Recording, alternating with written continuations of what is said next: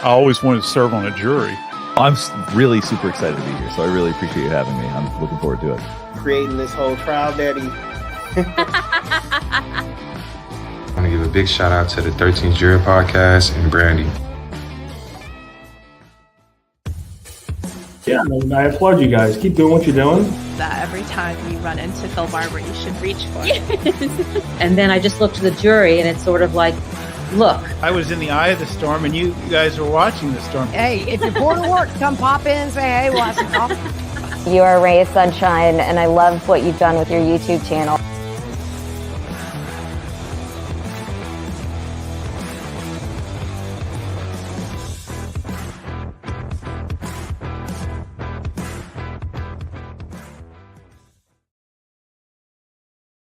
Hello.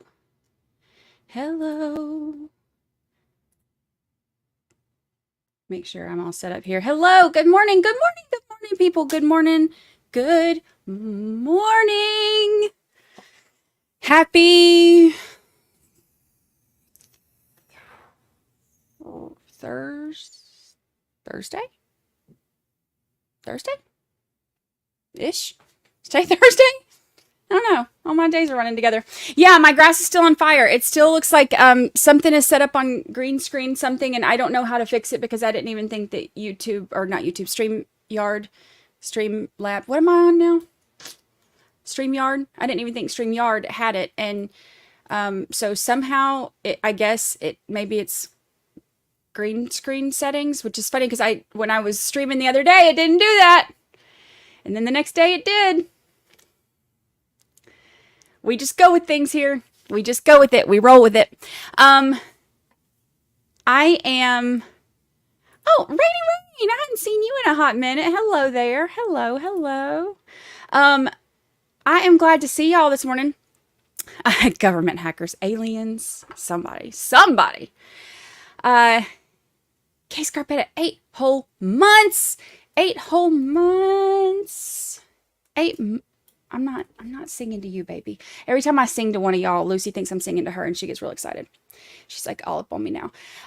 Good morning. Woohoo. Love it here. Thank you, Brandi, mods, and jurors. Oh, I love it. I love it. I love all of our anniversaries. Let's see. Did I miss any other ones while we were getting ready? Oh, we have a new member. Welcome, new member. Is it Tala? Tala? If I say it wrong, you can leave me mean comments like some other people do. It's fun. Yay, internet. Hello. I do feel better. I finally slept yesterday. Not nearly enough, but I did. Legally Blonde, hello. I was screaming your praise last night on Runkle's stream. Hope I brought him in. Thank you so much. Thank you. I appreciate it. Tommy JJ, member for 2 whole months. Love this channel. Brandi, mods, and our great chat. Y'all, we do got some good chat. I am really excited for today. It's weird that, a lot of these unmedicated Brandi, can you tell? I did just take my medicine, so it should kick in. It'll be kicking in any moment. CPU Tom gave you a shout out this morning, Brandi, and said, and some asked what your YouTube channel was. Oh, that's nice. Well, welcome to anyone who's new. Welcome. I am glad to see you, except for I guess I can't really see you. I'm glad for you to see me. That doesn't sound right either, does it? I'm glad you're here. There we go. I gotta tell y'all something. You know how we were laughing about how none of us could keep up with Lally's opening, whatever that was? Oh, when I do like this, I look like this is like what's it called? Cam Girls, or I just watched a documentary on him, or on somebody who got obsessed with him and killed his family. Anyway, because it looks like, maybe I should just pull this up so it doesn't look like we're running a different kind of show here. Unmedicated Brandi. Medicine will kick in a minute, I promise. Brandi, you have the best channel when it comes to research, charts, data, and fun. Mods are super friendly and are the best. Cheers to 4 months. Cheers to 4 months, Karina. So happy you are here. So happy you are here. I love it. I love it. Happy anniversary. Happy anniversary. And Catherine Green, member for 4 months. It's like more than 4 months. It is. You have been part of the family for much longer. You are 4+ months. We'll call it 4+ months. Welcome. Christy, new member, welcome to the family. Welcome to the family. Welcome. Ashley says, you singing wakes me up in the morning. You know what? It's like, in Little Mermaid, when she wakes up, when the seagull's out there going, quack, quack. That's what my singing sounds like. But that's okay. We go with it. We're all right with it. Why not? Why not, right? I am, look, there's, oh, wait. There's that dog. You know why she's looking up there? Look, she's stalking me now. She noticed me watching her. You know why she's looking up there? Because I ordered, me and my kid ordered pizza. He came over yesterday when I was finishing up that podcast episode and ordered pizza. And she knows that there's some up there. She wants more. She had pizza for breakfast too. Little stalker. Jenny C, member for 7 whole months. It was lonely. So lonely yesterday with Brandi and no chat. Oh, I know. I missed y'all. Rainy Rain, welcome back to the family. Welcome back. Betsy, ADHD strong, member for 2 whole months. 2 whole months. 2 whole months. Happy.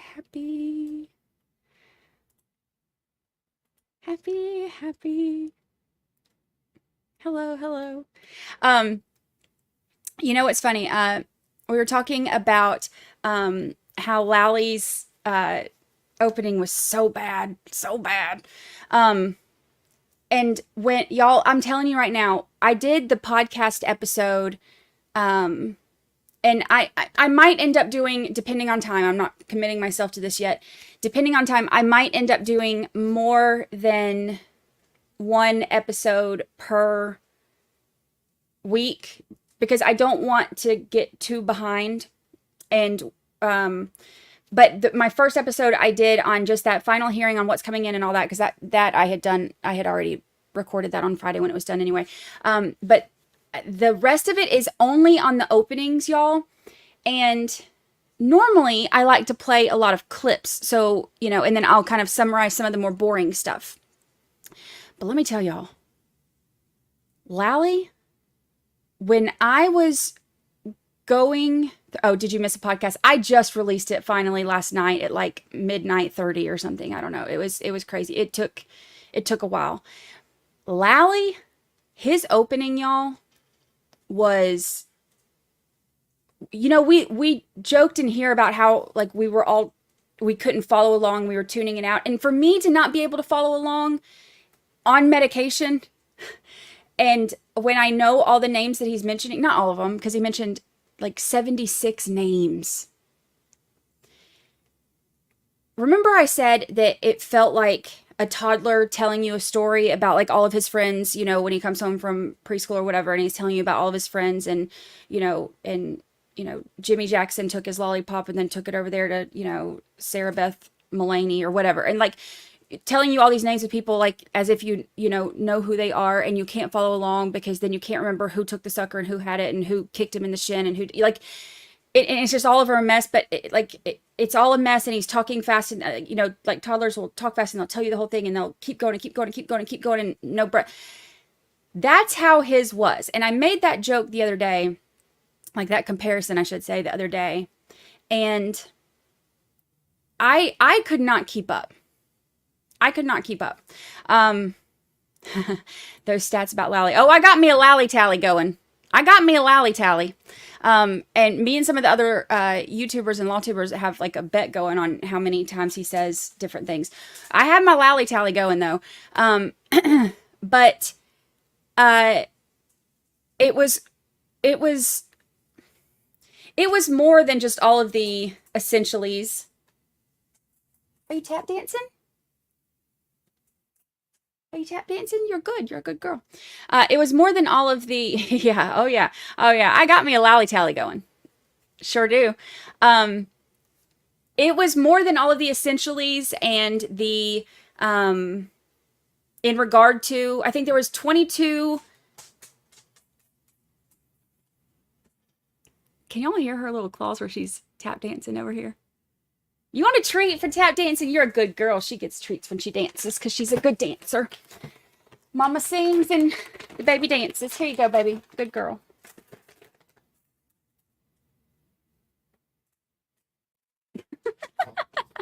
She's so funny. I love that dog. Anyway, it's more than all of that. Like all of the, yeah, she is trying to tap dance for pizza. She's like, I you know, you can give me a piece of jerky, but I wanted that pizza, but that's okay.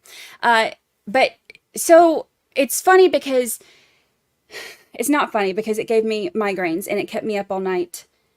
I think one night I got 3 hours of sleep. The next night I stayed up all night just to finish this and then finally took a nap and was able to finish. It was so bad, y'all. It wasn't even just all of that. It was the 76 names that he mentioned in 38 minutes. That means he was, to these people who have never heard anything about the case, this is the jury, this is their first time ever hearing anything about it. And he was throwing out a new name every 30 seconds for 38 minutes straight. Tell me who's going to be able to keep up with that. That's not all. Then you have, I think, I can't remember, I'll have to pull up the lally tally, but one of them was, I think he said essentially, I think essentially was 15 times and in regards to was 22, or maybe it's vice versa. I can't remember. I'll have to pull it up.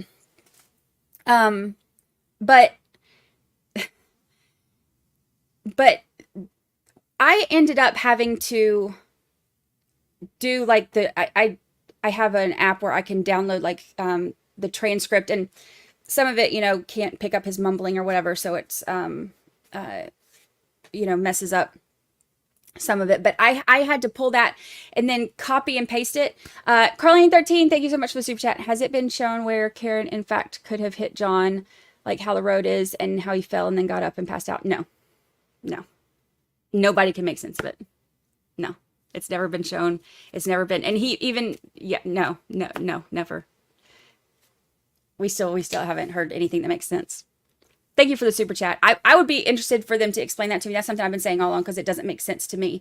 So maybe at some point, you know, they'll show something that makes sense. I don't know, but to this, up to this point, there hasn't been anything. So we'll see. Yeah, jury goes to the scene tomorrow. So I took this app that does their, like, you know, it records, or I upload the thing and it, you know, it like it makes, it's kind of like the closed caption does it, you know, but it's a lot more accurate than the closed caption because Lord knows we've seen some of that closed caption stuff. I did that. I ended up having to copy and paste the whole thing, put it on like a Google sheet, and then like try to break it up and give each thing like a little header so that I could know what he's talking about in each moment. Y'all, it went like, it was like, first it was like family history, and then it was like, I mean, like as you're going, it was like, oh, here's the 911 call, and then here's how he met Karen, and then, you know, here's at the hospital, and then here's, you know, the 911 call again, and then here's the, like, he would go, there was no clear, cohesive story. And it was so bad. It was so bad. Going through and trying to organize all of that just to figure out if we learned anything new, because none of us could pay attention, was a nightmare. And you can call me biased for saying that if you want to, but I ain't the only one, y'all. And even in the podcast episode, because I know my little haters that, you know, say that I'm hard on the prosecution, I'm hard on the police, you know, in this case, and I'm hard on, well, yeah, because they're the ones that screwed up this investigation. So of course I'm going to be hard on them. if I don't, like, if we're not hard on them, then they could do it again. So yeah, I'm going to be hard on them. And, so I put in clips of, people like other attorneys and other, like, like reporters and stuff like that were saying the same thing. Like it was hard to follow. It was too much detail. It was, whatever. Even Julie Grant, who, has like been very clear that she believes that Karen is guilty and, that whatever else. Even she was like, yeah, like I have law students that could do a better job. So, I mean, it was not great. Not great. It was bad. It was real hard to keep up with. I ended up on the podcast episode, having to go through all of that to try to just organize it. The only new information, because normally that's the time that he's going to be like, you're going to see this and you're going to see this and you're going to see this and this is going to show you that she's guilty. The only new information that he gave that I hadn't heard of that I could find was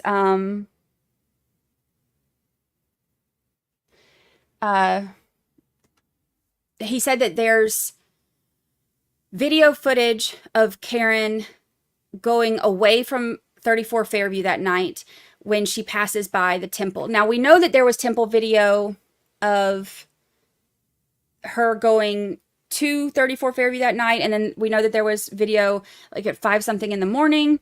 But this is the first that I've heard of that,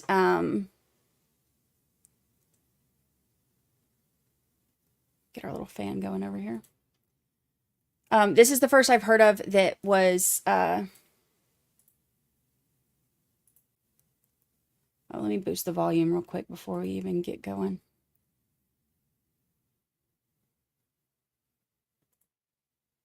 Sound booster. Lord knows for some of them we did not need it. Okay. Oops, I guess I gotta add it to the thing, don't I?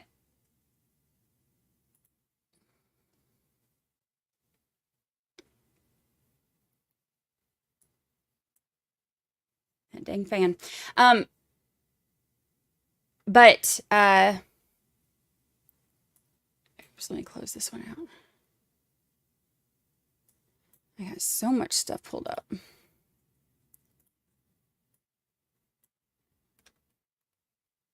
I think that let me look at my note. I think that was the only thing. I don't know. I put it in whatever it was. I put it in the podcast. I'm all like it was such a mess. It was such a mess. Rick James says, what was the deal with the furrows and why did Bev not want that admitted since they are not announcing what the objections are so far? I know that when he was talking about the furrows and he was talking about the, claw marks, Jackson was really quick to pick up on the fact that he was like describing them like this, like to where he's kind of motioning as if it's claw marks. Jackson wanted the jury to pay attention to that because remember they have the Commonwealth and the prosecution have very different ideas of, or very different theories of what those marks came from. And so he wanted, to make a note that the jury that, that's what he was doing. And, Bev didn't want that. Yeah, they're going to 34 Fairview tomorrow morning. They have, Beth had decided that the jury can go. There will be no cameras or anything like that. And Karen is not allowed to go because it would be a distraction. Andrea F., member for 4 whole months. Large head laceration, but not very little blood. Yeah. A lot of it doesn't make a whole lot of sense to me. I'm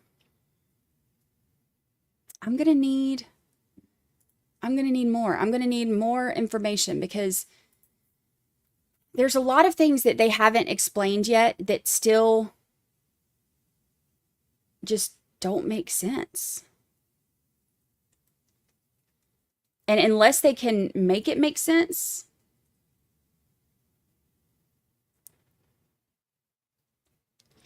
look, they've got CC going, but you really can't hear anything yet. It's picking up on it a little bit, though. I sure wish someone would address Bev's very noticeable size right into the microphone. I love that Marie Moss is counting those. Oops, somebody's dialing in their internet. She sighs right into the microphone. Right into the microphone. So strange. Like, she's just constantly annoyed. But have you noticed that Lally does it too? Lally sighs into the microphone too. What was I about to look up? Medicine hasn't kicked in yet. What was I about to look up?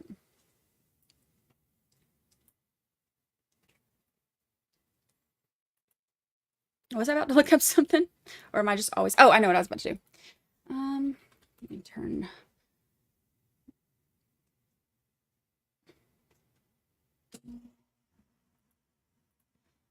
Let's see. Is there any evidence as to how the blood on the victim was not frozen as Karen had it in her face and her hair?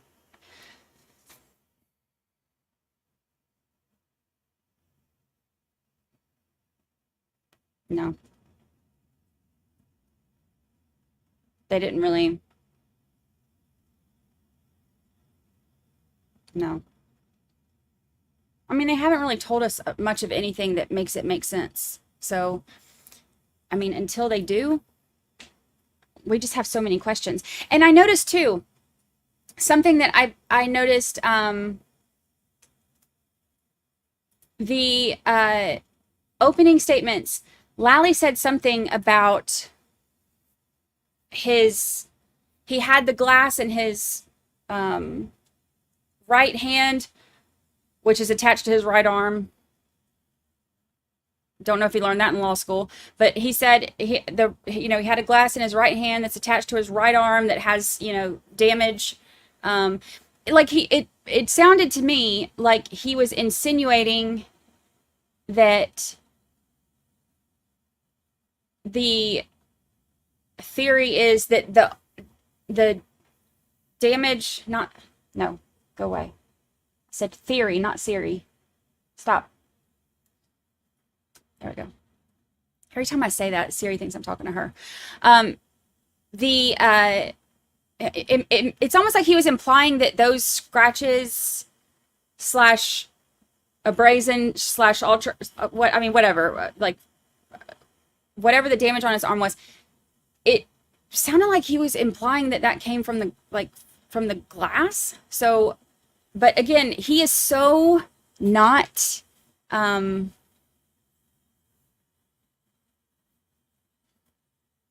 is the fan bothering y'all? Here, I can take it off for a minute and then just...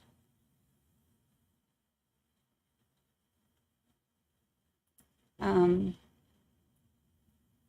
just do it in a minute.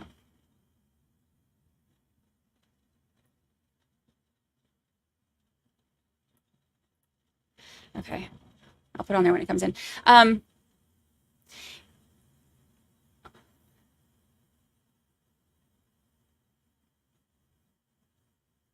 Trying to see if any of y'all saw. Oh, Court TV.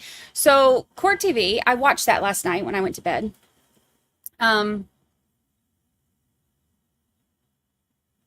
It was a good show. It was a good show.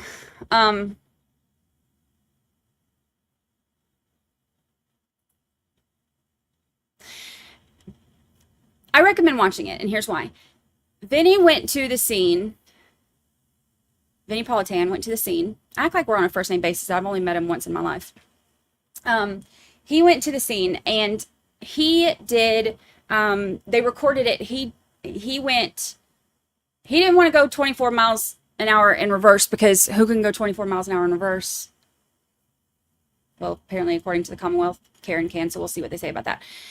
So he went 4 miles an hour in reverse, and then they sped up the tape to make it like the equivalent of 24 miles an hour in reverse. And watching how fast that was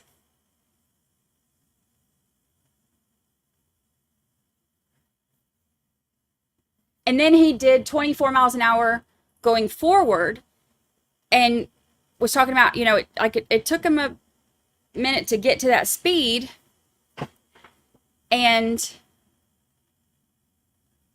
there ain't no snow out there right now, y'all. It's May.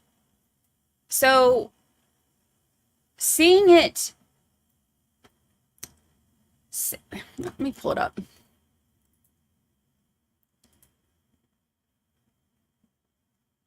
Do this while we're waiting on the fan.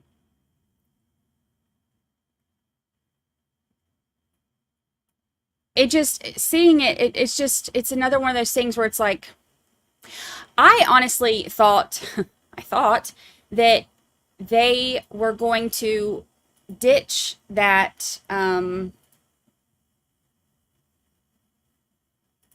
theory, since it didn't make, not Siri. I said theory. Jeez. I thought they were going to ditch that theory. I have to whisper so Siri doesn't hear me. But they didn't. So I am curious about how they're going to explain that.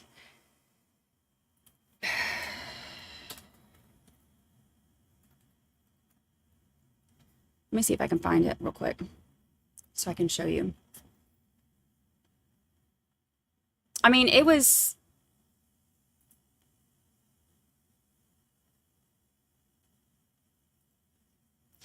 Because it's, you know...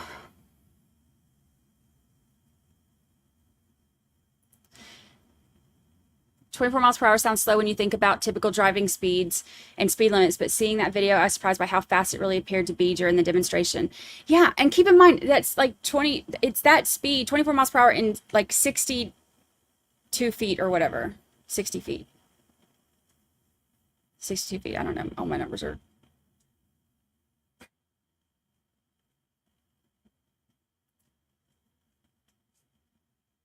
Let me see if I can find the demonstration real quick.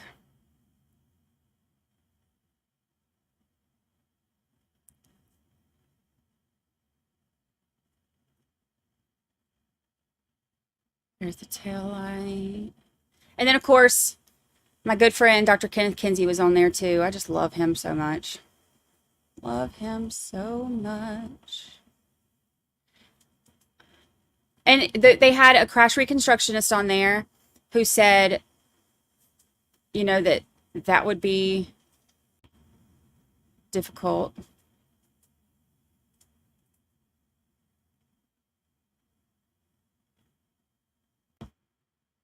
There's the tail light.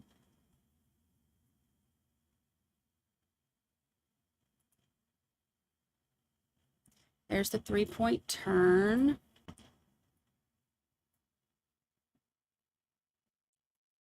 Make this cover the thing. Let me see if I can... I think it's like right...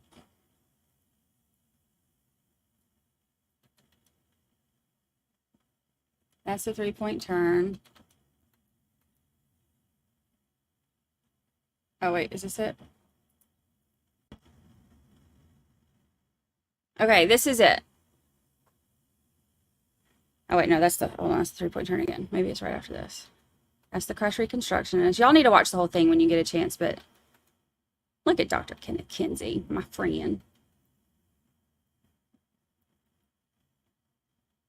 All right, so this is it. So he's going to reverse it. So he's reversing it at 4 miles per hour, and then they're making it go 6 times the speed. So watch, that's 24 miles an hour.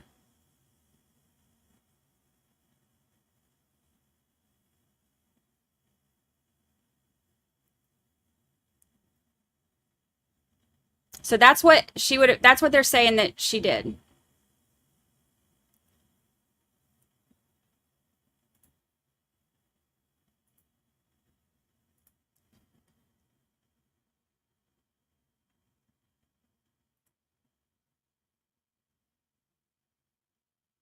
Hear ye, hear ye.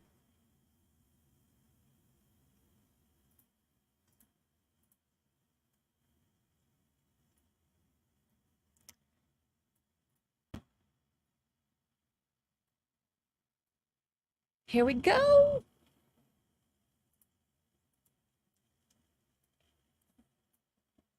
Here we go.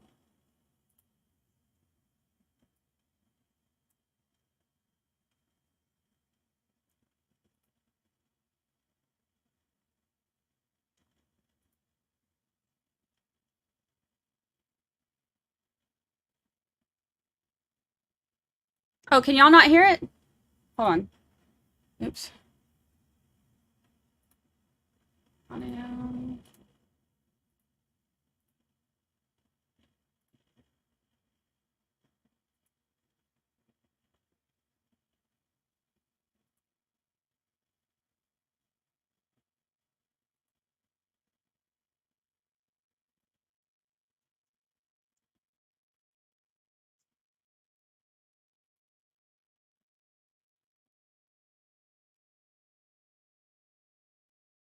Now can you hear it?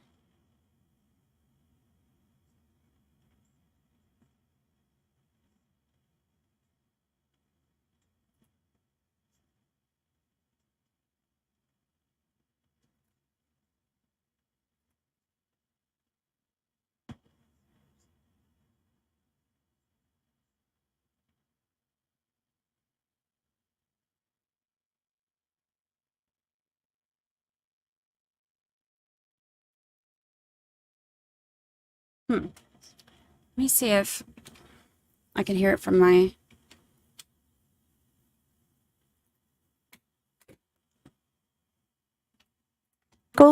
That the uncle had a will, that the uncle left the witness money, that the witness knew that he did, or that the witness poisoned him. So going forward, I want you to consider the evidence in that regard. Also, there were videos shown to you, and I expect that throughout the course Now of can you hear this it? trial, there'll be many more videos shown to you. These videos are evidence, and there's audio on these. So what the video shows is for you folks to decide. Not me, not any of the lawyers. What an audio recording says is for you to decide. Not me, not any of the lawyers, because you find the facts.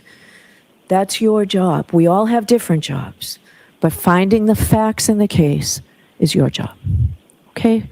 So with that, please get your Commonwealth's witness back on the stand, Mr. Flamati. Mr. Flamati.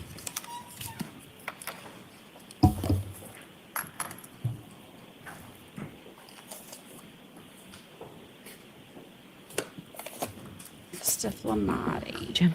Yes. Swear him in again, please. Thank you.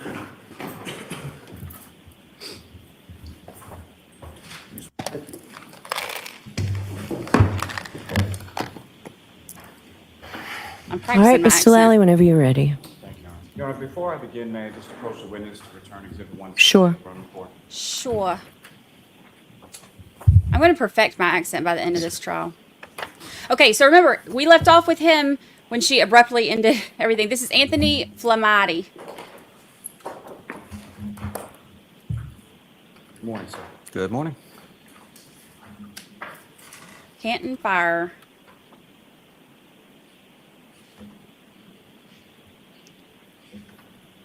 Now, firefighter Flamati. I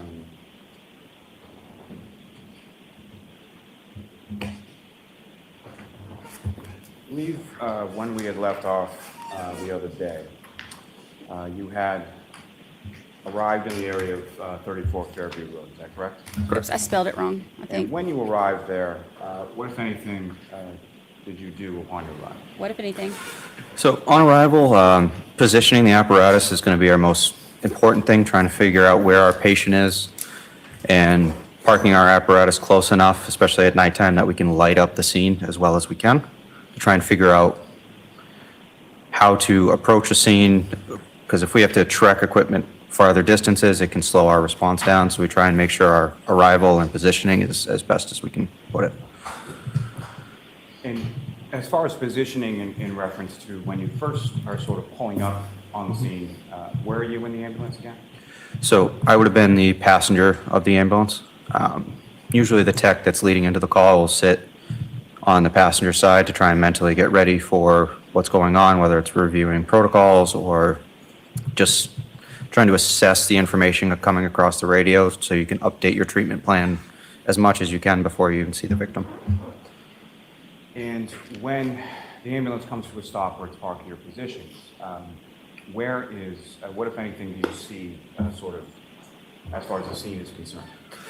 So we have our fire apparatus that are helping light up the scene, but we also have two female parties going by to the victim on the side of the road, and going back and forth between that Oops. person and the side of the road. And from the position when you first arrive, are you able to see the person on the side of the road? You can see a shape of a person, so we know that's where the patient is, because we reported that there was a party on the side of the road. So seeing a body shape, that clued us that that was where we were headed. In addition to the ambulance that you're in, how many other vehicles are on scene when you get there? When I get there, I believe it is engine 3 and car 5. And beyond sort of the vehicles from your department, what if any other vehicles do you see when you get there? If I remember correctly, it was just a personal vehicle. I don't remember if there's any police cars on scene at that time. And from your orientation when you pull up, where is the body positioned? To your left, your right, or something like that? To my left. And so after the ambulance is positioned, what do you do from there? So then it's going to be bringing all the equipment over to the patient's side to be able to extricate them from that situation, whether it's a house or a street or a road. We assess where they are, and then the best tools to get them out into the ambulance to be able to work effectively on the patient. When you proceed over to, now, again, at some point subsequent later on, are you able to identify who the person on the ground is? Yes. We will try and get a general idea of the age of the patient, the positioning of the patient, how they were found, and then when we get them into the ambulance, we can start identifying ways to register that patient in the emergency room.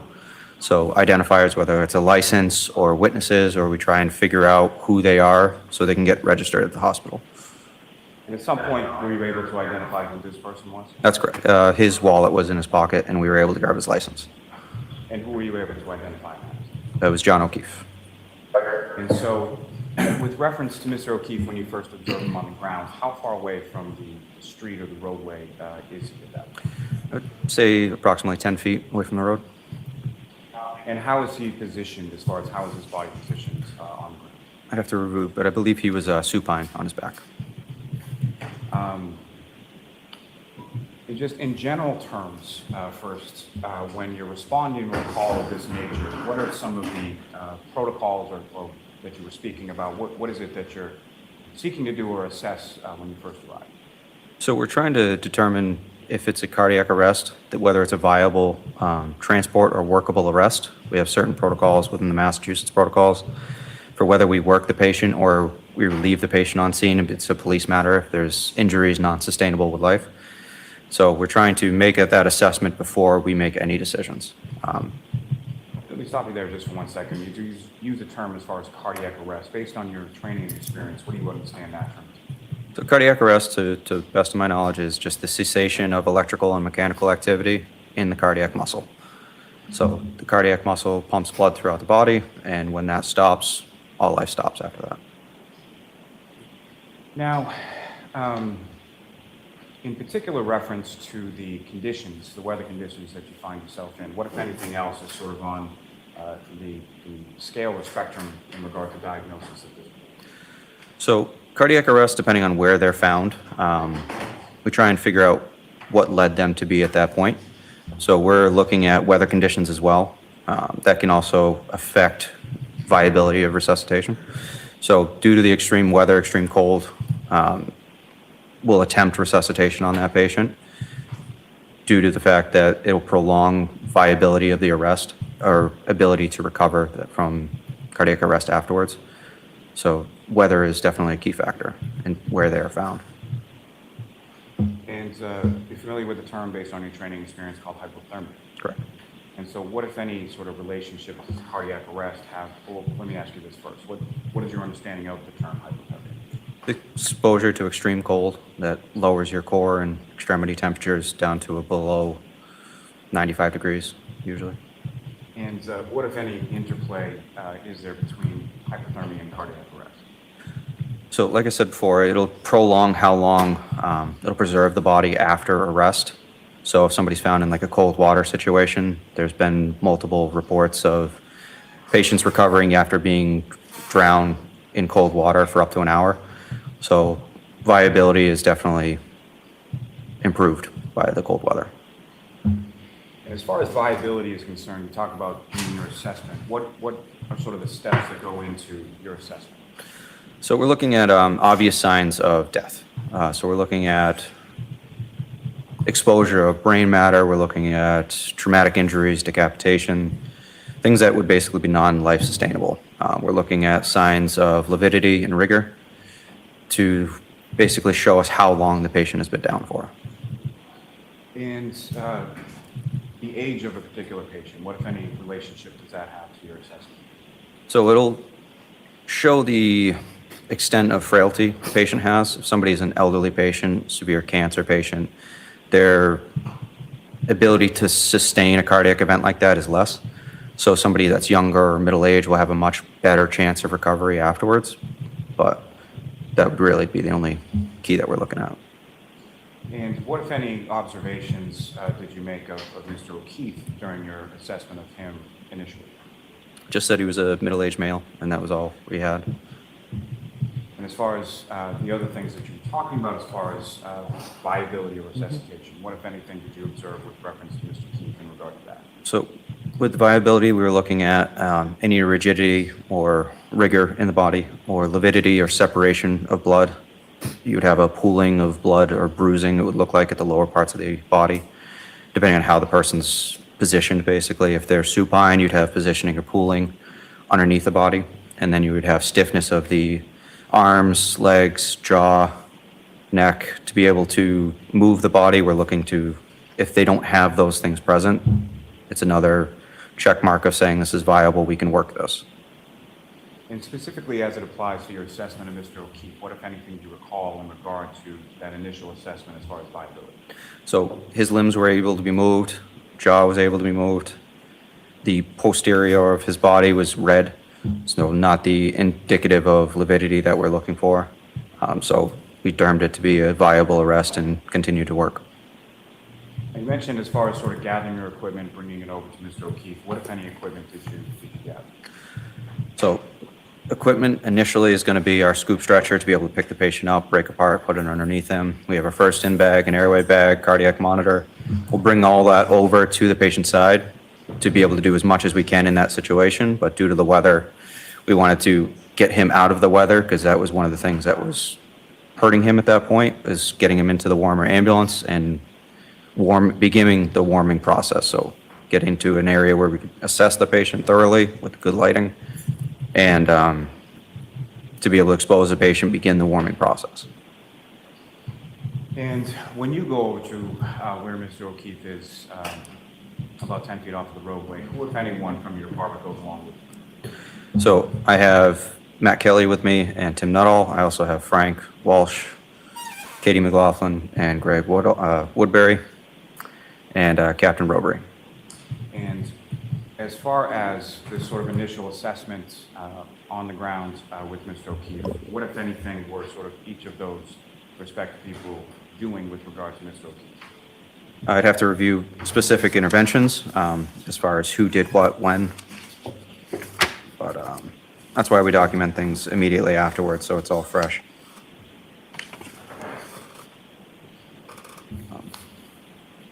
So CPR was initiated by me, and ALS assessment as well. So I can go over individual interventions if you'd like, but it's really your call. Okay. And for the record, sir, you're looking at exhibit number 160, and what page of that are you looking at? It says 205 of my EMS report, but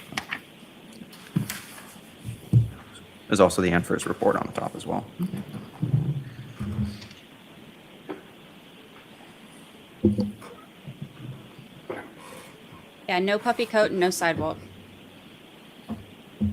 Which is showing, So you know, initially, when memory you is go fallible. over to Mr. O'Keefe, how many other people are sort of in that area at that time? So in the area, we have the first responders, and then we have the 2 female parties on scene. Where were the 2 females in relation to Mr. O'Keefe? So as we're approaching the scene, they were kind of in between us and the patient, so we tried to gather as much information as we could from them as we could.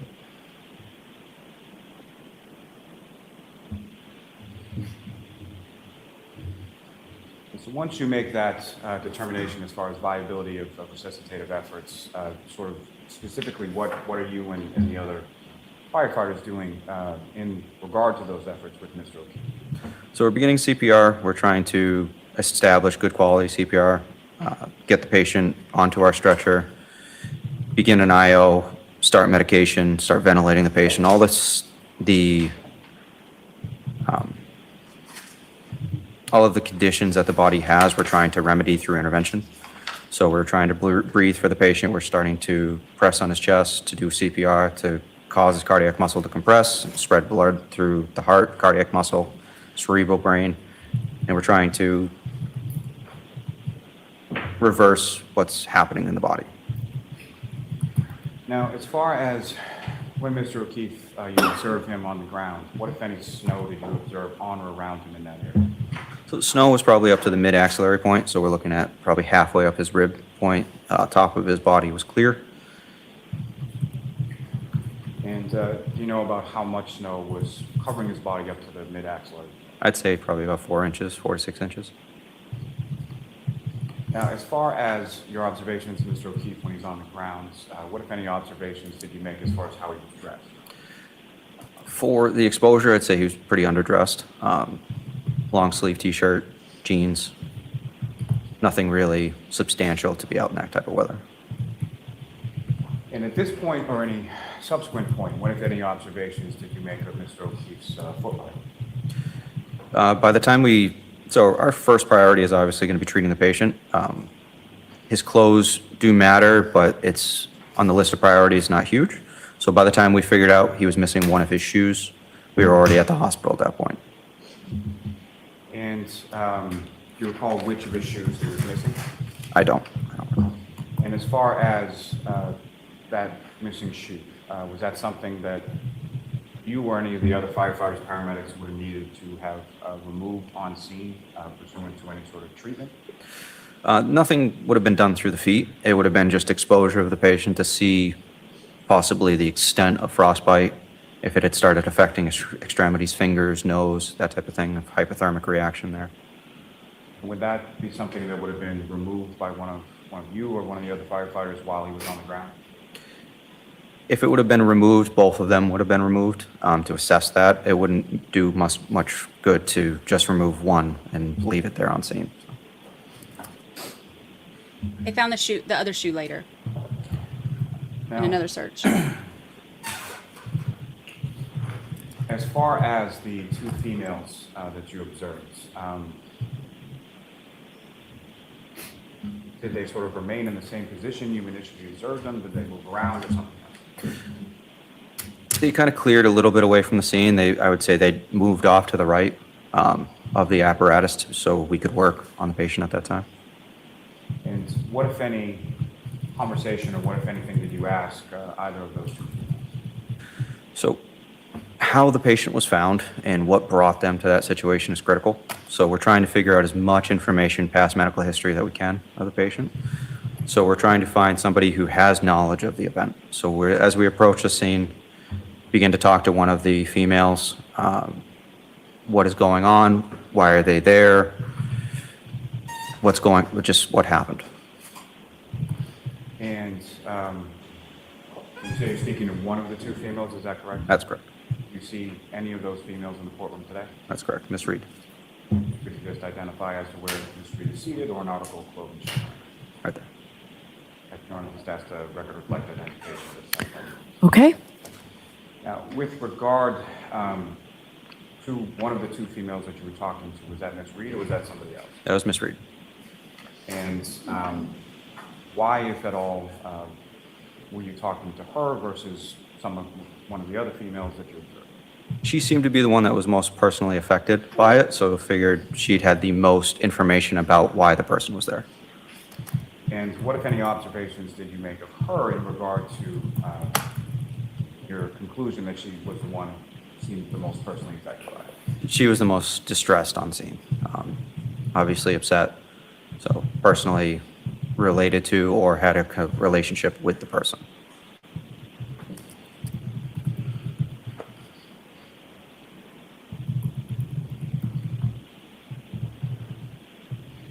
Before we get to any conversations, what, if anything, did you observe Ms. Reed or any of the females doing with reference to Mr. O'Keefe's body when you first started to come up to this?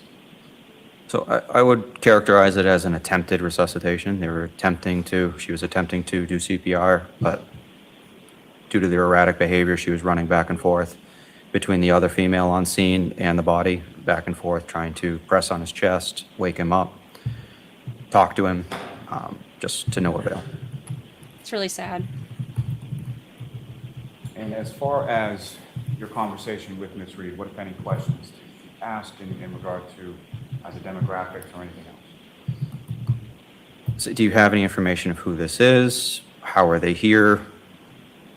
Tried to get any type of information we could from her at that time, but with no luck.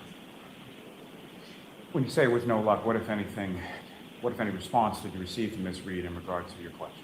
So the only response that I was personally given was just, I hit him, oh my God, I hit him. So this is the second one that says when that. she's saying, I hit him, oh my God, I hit him, how loudly is she saying that? So she was within 2 feet of me, but very loud. Any type of follow-up questioning, did you hit him with your hand? Did you kick him? What happened? She just repeated the phrase over and over again, I hit him, I hit him.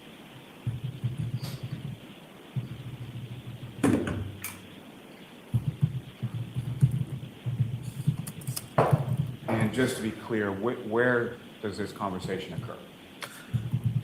This was as we're bringing equipment over to the patient. The interventions are going to be started basically by whoever gets over to the scene first. I'm trying to gather information as a lead paramedic to try and coordinate interventions and therapy to kind of holistically be the team leader in that situation and treat and transport the patient.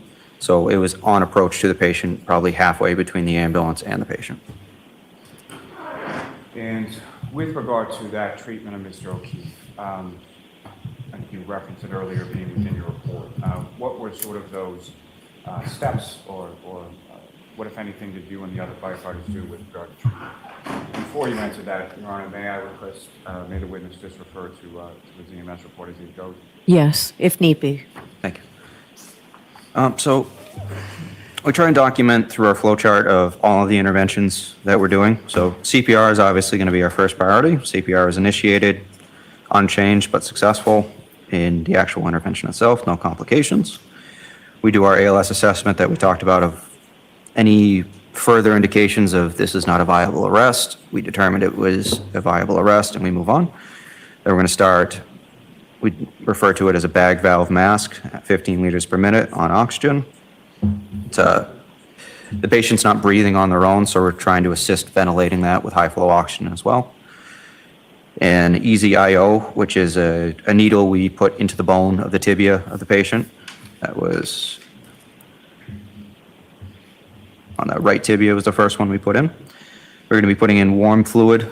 We have a warmer in the back to be able to bring up the core temperature. Then we start with epinephrine, 1 milligram through that IO. If I could just stop you there for 1 second. When you say as far as IO and put it into the leg, how is that sort of inserted into the leg? So we have two different methods we can do.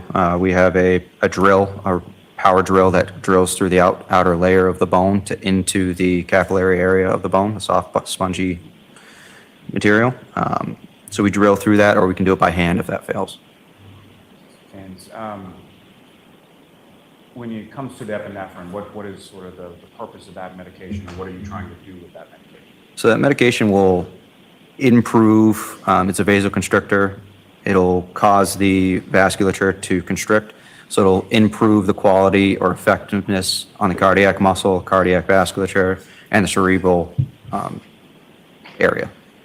As far as the administration of epinephrine is concerned, is that something that's done once or more than once, and is there a protocol for that? So it's going to be serial every 3 to 5 minutes during the cardiac arrest to try and bring them over to the hospital so it continues that entire time unless there's a rhythm change or that can change our algorithm of how we approach the patient. If there's a rhythm regain or return of spontaneous circulation. And so how many times or what times was the epinephrine administered via the IO to Mr. O'Keefe? So I have epinephrine at 6:20, 6:25, 6:30, 6:35, 6:40, 6:45. And when was that first administered? Would that have been at some point when he was outside of the ambulance on the ground or in the ambulance or something else? It would be dependent on transport time.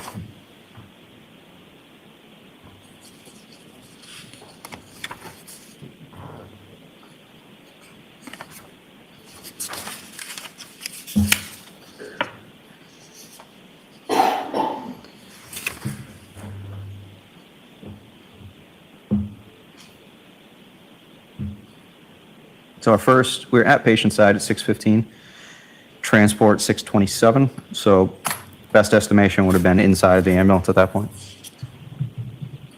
I'm sorry I interrupted you before, but after sort of the introduction of the epinephrine, what if anything, did you and the other firefighters? After the first round? Yes. Yeah. So first round of epinephrine. After that, we would drop in what's called an OPA. That would be to push the tongue out of the way, open up the airway to improve our bag valve mass so it has an open way to get the oxygen into the lungs. We begin external warming, stripping the patient, getting the heat turned up in the back of the ambulance. We would then switch over from manual CPR done by hand to a mechanical CPR device to ensure adequate, consistent CPR compressions of the chest. It was a Lucas device. Put that on the patient. And then we continue with another round of epi. Patient's starting to warm up at this time, so we would do suction at that point to try and suction fluid out of the airway to improve ventilation efforts. Another round of epi is done. We have another suction, this time through a deep suction via the endotracheal tube. Sorry, at 6:22, after warming, we intubated the patient. We have a 7.5 tube paced at 27 centimeters, and then verified through various means, through chest rise, auscultation, waveform, and tidal CO2. So we had complications listed as patient vomiting, aspirating. Suction was then done with a rigid tip suction device. After successful intubation, we then suctioned via French tube through the airway established. Jump back up to 6:31. Another IO line was established on the opposite tibia on the left side. And then another 3 rounds of epi, and then arrival at the hospital. What was the arrival time at the hospital?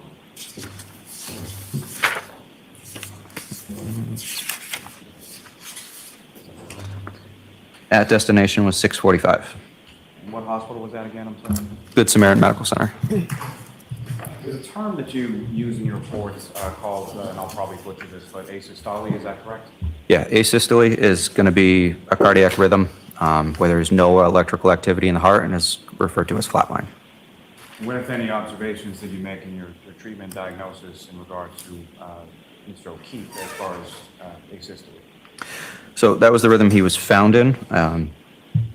From initial rhythm, I have on the EKG at 6:32 as asystole. So we basically observe that for any changes, whether it's increase of electrical activity, regain of adequate pulses, all of that can kind of be hinted at with the cardiac rhythm. And then we would change our algorithm based on whether we go down the ROSC protocol or we continue down the cardiac arrest protocol. And whether it's on scene or it's in the ambulance, is there sort of a division of task or a division of different skill that's being employed in patient care? So patient care will have to do with level of training and also proximity on the patient. Where you get into the ambulance is just logistically, if you have the training, it's not a huge open ER, it's a small environment. So we try and not have people jump over each other as best as we can. And if you recall, who was sort of doing what in relation to treatment of this patient? So in the back of the ambulance specifically? Yes. Okay, in the back of the ambulance, Tim Nuttall was managing the airway. I was the team lead that was kind of coordinating all of the interventions. Matt Kelly was assisting in gathering equipment, doing CPR before the mechanical device was placed on. Basically, they act as an assistant to hand equipment, place things in strategic areas around so we can actually work without having to go get those physical things ourselves. Now, as far as you indicated removal of Mr. O'Keefe's clothing once in the ambulance, correct? Yes. What was it about sort of the condition of the clothing that led to the removal of that? So removal of clothing is actually pretty standard for any cardiac arrest, any traumatic injuries. We're basically trying to get further clues because this is all happening very quickly. So we're trying to get more evidence of why are they here. We're looking for extremity injuries, crush injuries, bruising, anything that we could document, that we could pass on to the emergency room staff and doctors. So we would strip most patients. And as far as, were you involved personally as far as sort of the cutting of the clothing and stripping the patient? Yes. And upon removal of the clothing, what, if anything, did you observe as to sort of the condition of the clothing or texture of the clothing at that point? Condition seemed pretty well intact, but just wet and cold.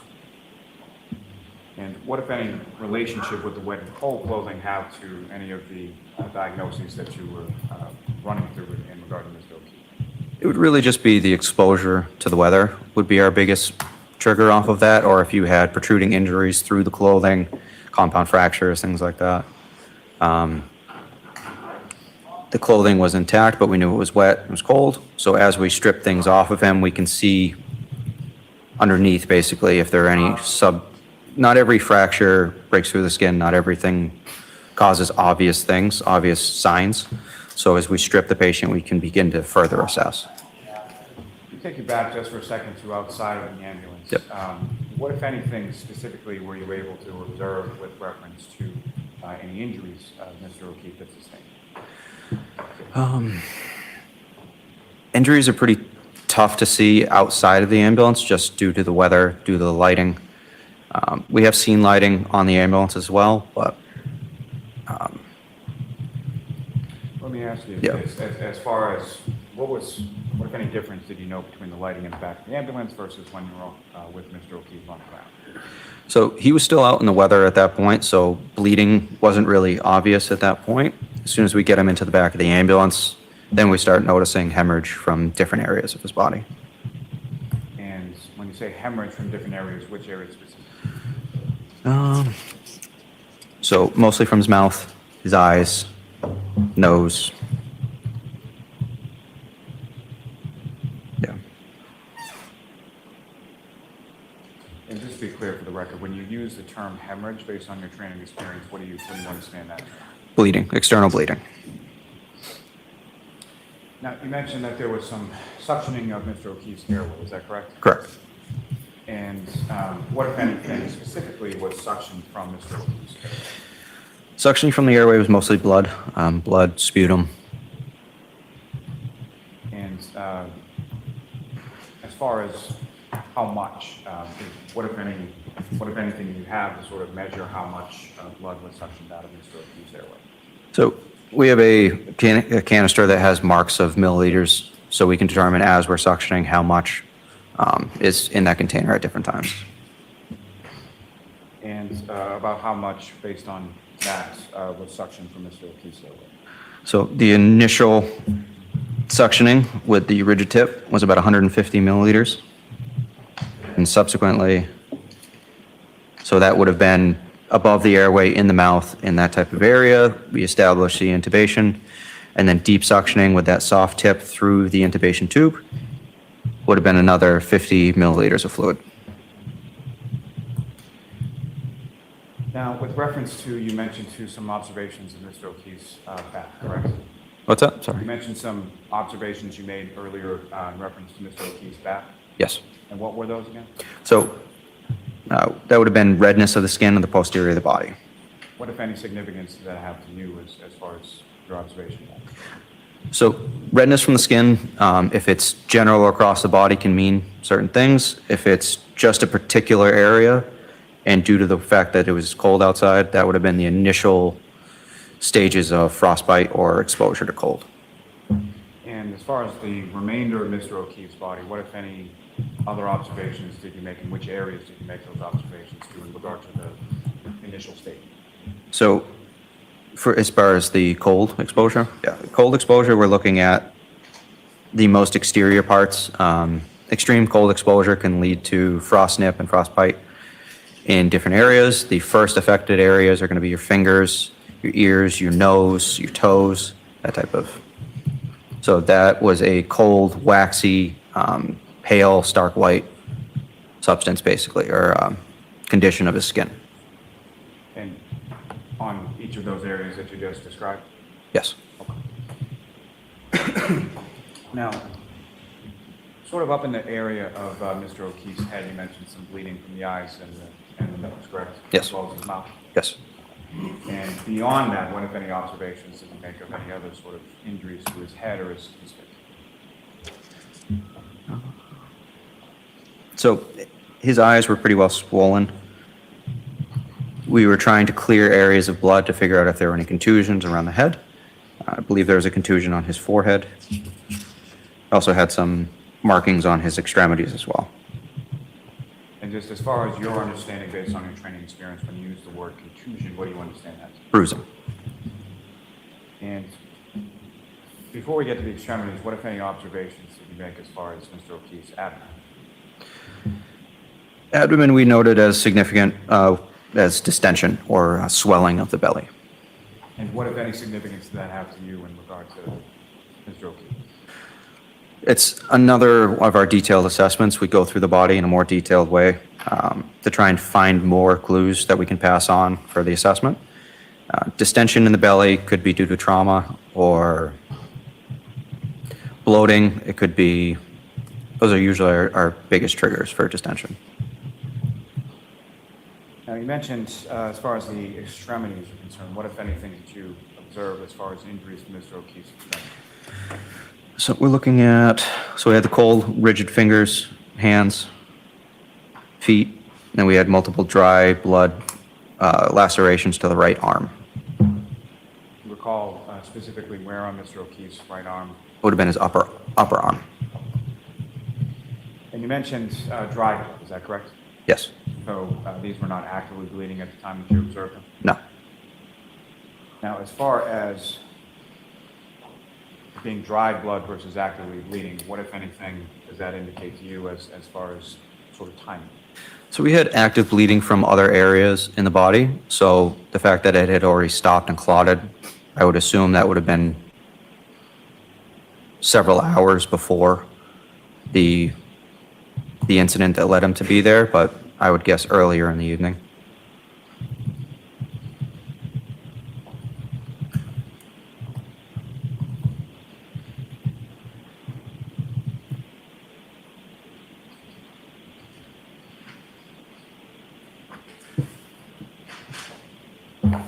I can't even keep up with all the lally tally. Now, as far as the history is concerned, your attempts on scene, and then what, if any, attempts were made subsequent when you were in the ambulance to obtain any sort of history of how Mr. O'Keefe came to be there, or what, if any, can cause the injuries you observed? Once we get the patient into the ambulance, there was no family, no bystanders in the back of the ambulance, so then it's going to be solely based on physical assessment. And within sort of the team of firefighters that you had, who, if anyone, did you direct to try and obtain that information while you were in the back? So that would have been Katie McLaughlin. And what did you ask Mr. McLaughlin to do? So Katie was one of our senior paramedics at the time. So we had enough skilled hands working on the patient at that time. So to direct her, I wasn't able to get as much information and still had a skill to do, or still had a task to do, to run the cardiac arrest. So I directed Miss Reed over to Katie to try and gather more information as to why they were there. If you could get any more information about who he was, events leading to the injury, how long he was down for, any type of information, and then moved on to the patient at that point. And so firefighter McLaughlin is having this conversation outside of the ambulance, is that correct? That's correct. This is going on while you're inside of the ambulance actively treating Mr. O'Keefe. It was a very quick process. So I start the conversation, wasn't productive, wasn't moving forward, moved her over to firefighter McLaughlin, continued on to the patient, and then started treatment, moved the patient in, and then Katie came into the back of the ambulance to help. So it was a very quick process.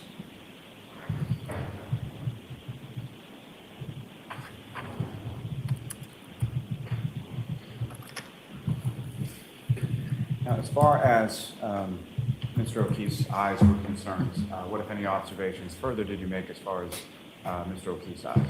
So both eyes were swollen and bleeding. What, if any, observations were you able to make of his pupils? I'm sorry, what? Pupils? Pupils. So I've documented as 4 millimeters and non-reactive.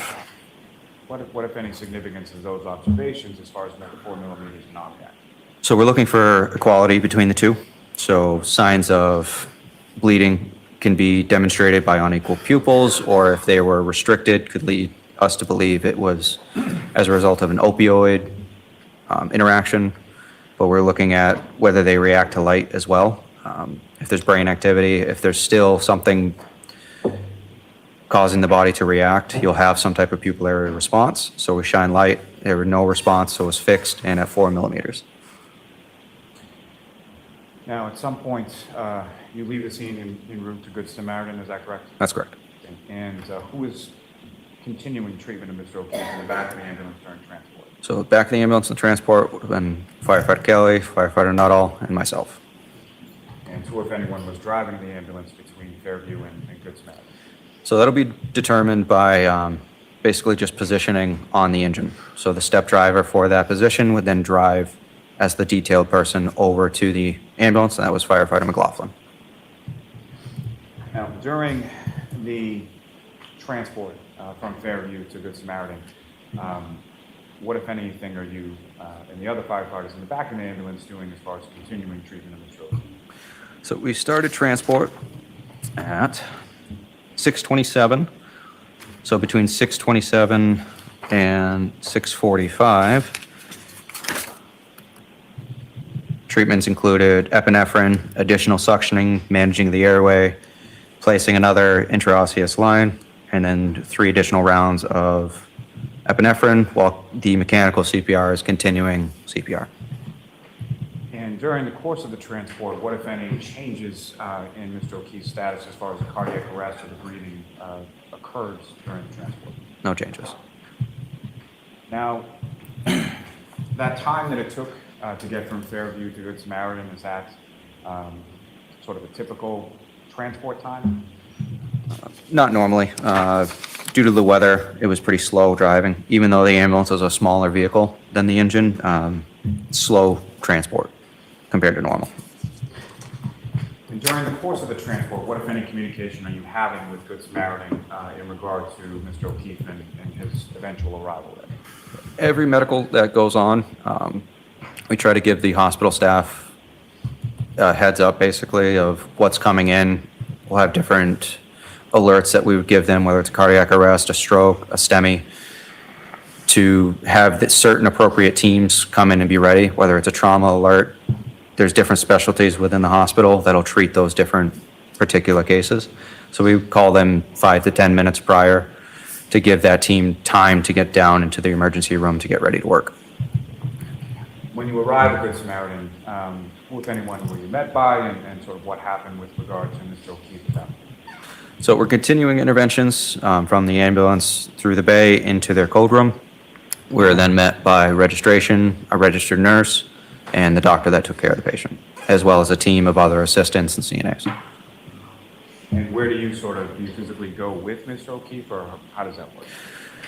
Yep, so that's referred to as a transfer of care. So there's different people, like I said, it's a team base where different people are in charge of different things. We'll have the nurse in charge that's in charge of documenting our interventions that have been done so far, time of down, the patient was down, and then she starts documenting all the different interventions that were done by the hospital staff as well. You also give a report to the doctor who's then taking over as lead for the cardiac arrest. They're going to start issuing orders for the patient and treatment. And then you have registration that will get the information to register the patient that they can tie all of their interventions to. And during that sort of process of exchange of information and things of that nature, what, if anything, did you learn in regard to the sort of core body temperature of Mr. O'Keefe? So to add that assessment, I believe he had a core body temperature of 80 degrees. What, if any, significance does that have in regard to sort of the typical core body temperature? Typical core body temperature is going to be in the high 90s. Where body temperature being at 80 with a rectal temp of core temp is going to be extreme hypothermia. Now,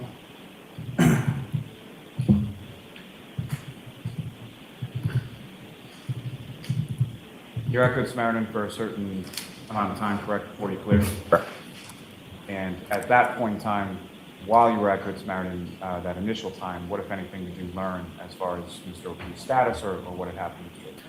So as we talked about before with the hypothermia and the extreme cold, they're going to work that for an extended period of time. Most cardiac arrests, I will try and hang out by the patient or in the area. As new staff come through, different things are found. The doctors and nurses might have follow-up questions. So I try to stay available as an asset that they can bounce those questions off, at least for 10 or 15 minutes afterwards, to make sure the whole process is completely transferred from all the interested parties. And during that course of time, what, if anything, did you learn as sort of the eventual status of Mr. O'Keefe? We didn't learn anything while we were at the hospital.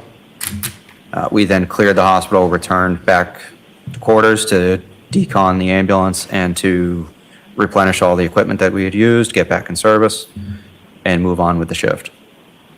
At some point during the course of the shift, did you have occasion to go back to Good Samaritan?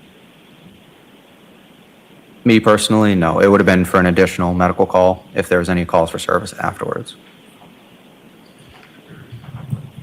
Did you recall whether or not you went back to Good Samaritan for any additional medical calls or anything of that nature? I don't recall.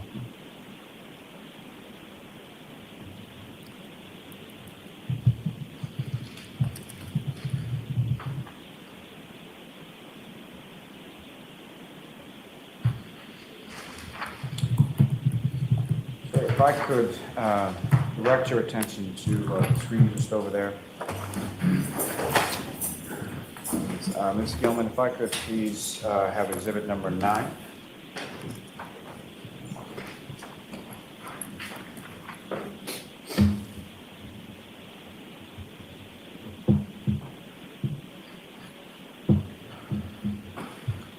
And so directing your attention to what's been previously marked as exhibit number 9 up on the screen, do you recognize what's in that photograph?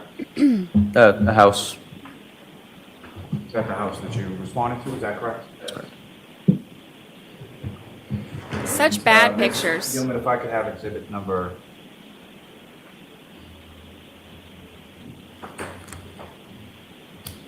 Ms. Gilman, if I could have exhibit number 14.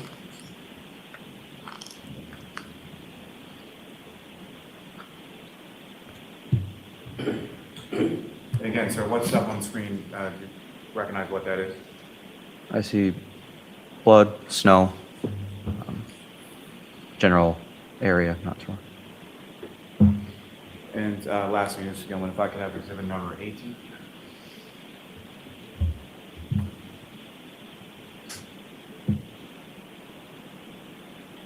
And again, firefighter Formati, do you recognize what's depicted up on screen as exhibit number 18? Yes. May I approach the witness room? Yes.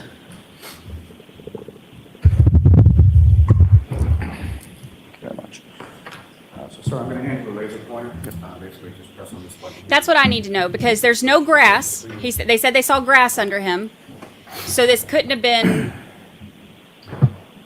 So, I don't know. firefighter We need the Famani, metadata. In this photograph up on the screen is Exhibit 18. Do you see the area in which you observed Mr. O'Keefe supine on the ground when you first arrived? Yes. And using that laser pointer, could you direct the jury's attention to where in this photograph you observed Mr. O'Keefe when he initially arrived? Initially arrived would have been in this area here. Thank you. May I have just for 1 moment, Your Honor? Yes. Dave, you can turn. Thank you.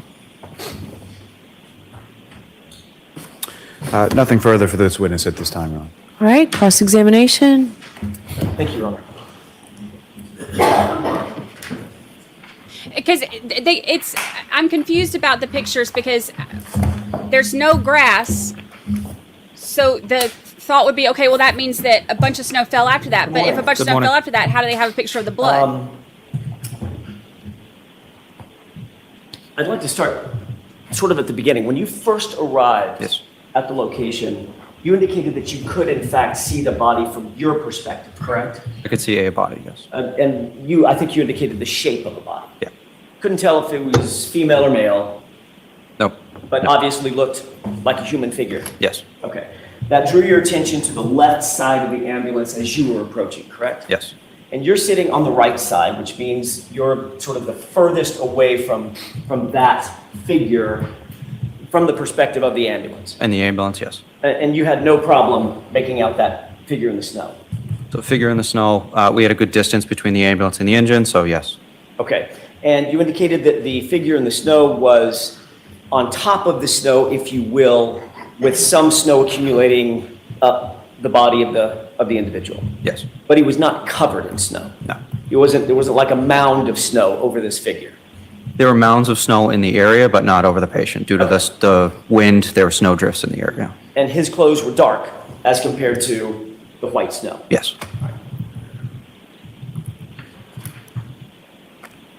I want to ask you a couple of quick questions about some of the last conversation you had with Mr. Lowley about the injuries.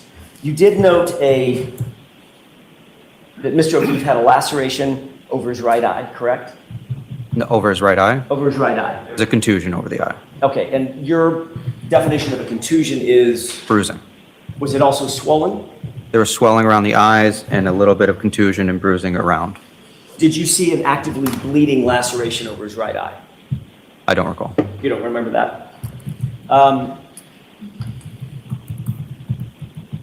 What about his left eye? Both eyes were pretty well swollen shut. What about not from the nostrils, but on the skin on the nose? Did you note a laceration or multiple lacerations on the nose? So due to the bleeding that was coming from the orifices, trying to clean the area and find exactly where it's from is sometimes difficult, so we can just say it was bleeding in that area. Okay, so you can't define, as you sit here, you don't remember if it was bleeding from the nostril or from a laceration on the nose? I believe it was the nostrils. Okay. Are you saying that there was no laceration on the skin of the nose, or you just don't recall it? On the top of the nose, no, I don't know. I'm sorry. On the top of the nose, I don't recall. You don't recall, okay. With regard to his abdomen, you indicated that it was distended. Yes. Medical term for swollen. Yep. You said that could be from trauma or it could be just bloating, correct? Correct. Did you notice any contusions on his abdomen?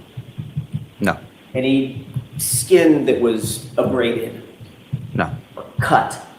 no. So there was no bruising, no contusion, but there was a distension, correct? Yes. So there was no visible trauma to the abdomen. Visible trauma doesn't really matter to internal trauma.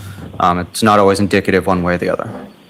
So my question was, did you see any visible trauma on his abdomen? No. Okay. But you did note that it was bloated. That it was distended, yeah. Okay.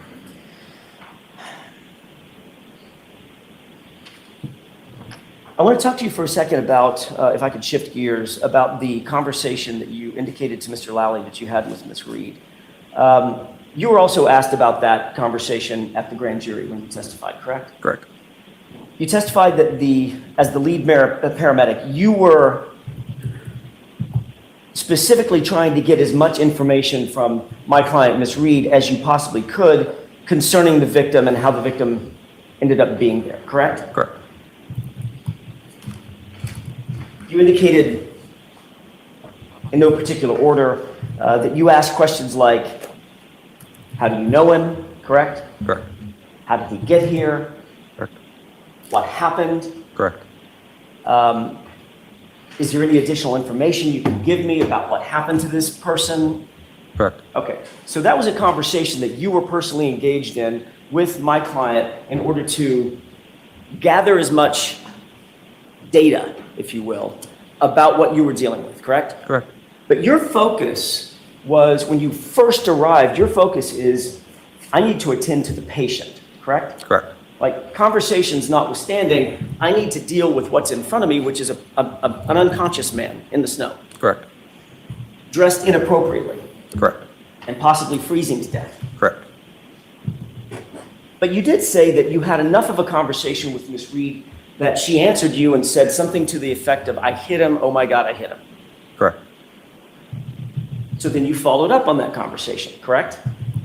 As much as I could, yes. As a matter of fact, you said that you asked her additional elaborating questions. Correct. Well, did you hit him in the face? Or did you kick him? Or did you hit him with your hand? Yep. Okay.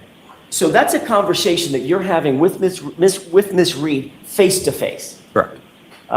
You're talking to her, you're looking her in the eyes, she's looking you in the eyes, you're standing still, and you're attempting as best you can to converse with this woman so that you can gather as much information as you possibly can as you attend to the victim.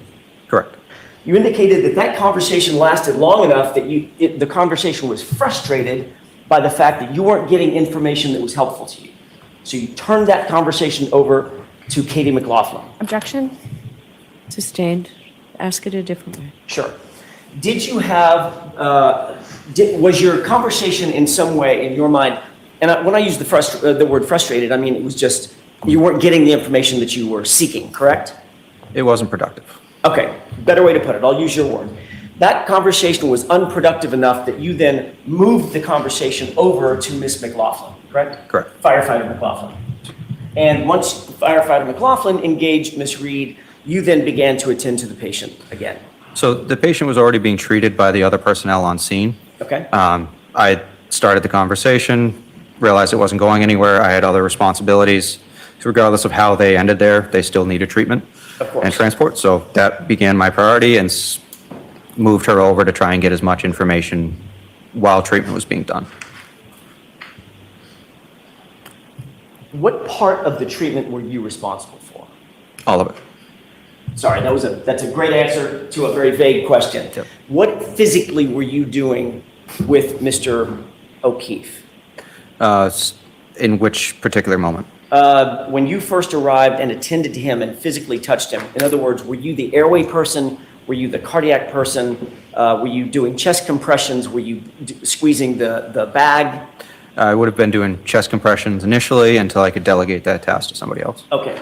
And chest compressions, I'm going to butcher this because I've never been trained other than my little toddler.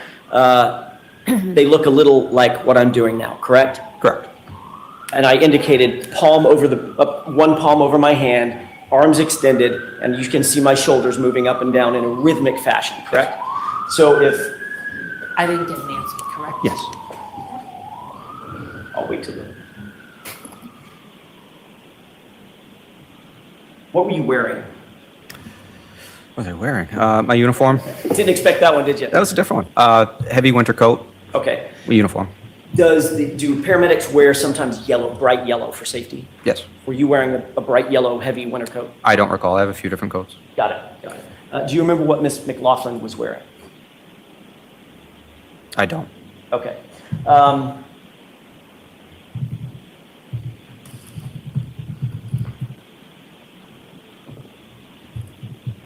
That conversation that you had with Miss Reed at the scene, that had to have lasted, I'm not guessing it was very long, but it had to have lasted a minute At most, yeah. at most.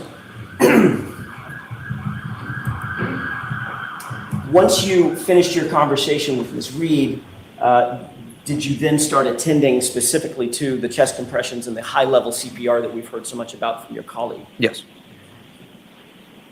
As you're doing the CPR on the scene, that high-level CPR, high-quality CPR, was Mr. O'Keefe then moved to the scoop, which would then facilitate getting him on a gurney. Correct. That gurney was then moved between a couple of patrol cars, cruisers, and into the ambulance, correct? Correct.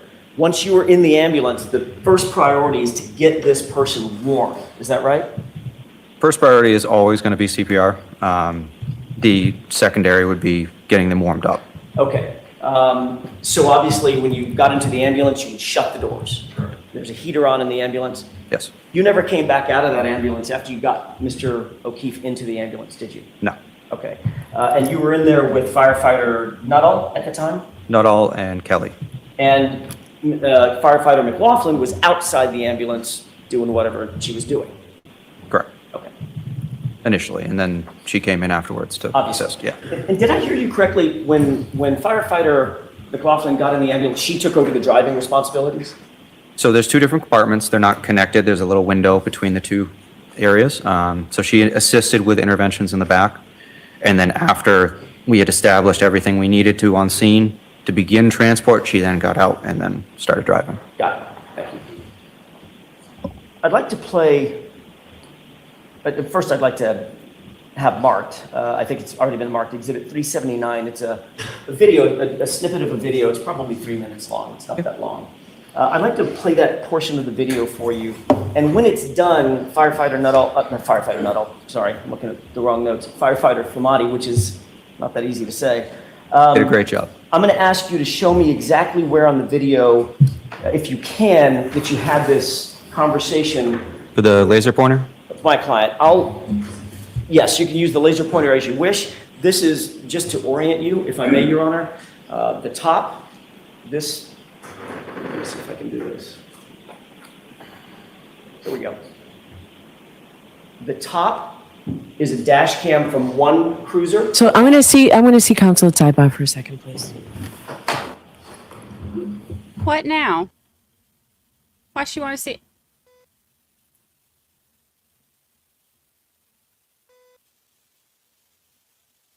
She doesn't like anything to go on when she don't like defense showing anything. She doesn't like the videos. She doesn't like him pointing out stuff. She doesn't like him using the little laser pointer. She just doesn't like him in general, I think.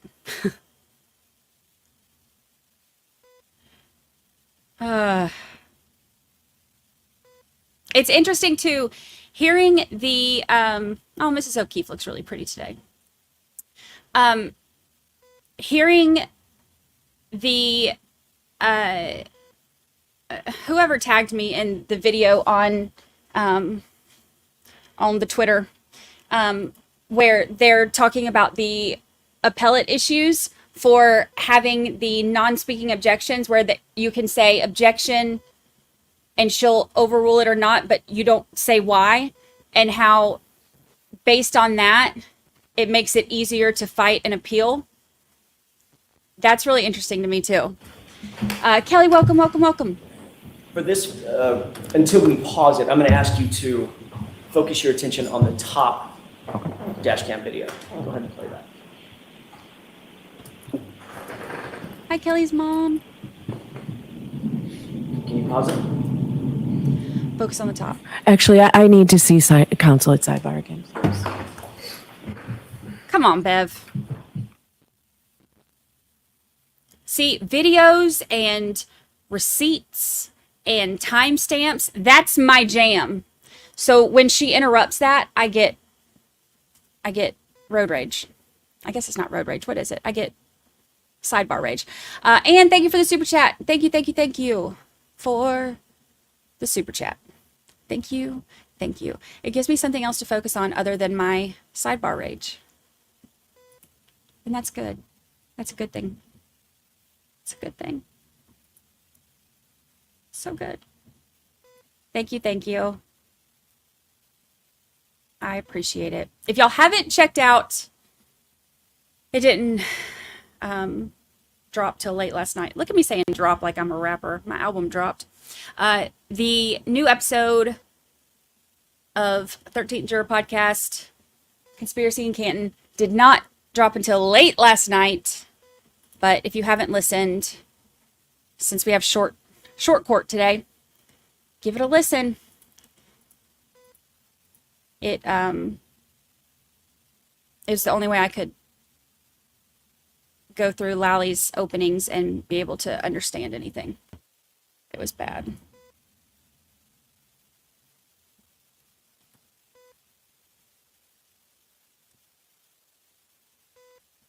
Oh, look at the poetic shot with her holding her hands.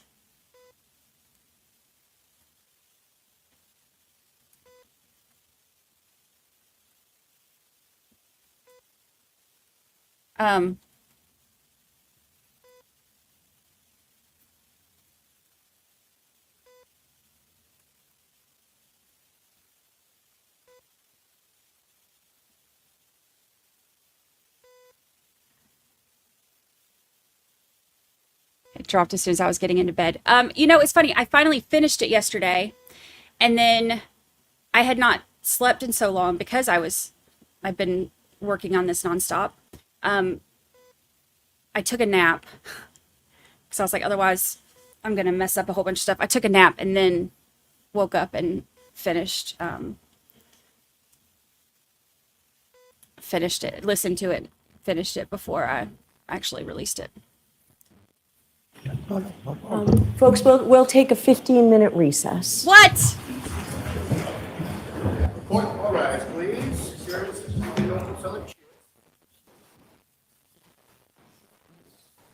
So annoyed.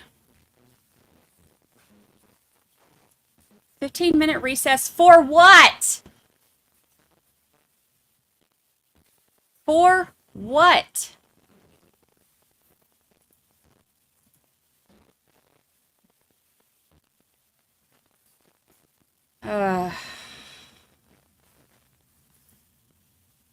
So annoyed.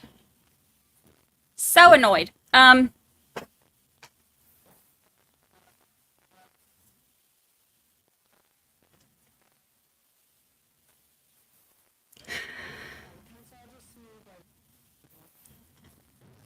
Judge is creating distractions to help Lally's incompetence. You know what? I heard something that I thought was kind of funny. Somebody said that the whole reason she's not doing the talking objections is because she wants to be able to motion to Lally when he needs to object, and he's not going to know why. It's funny. Sidebars are being recorded. Will we be able to read them in the transcripts after trial? I'm not sure. But see, the thing is, the transcripts for this are going to be so expensive. Like, some FOIA requests, like, you know, no big deal. Transcripts are usually a lot, but transcripts for a 2-month-long trial are going to be so expensive. But I would love to hear them. Maybe like a bunch of us, like I can get with some of the other creators who are, you know, covering this, and we can all chip in together and get, I mean, they're going to be really expensive. But I'd love to see it.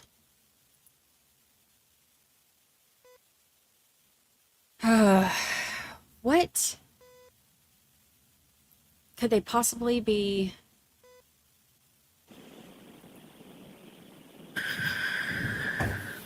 We'll do a GoFundMe for the transcripts. Look, there's that breathing.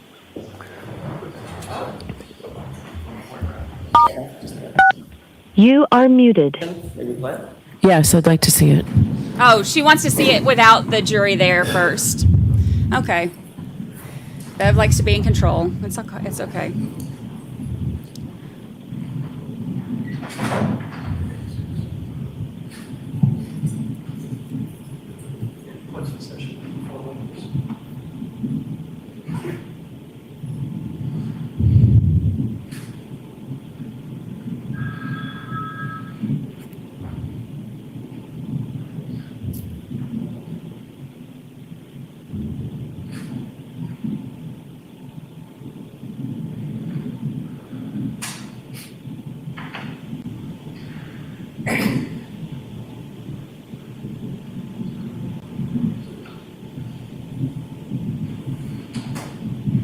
What are we looking for? What are we looking for?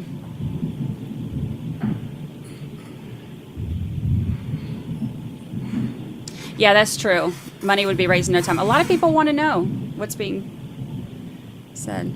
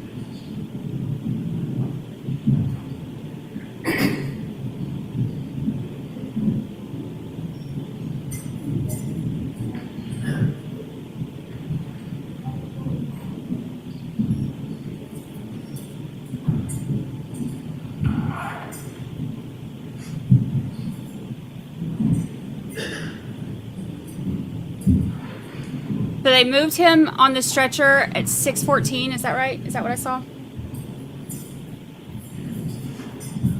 Oh. Didn't Flamati say that he got to John O'Keefe at 6:15?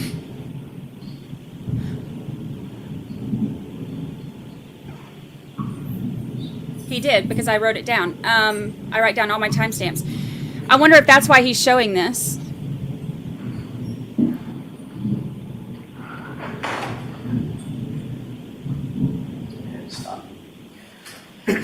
That's the extent of the, or approximately the extent of the length of the video, the clip that I was going to play. Okay. All right. So we'll take a 10-minute recess. Thank you, Your Honor. Football rise.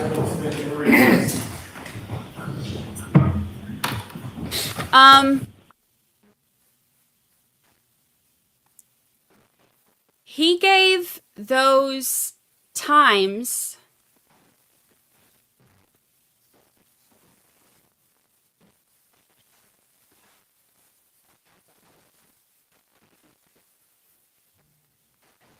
Am I wrong? I wrote down those timestamps. Hold on. Let's go back. Let's go back. What time did I wrote down what time they played that.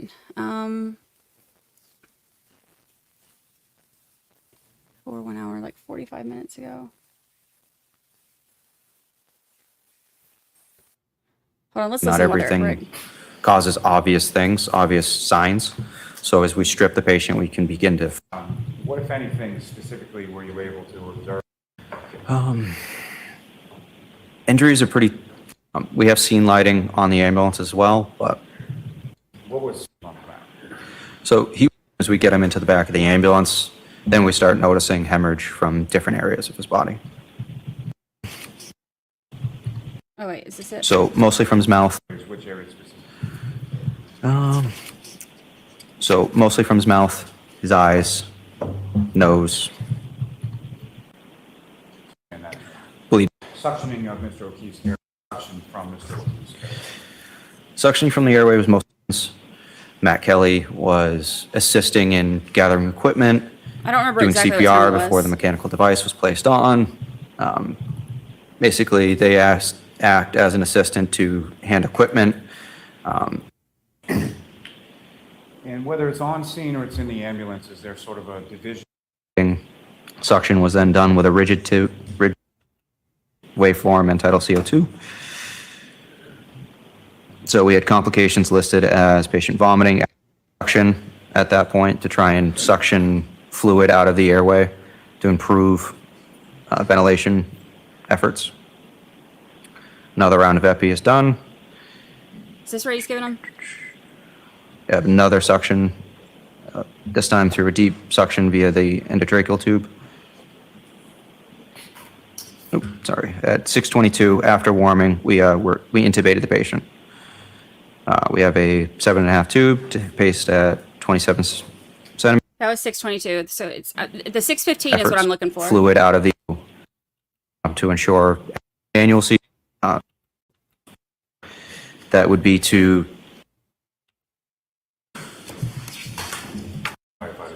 After the ambulance at that point. Port 6. Here we go. This is where it was.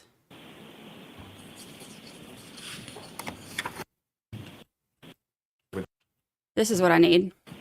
Y'all know I love a timestamp. Spontaneous circulation.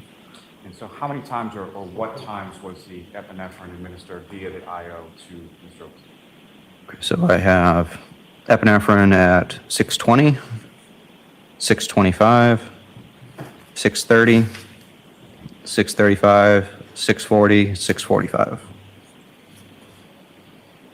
And when was that first administered? Would that have been at some point when he was outside of the ambulance on the ground or in the ambulance or something else? It would be dependent on transport time. This is what I need.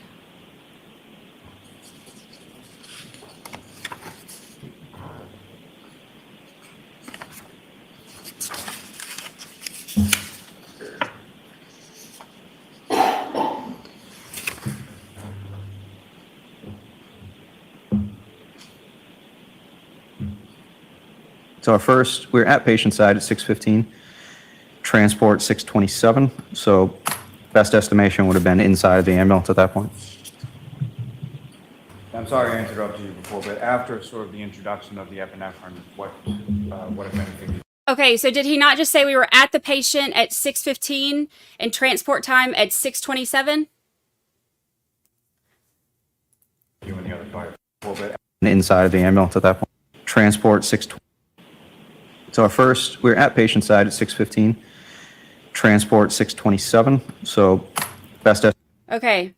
He said at patient side, he said got there first, whatever, at patient side at 6:15. Let's go back and look at that video.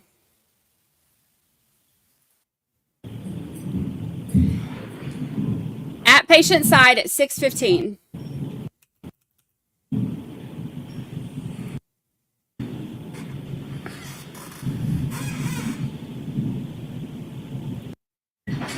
Go back a little bit further. Okay, so this is 6:13.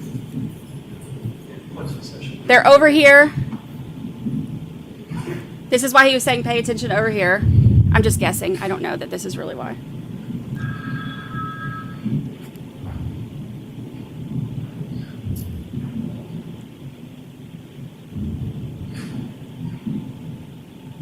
Over here, over here.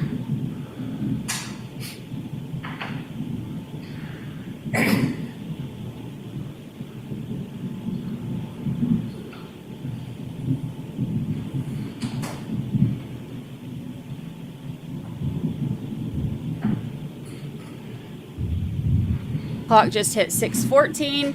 Here they come with the stretcher.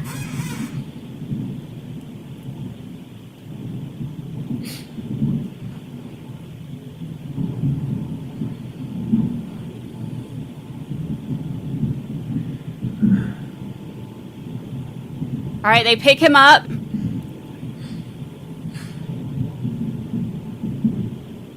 Put him on the stretcher.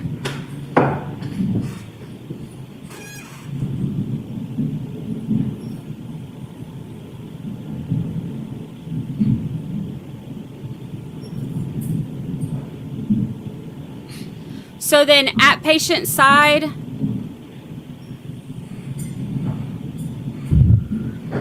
at 6:15,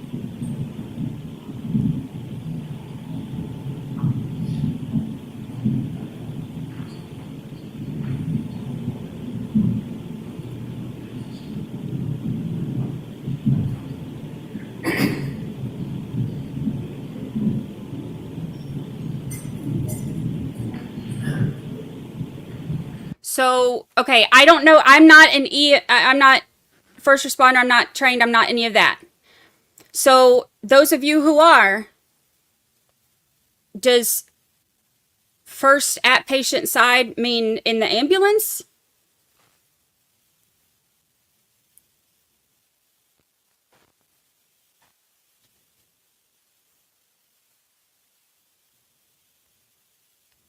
Y'all tell me.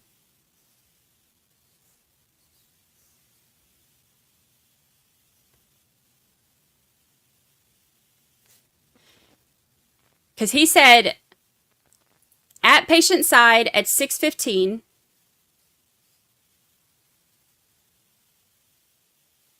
And then the epinephrine at 6:20, 6:25, 6:30, 6:35, 6:40, 6:45. And transport time was 6:27. It's when they reach the patient, when they reach the scene or patient. So then that time would be wrong. First at side means the first contact with the patient. Well, bam, there you go. That's why he wants to show this.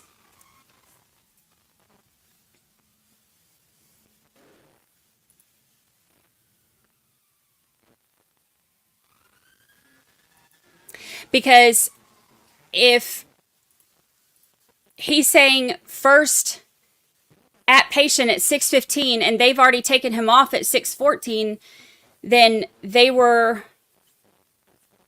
I don't know. That's why he's wanting to show this. I'm just a YouTuber, but that's just a guess. That's why I would want to show it. But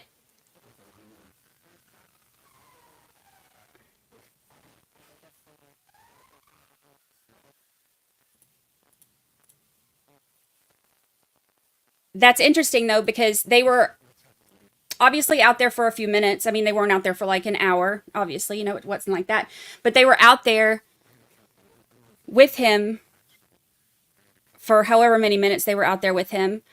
So to have a report, and I'm not saying that this is nefarious and he's, you know, in on something and I'm not saying that. I am saying I go by data, and if that's what that means, that he was first at the patient's side, if that means he was first at the patient's side, then those times are off. Which would mean another report that's wrong.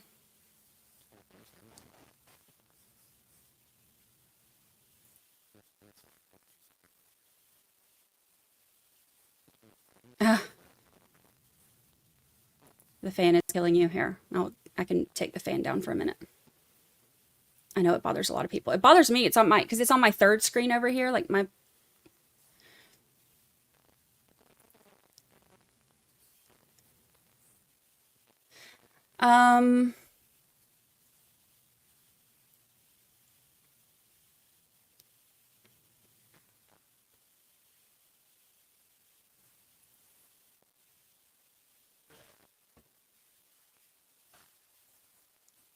Video says patient side at 6:15, 6:13, 6:14, put him on the stretcher. Patient side at 6:15, timeline off. Yeah, that's what...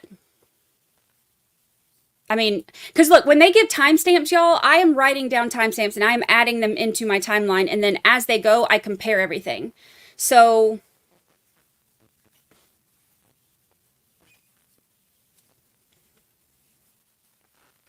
I mean, I'm just saying.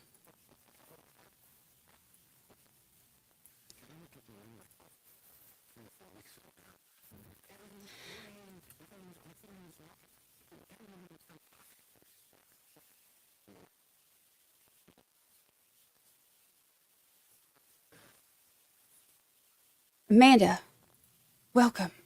Welcome, welcome. Wonder Kim says he cannot chart in the field while his hands are on the patient, so I know and assume it is the charter's best judgment of time.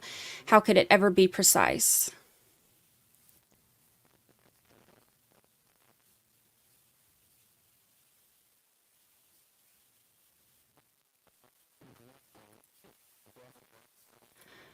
All the reports thus far are wrong. I think that's the biggest problem, is that there's so many reports on everybody's end that are just off. So how did he talk to Karen Reed then?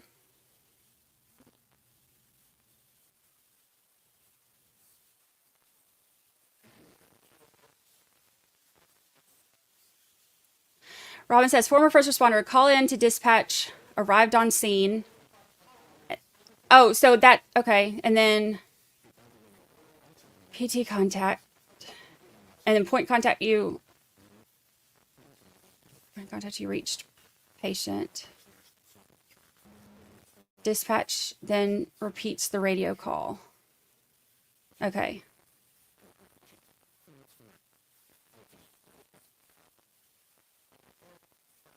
So they would repeat the radio call. So that's where it would come from, the radio calls.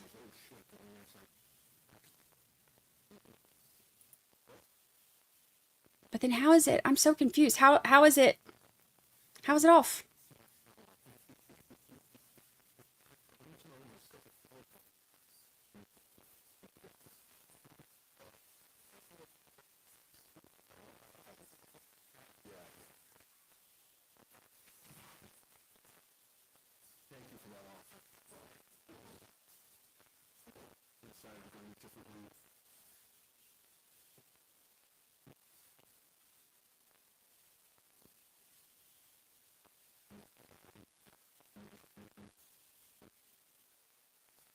I'm typing this because I keep up with all this stuff, y'all.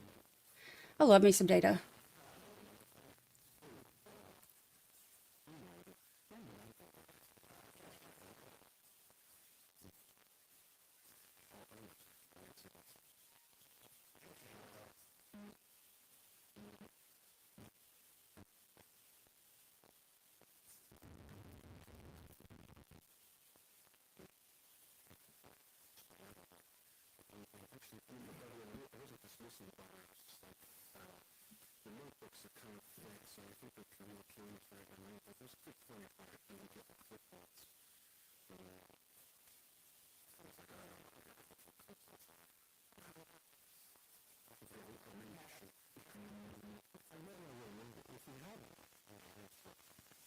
Where was that?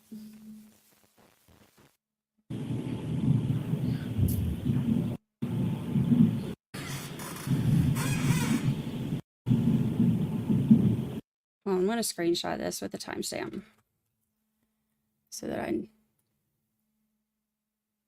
remember. Oops. Go back to the...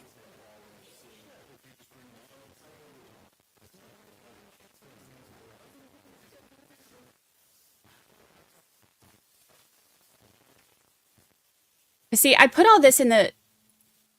Let me see. Let me get out my handy dandy timeline.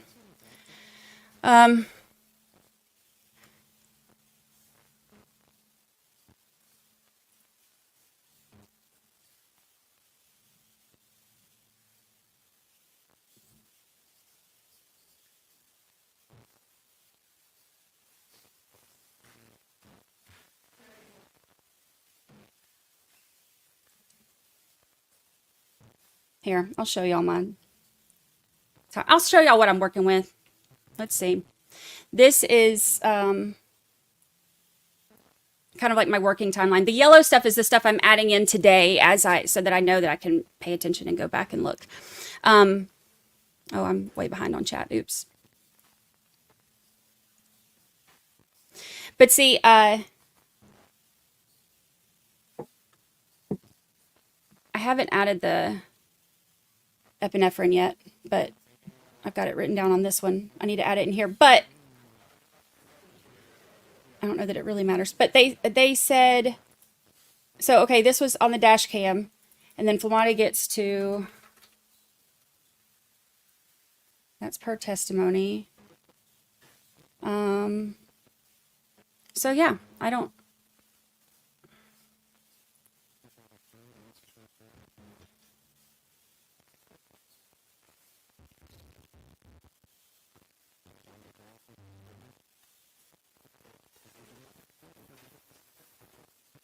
Is that doc shared so we can see it? No.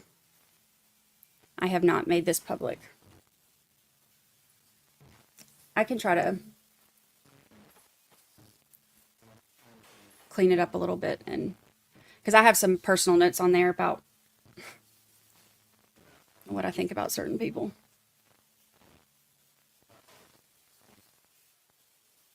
Karen did not go in the ambulance. No.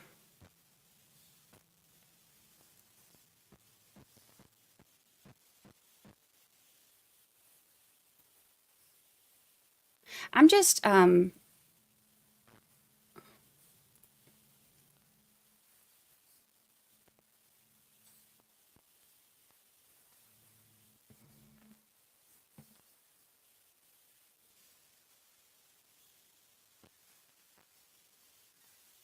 Elizabeth needs a snack. I got pizza.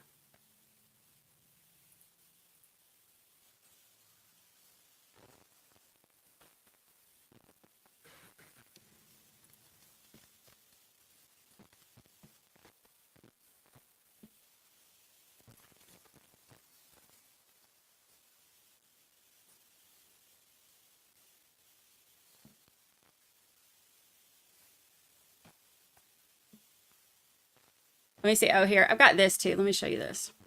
So this is my Lally tally. This is as of the end of day 2. So I have not added the what, if any, and other variations from today. And Marie Moss's calculations are definitely going to be more accurate than mine. I'm not good at keeping up with it. I get too distracted on other things, but I've got my Lally tally going.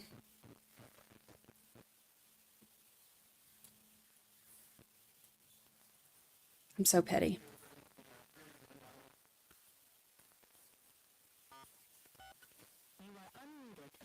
You are unmuted.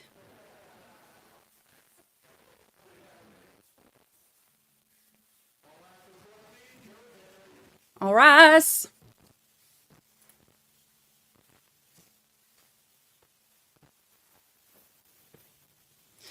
We have no way of knowing if all clocks are in sync with each other, dash cam versus ambulance. Well, see, that's the thing. It's like they should be. That should be something that I would think is very important. Why doesn't counsel come to sidebar where the jurors are coming in? Oh, another sidebar. Another sidebar.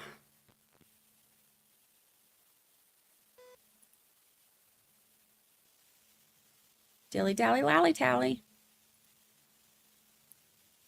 Dilly dally lally tally. Look, Lucy is completely unbothered by this. She's like, I don't need timestamps. I need a nap. Oh, God. What? Oh, that's... Grant's got his laptop out with his big old Grow Bud speaker on there, or sticker on there.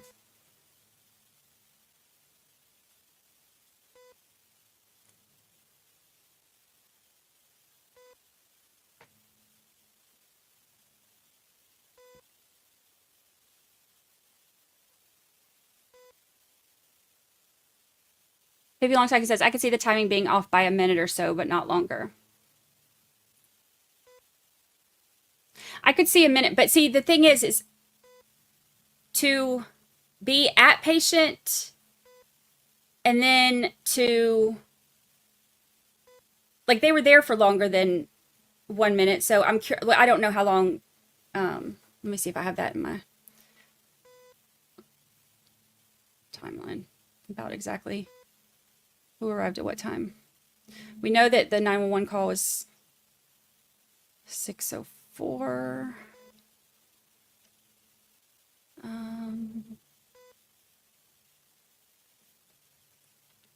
I think 6:08 was the first. Sergeant Lank was contacted. Oh, they're back. I'll have to...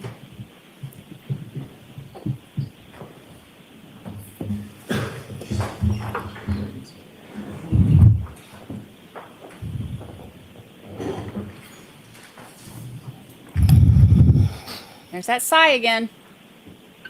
She's so excited to be here.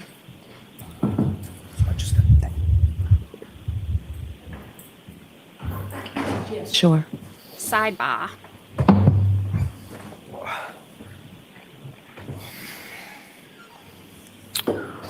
Okay. All right, let's see what he says. Let's see what he's pointing out. That could be it could be totally something different. I don't know. Firefighter Flamati, I want to draw your attention to the top video, and I may pause it and ask you a couple of questions. Let's go ahead. That's very likely. Pause. Did you see a person run into the screen? Yes. Run into the frame, rather, from screen left? Yes. Who's that? I don't recall. Okay.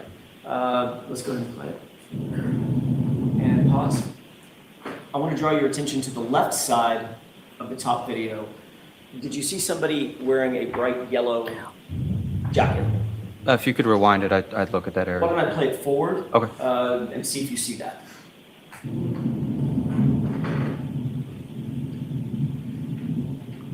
Yes. Okay, pause. And do you recognize that person? I see a yellow jacket. I can't tell you who it is. Okay.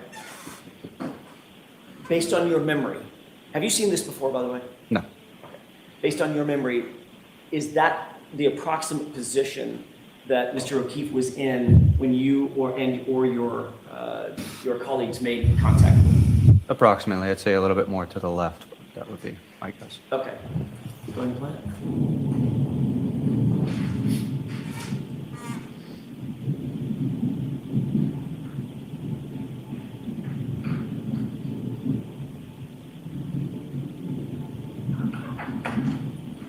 Go ahead, pause it.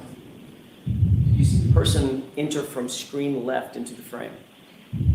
It looks like a different person, yes? That person right there. Looks like a long-haired female? Yeah. Does that appear to be my client? From this angle, I couldn't tell you. Okay. Go ahead and play it. Pause. You see a person wearing yellow right there on the left side of the screen? If you're telling me that's a person, sure, yes. No, he's not telling you. So ask the question. If you don't see it, you don't see it. If you do, you do. I can't tell what that shape is. Okay. Can you take a look, keep your eyes focused on that and tell me if you see that figure doing anything? Go ahead. Pause it. Okay. Do you recognize that figure now? I can't recognize the figure, but it looks like an up and down rhythmic motion. Okay. That would indicate CPR. Would that be you? I couldn't tell you. Is the time accurate? Or 6:13? I'm just asking you what you recognize on the video. I couldn't tell you if that was myself or not. Was there somebody else doing CPR? Multiple people rotate through CPR, so yes. Who is responsible for doing the chest compressions? Whoever's closest to that area, we're all trained for that skill. Okay, I'm asking in this particular case. Yes. I know everybody's trained. Didn't you testify earlier that you were the one doing the chest compressions? I said I was one of them, yes. Okay. Does that appear to be you doing the chest compressions? It could be, I'm not sure. Okay, let's go and play. Okay, stop it. Do you see the person basically in the middle of the screen there? Yes, Does that appear to be my client? Or can you tell? I can tell. Go ahead and play it.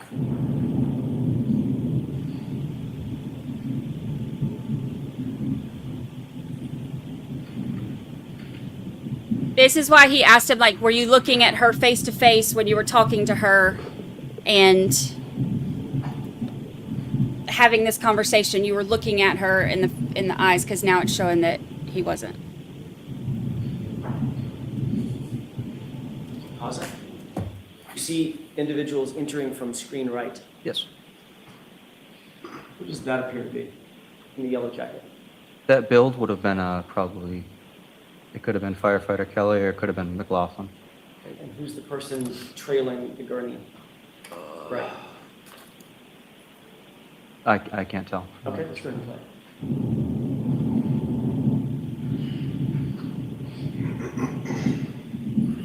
Go ahead and pause it.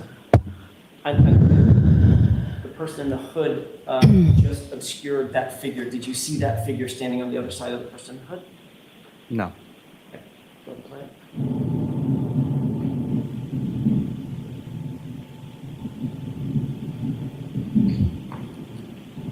Pause it. The activity that's going on just to the sort of left side of the SUV in the frame, can you describe for the jurors what that activity is? So that would be lowering the stretcher to get ready to load the patient on. Okay. Go ahead and play it. And now pause it. Now, this person now appears to be facing the camera. Do you now recognize that person? I don't. Go ahead.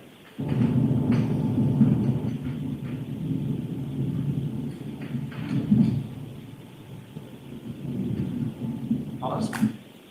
Can you focus your attention on that individual in the yellow jacket? Yes.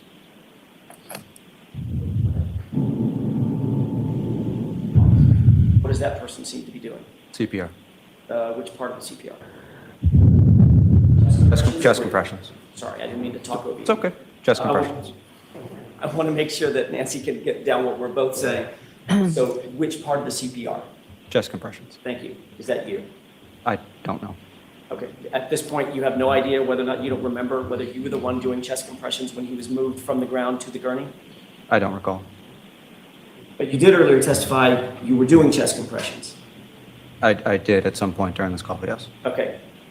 In the entire length of this video, did you see anybody else trade off from that person doing chest compressions from the time the person was on the ground to the gurney? Or is that the same person? It could be the same person. I'm not sure. Okay. Would you say that's probably you? Objection, Your Honor. Sustained. Okay, go ahead. Jurors disregard that.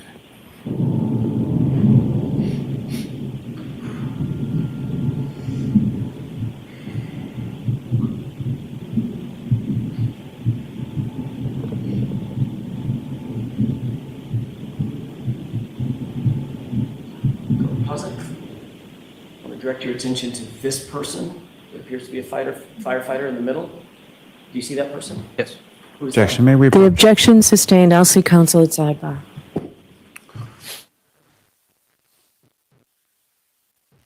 Now I'm going to be sighing into the microphone.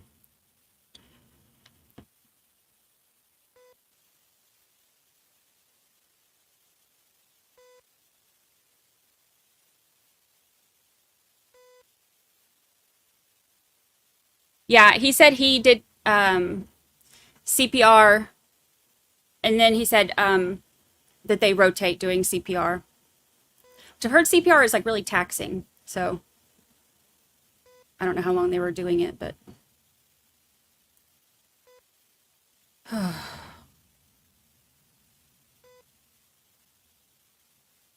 she doesn't like these videos at all.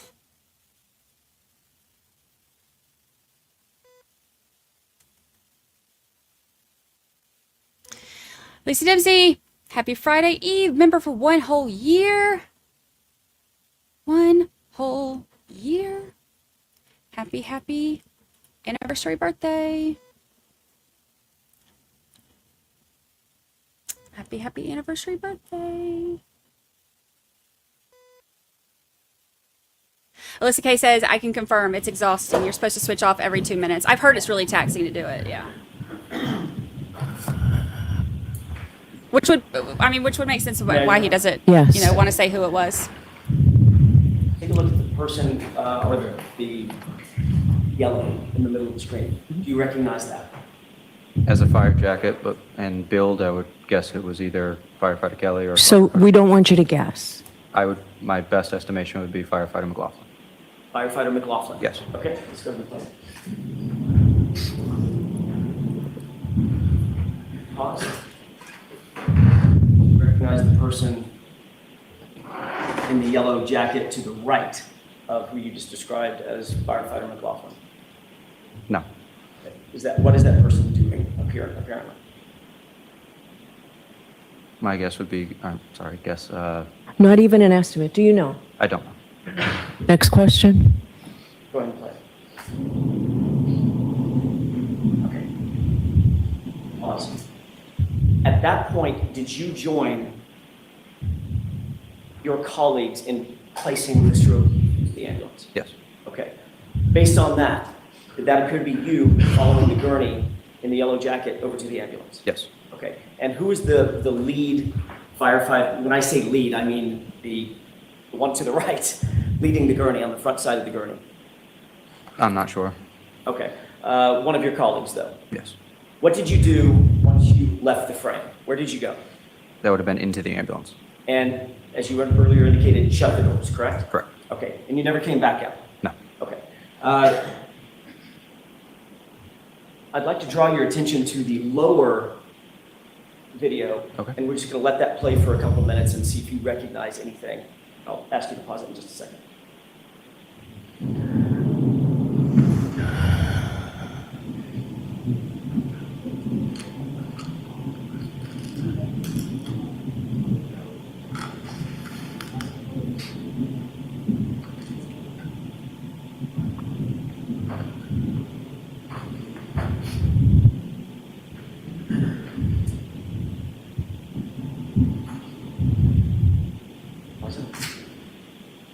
I'm going to ask you to look up to the top video. You see what appears to be a person wearing yellow to the right? Yes. You recognize who that is? No. Go ahead and play.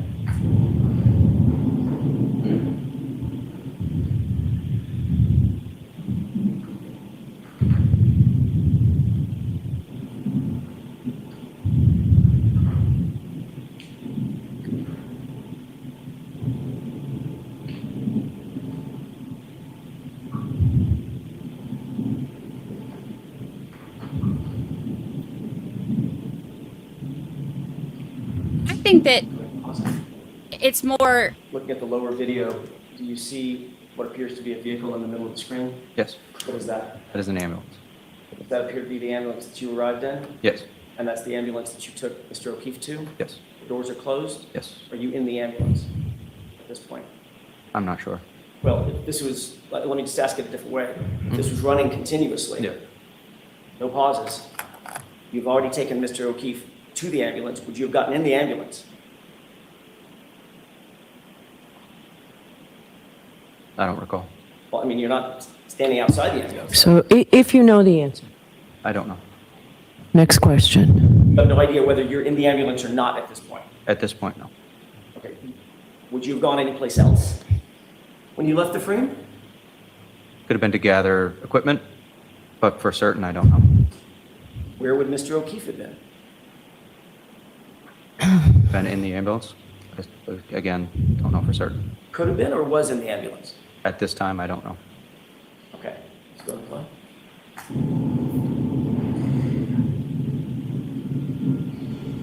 Stop. Okay, taking a look at both screens, you see the group of people, including the individual with the yellow jacket at the bottom screen, Yes. that appear to be the same from a different angle, same group of people, including the person with the yellow jacket on the top screen. Yes. Who was the person that was directed to get the medical history from my client? McLaughlin? Do you believe that's Miss McLaughlin? No. You don't think that's her? I'd have to rewind to know where she went. Well, let me ask you a couple of other questions. Looking at the bottom screen, you see a police officer? Yes. You see a woman with long hair standing next to the police officer? Yes. That appeared to be my client? Yes. There's an individual with a fire jacket on, right? Yes. And she was, Miss McLaughlin was directed to get medical history and interview my client, correct? Yes. Does that appear to be what she's doing right there? Objection, Your Honor. Sustained. At this point, where do you believe you were now? I don't remember. Think you might have been in the ambulance? I don't remember. You testified earlier, and this has been a continuously running video on the top, testified earlier that when you left the screen with that gurney, you got in the ambulance, correct? We headed that way, yes. So firefighter Flamati, it's not a trick question. Where did you go when you left the screen? It would have been to either gather equipment or to put the patient in the ambulance. Okay, when did what equipment did you need to gather? It would have been anything that was left by the patient's side, whether it was a first-in bag, airway bag, any other equipment, basically. You were doing chest compressions. I didn't state that. You didn't say that? I said I did chest compressions at some point. I didn't say I did them continuously throughout the call. So you just put John O'Keefe in the back of the ambulance and went to look for some equipment? Not what I said. So chest compressions were done continually throughout, whether they were done by me or by another provider, I can't tell you specifically. So when you left the screen and John O'Keefe is on the gurney, you're engaged in vital, life-saving a vital life-saving endeavor, correct? Yes. That had to have been your focus, correct? That was at the time, yes. And you wanted to get him out of the cold, the weather, Yes. because it was inclement, it was freezing out, correct? Yes. So you wanted to put him in the ambulance, right? And you wanted to continue CPR because in your words, you testified on direct examination, you believed that there might be some viability left. Yes. So CPR and life-saving measures were absolutely vital at that point. Yes. You didn't go find equipment, you got in the ambulance, didn't you? Yes. So at this point, you're in the ambulance, correct? At this point, I don't know. You indicated you never got back out of the ambulance after you got in, correct? I don't believe so, no.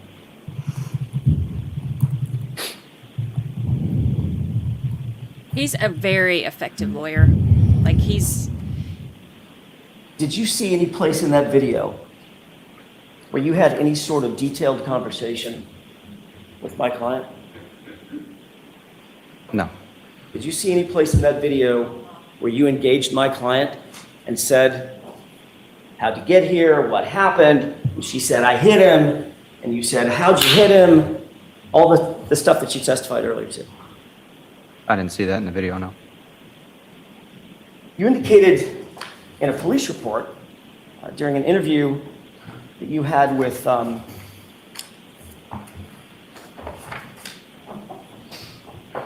Yuri Butnik on February 8th.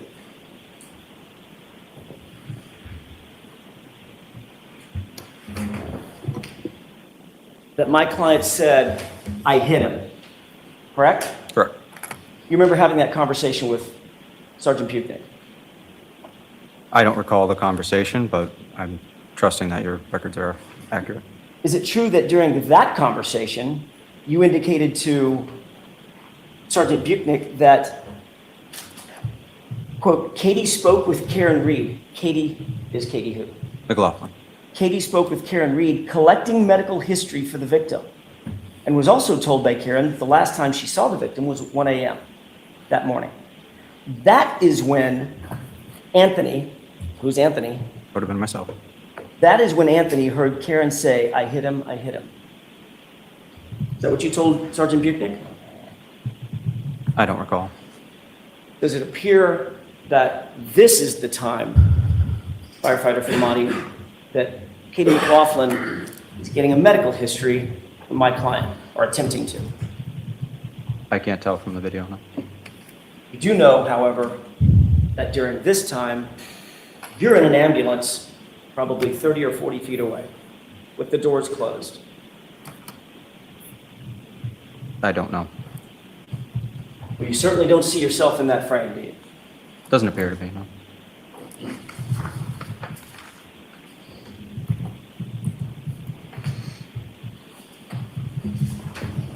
If we're done with the videos, can we take it down, please? Of course. Yes, I think we are finished. Thank you, Anna. So he's pointing out that the time that he says in You were the Butnik's lead report that he heard it, he couldn't have heard it. firefighter on that team that night, correct? Lead paramedic. Lead paramedic, thank you. You understood, obviously, the gravity of hearing a statement like, I hit him, some sort of an explanation about what may have happened to the victim, correct? Correct. That statement could potentially have direct relationship to, or a direct relational impact on how life-saving measures are done by the medical personnel that you turn the victim over to. Correct. You testified at the grand jury that you wanted, once you got to the hospital, you wanted to be as quote-unquote helpful as possible when you handed over the patient, correct? Correct. You said you actually stayed at Good Samaritan for an additional 10 to 20 minutes, which is your habit in cases like this, because you wanted to be quote-unquote an asset to the medical intervention team, correct? Correct. That team includes the doctors and nurses that were trying to provide life-saving services to Mr. Oakley. Correct. But you never relayed to a single doctor or a single nurse a single word about a woman who said, I hit him, did you?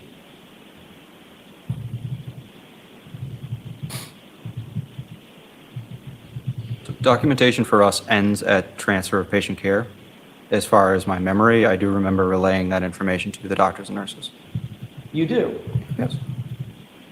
Have you ever testified about that, ever, previous to this? Never been asked about that. Oh, nobody ever asked you, so you didn't tell anybody? In the court setting, no. Testified in front of a grand jury, didn't you? Yes. Mr. Lally asked you a bunch of questions. Yes. During the course of that conversation that was under oath, did you ever disclose that you told the doctors and the nurses that you heard a woman say, "I hit him"? I recall telling the doctors and nurses that there's a question of that the patient was hit by a vehicle or we don't know, is what I directly said to the doctors and nurses. You directly told the doctors and nurses that there was a question about whether or not he was hit by a vehicle, right? Yes. Have you ever said that in any context, either to the police or in a grand jury before today? I don't recall. You were asked a bunch of questions yesterday, the day before yesterday, and this morning by Mr. Lally. Yes. Did you say it on your direct examination? I wasn't asked that question. So since Mr. Lally didn't ask you, you just left it out, that you told the doctors, the medical professionals, that in fact you described that this patient was likely hit by a car. Objection, Your Honor. Sustained. You wrote a report as well, correct? Yes. We talked a little bit about that report. There's an area in the report for a narrative Yes. about your observations, your experiences with this patient, correct? Correct. Your job as a lead paramedic is to be as detailed as possible, correct? Correct. You want to provide and impart the most detail you possibly can about an incident to assist in medical intervention, correct? Correct. Take a look at page 3 of 5 of your report. Yes. You see that narrative area? I do. Can you point to that portion of your report where you indicate that my client said the words, "I hit him"? It doesn't say that. Can you point to your report, the portion of your report where you indicate that you told the doctors and nurses that she said, "I hit him"? It doesn't say that. Can you point to that portion of your report where you indicate that your concern for the patient was that he had been hit by a car? Doesn't say that.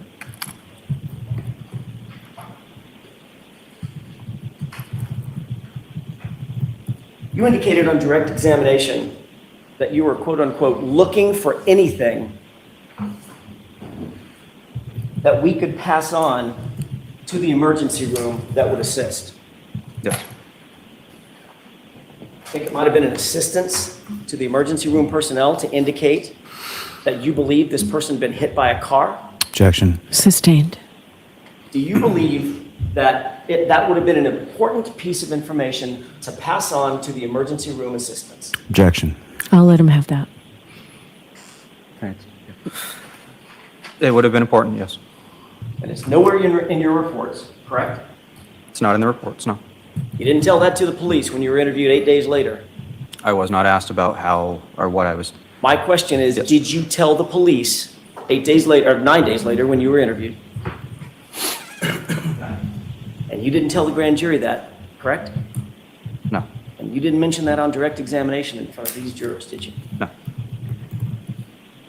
Can I have a moment, Your Honor? Yes. That's all I have, Your Honor. Thank you. Hey, Mr. Lally.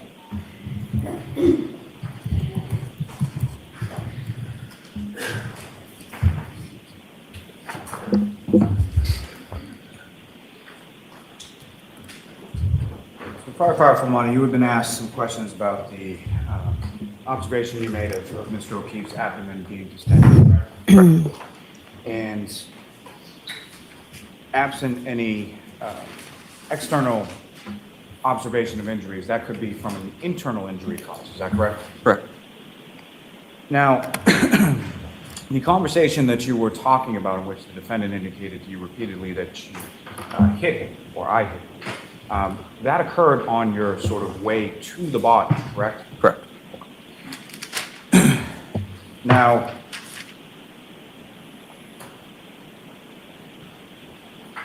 turning back to sort of when you're coming to the scene and arriving at the scene, you've got a call or dispatch in regard to an unresponsive male in the snow, correct? Correct. So you know that going there, correct? Correct. And where you sort of bring the ambulance to a stop, there are other vehicles already in that area where Mr. O'Keefe is, correct? Correct. And it's from that vantage point that you're able to then see Mr. O'Keefe's body off the side of the road about 10 feet or so into the lawn. Correct. Now, when it comes to chest compressions, your department, any department, as far as sort of the medical field that you're in, is there any sort of policy or protocol for how long one person should be doing those at a time? So recommendation is always 2 minutes, but it's usually based on the fatigue of the provider. But really the most important thing is just quality of CPR and making sure that they have the best CPR throughout, regardless of fatigue. So it's not recommended that one person do continuous chest compressions for 15 or 20 minutes, correct? It's actually recommended not. And so that would be sort of, when you have that many sort of assets with you on a scene, would it be typical for somebody to continue on with chest compressions for that long period of time? Those videos that you were showing up on the screen, have you ever seen either of those videos before? No. So you have no idea as far as the times, whether they're accurate, correct? No clue. And whether the videos are synchronous, you have no idea about that either, correct? No.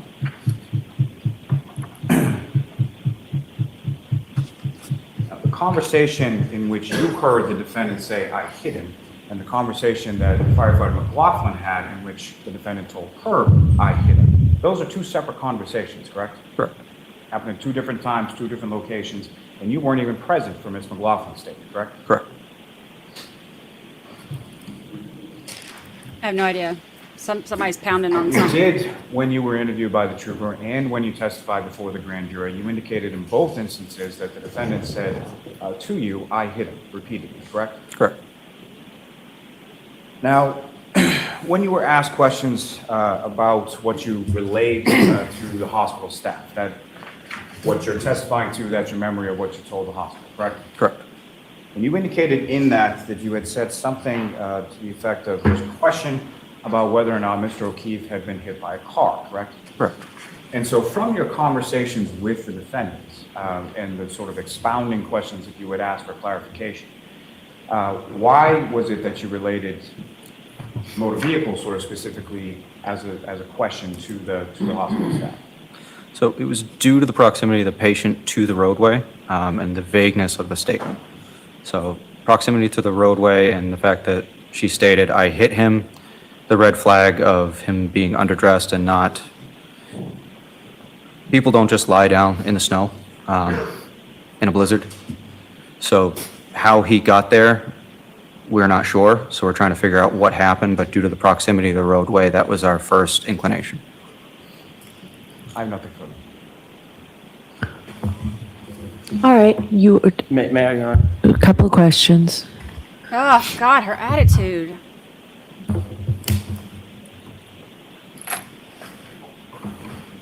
You Taylor, indicated please. that it's not recommended that someone do chest compressions for 15 or 20 minutes. Correct. You saw the video that was on Correct. screen. That video was about 3 minutes. Yes. Did it appear that the same person that was doing chest compressions at the beginning of the video continued doing chest compressions all the way through? I don't know. We just watched the video. I can't tell you for certain which personnel. We all have yellow coats, so I can't tell you if somebody swapped. I don't know. Did it appear to you in watching that video that the person that started on the chest compressions on the left side of the screen continued all the way through, up to the scoop, up to the gurney, and off screen doing chest compressions? Objection. Sustained.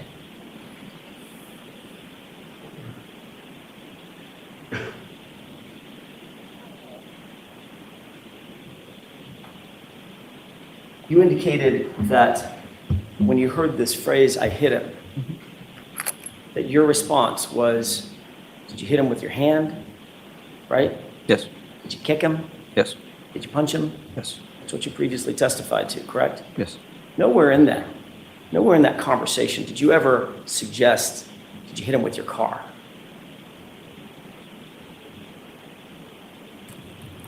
I don't recall if I asked her specifically about that. So now you don't recall about that either. Objection, Your Honor. Sustained. And for the first time in any forum, you're telling this jury that you then thought, based on that conversation that was attendant to the video that we just watched, you believed that Mr. O'Keefe had been hit by a car and that she said she did it. I did not say that. So what, am I allowed to respond? Yes. Yep. So I left it open-ended to the staff of the hospital that these are both possibilities of what happened to the patient. And of course, if you had said that to the staff of the hospital, the staff of the hospital would certainly have put it in some of the medical reports, correct? They don't have to. It's really up to them. And you're aware that none of those have that statement? I'm not aware. All set? All right, you are all set, firefighter Flamati, or paramedic Flamati, thank you. Who is your next witness, Mr. Lally? Yes, Your Honor. The Commonwealth will call Mr. Matthew Kelly. Okay.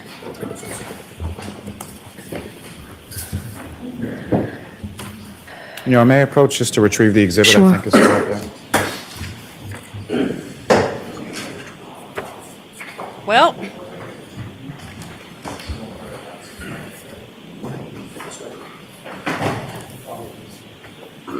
how y'all think that went?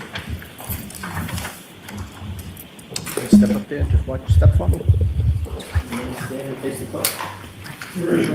You solemnly swear the evidence given to the court and jury in the case on hearing should be the truth, the whole truth, and nothing but the truth, so help you God. I do.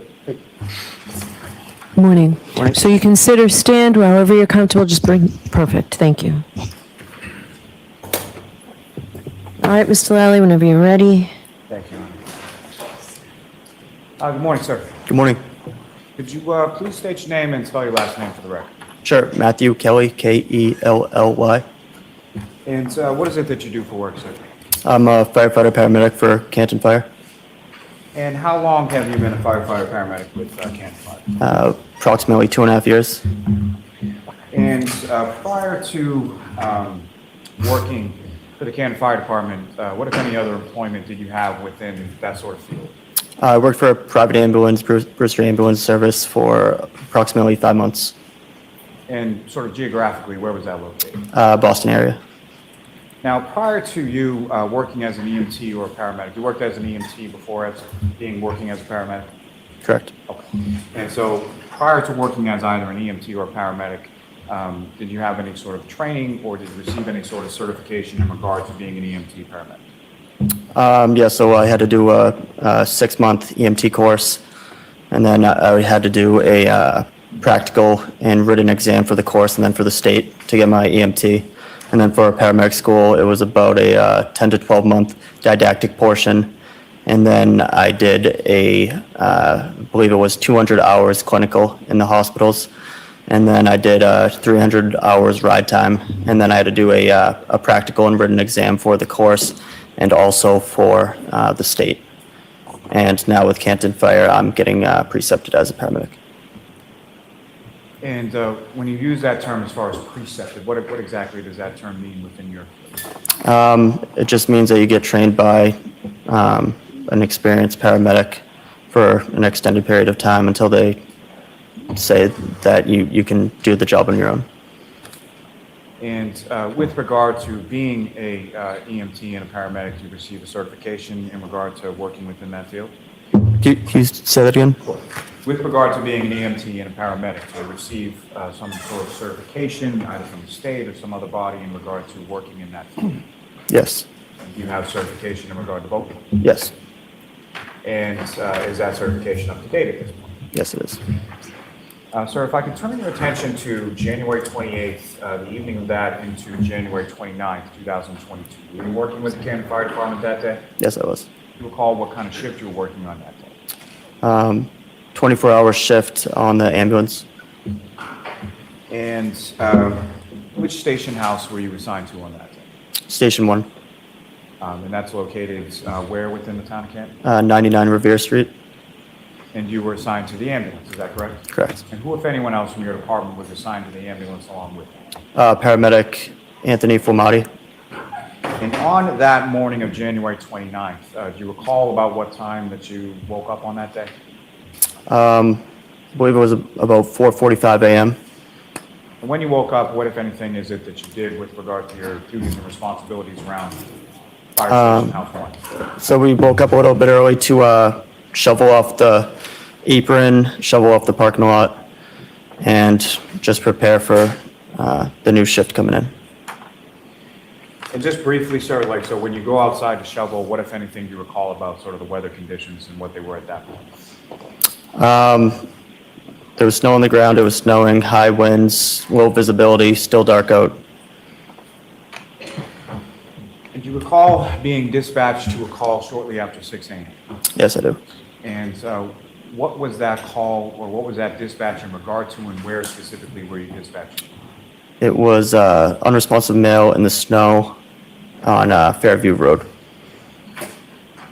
And that area of Fairview Road, through your work with the Canton Fire Department, are you familiar with that specific area? Yes. And you respond in the ambulance, is that correct? Correct.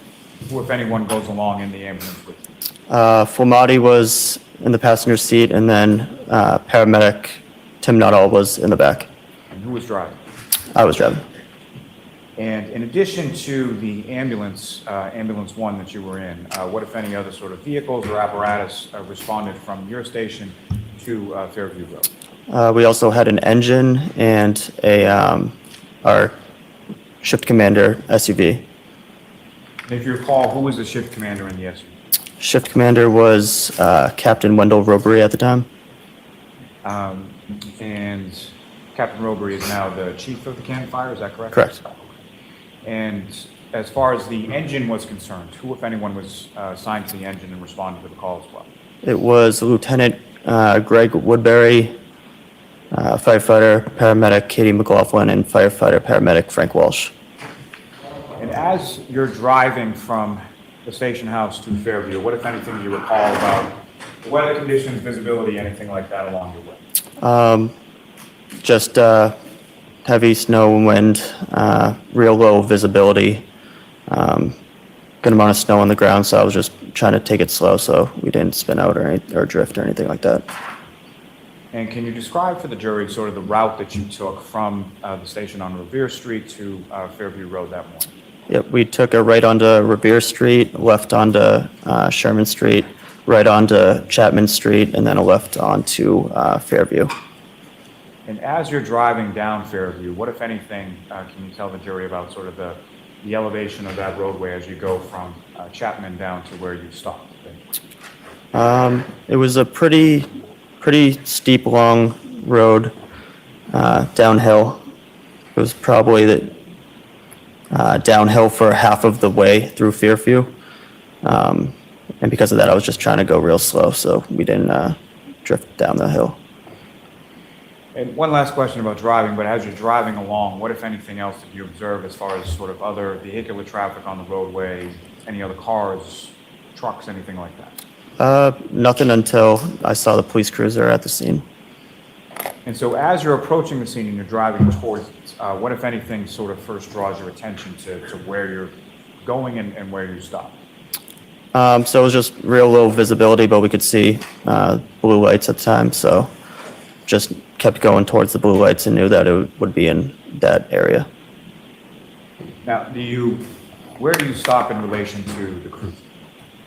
I believe they were facing towards us, so we would be in front of them. And at some point, you're being dispatched for an unresponsive male party, correct? Correct. And so when you're pulling up to the scene, you see the cruiser, are you able to also see any sort of unresponsive male party?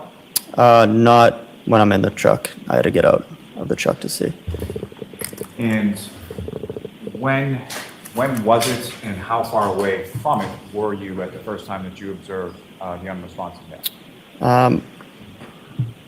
Once I got out of the truck, I was probably had to be about like 5 feet away until I could see the victim. And at this time when you're arriving, sometime shortly after 6 a.m., is it light out, dark out, or something else? It's dark.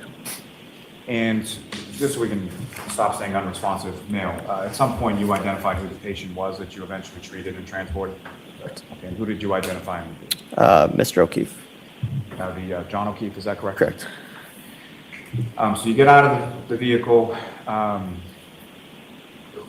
You all get out at the same time, is that correct? Relatively, yeah. And where is it that you, firefighter Fermati and firefighter Nuttall, go? So we first go to pick up some of the bags and stuff that we would need to conduct a arrest, and then we just go straight over to the body and some people that were around there.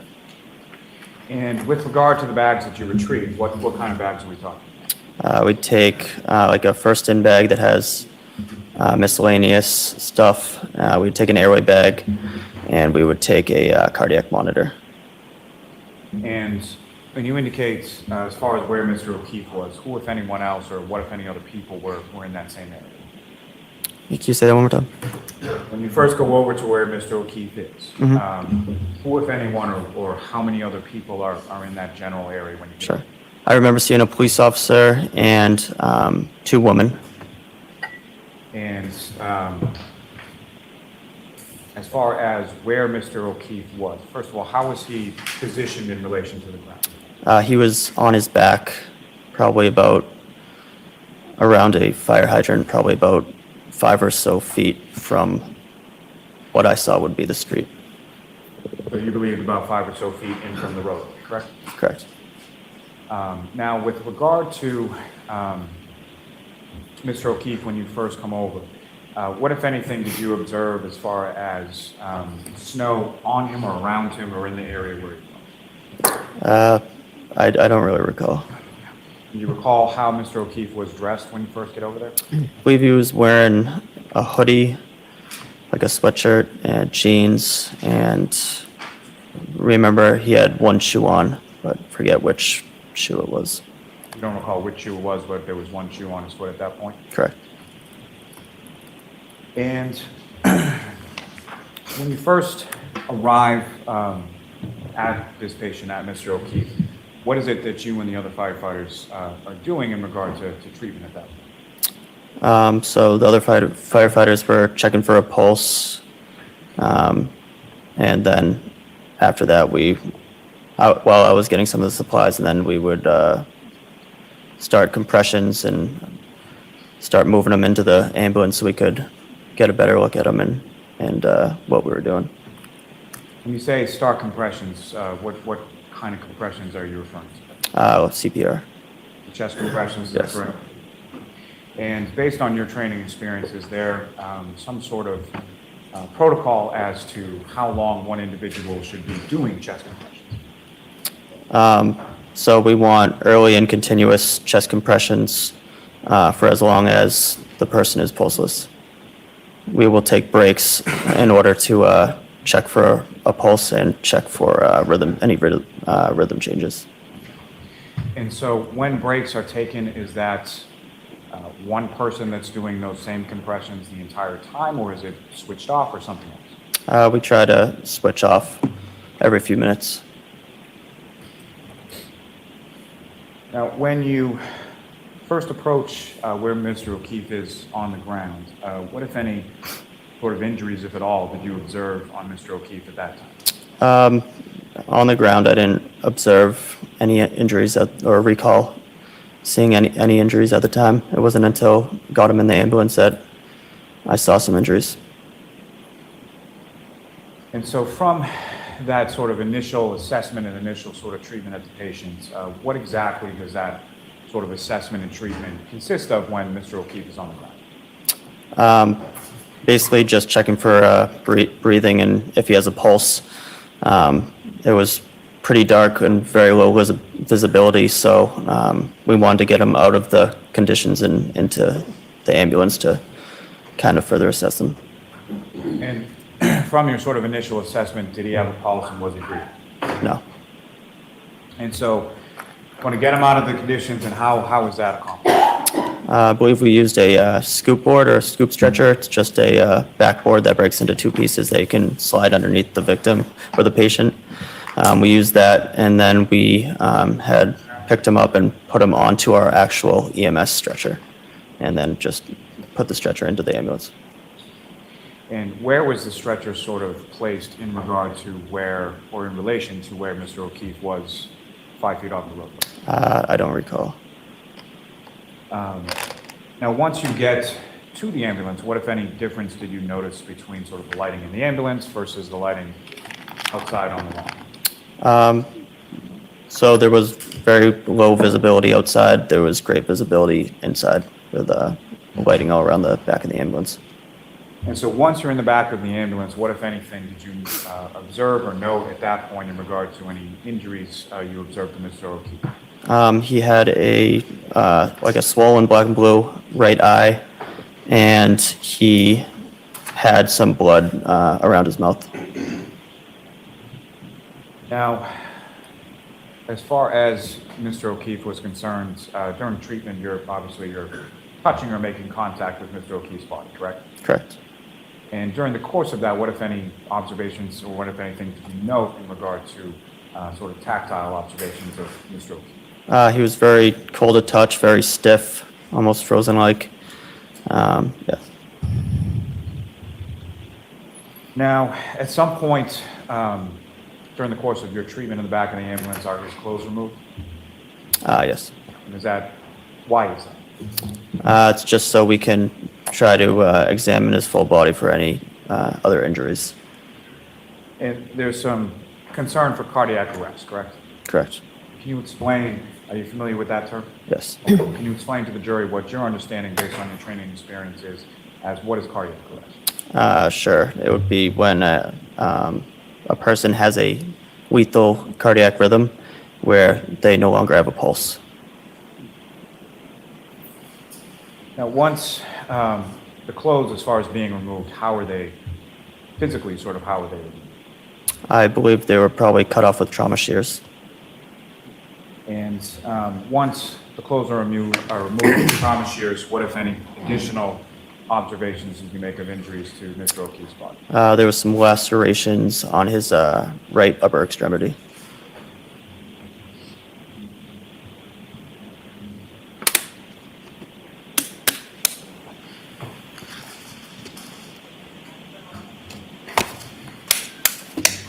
Now, the chest compressions that you were talking about, was that continuous throughout the patient care with respect to Mr. O'Keefe?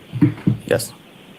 And in addition to that, what, if anything, was done with respect to body temperature for Mr. O'Keefe once in the back of the ambulance? So we did some rewarming. So we did heat blankets and warm fluids. And as the chest compressions continue in the back of the ambulance, what, if anything, did you observe with regard to Mr. O'Keefe's nose or mouth? I remember that there was some blood or vomit or bile coming out of his mouth.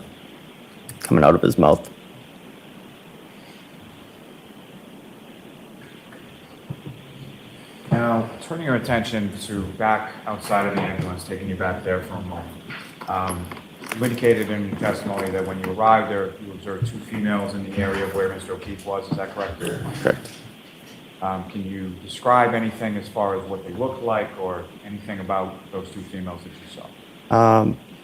I just remember they were white, looked to be between 35 and 45 years old, I would say, and average build and height. What, if any, sort of distinguishing characteristic did you observe between one or the other? I remember one had some red stuff around her mouth. I was thinking it could be blood. And that individual that you observed with red stuff that you thought could be blood around her mouth, what, if any, observations did you make of her as far as her demeanor or anything like that? She was just acting kind of erratic and kind of running around screaming different things. And as far as the different things that she was screaming, what, if anything, do you recall specifically hearing her screaming when she was running around? It was just something like, he's dead. He's fucking dead.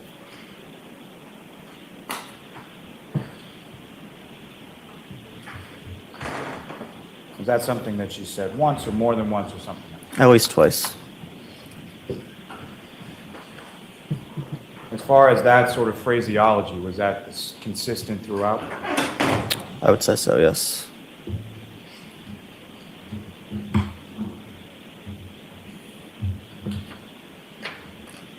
Now, when you enter the ambulance, does the patient care continue, obviously, with Mr. O'Keefe?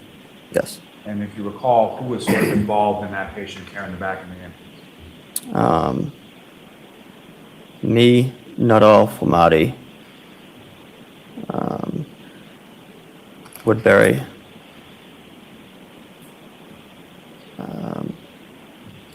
Walsh, and McLaughlin came in a little bit later. I'm not sure if she did any patient care or not. So the majority of the people from your department that responded to the scene at one point or another were involved in patient care with regard to Mr. O'Keefe? Correct. Now, you drove the ambulance to Fairview, is that correct? Correct. And so for the transport from Fairview, what hospital did you go to? Good Samaritan. So for the transport from Fairview to Good Samaritan, who drove the ambulance then? McLaughlin. And so firefighter McLaughlin's driving, where are you located within the ambulance? I was in the back with Nuttall and Flamati. Do you recall sort of specifically what, if anything, you were doing with regard to patient care during the transport phase? So I was just helping them. Transport phase, I was doing compressions before, but we had switched them over to a automatic compression device. So I was just involved in helping ventilate and suction. And was there who, if anyone else in the back of the ambulance was also sort of working on the airway portion, do you recall? We've Nuttall, and I forget who else. Now, during the course of transport from the scene when you arrived to Good Samaritan, what, if any, change did you note in reference to Mr. O'Keefe as far as heart activity, respiratory, anything of the like? No changes.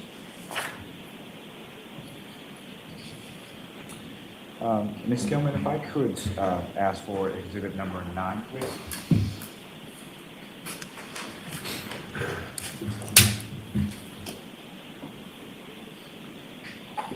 Bring the Firefighter exhibits. Kelly, I'm just directing your attention to the screen and what's been marked as exhibit number 9. Do you recognize that? Yes. And what do you recognize that to? The location of the scene. For the house that you responded to on January 29th, is that correct? Correct. And Ms. Gilman, if I could also have exhibit number 18.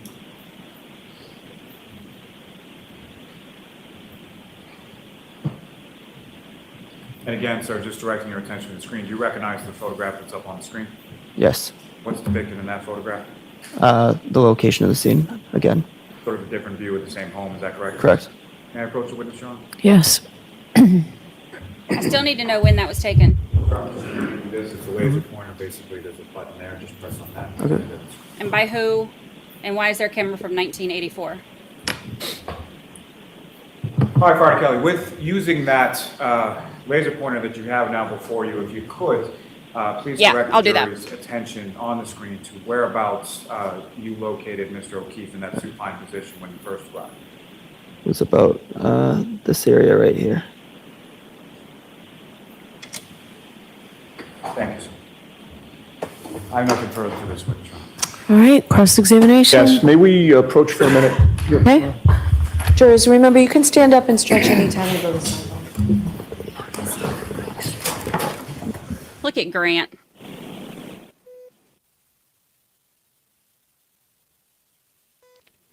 Grant doing yoga. I can't lift this shoulder.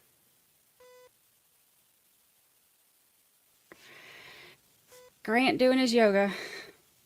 My mom's calling me. Hello, Mom. I am live.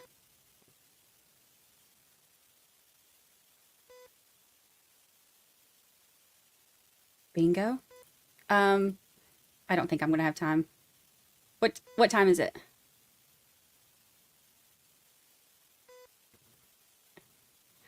Yeah, I doubt I'll have time to get away. I've got to get, after court, I've got to work on podcast stuff.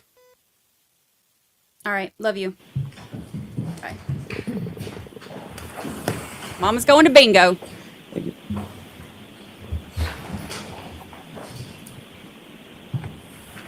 Good morning, sir.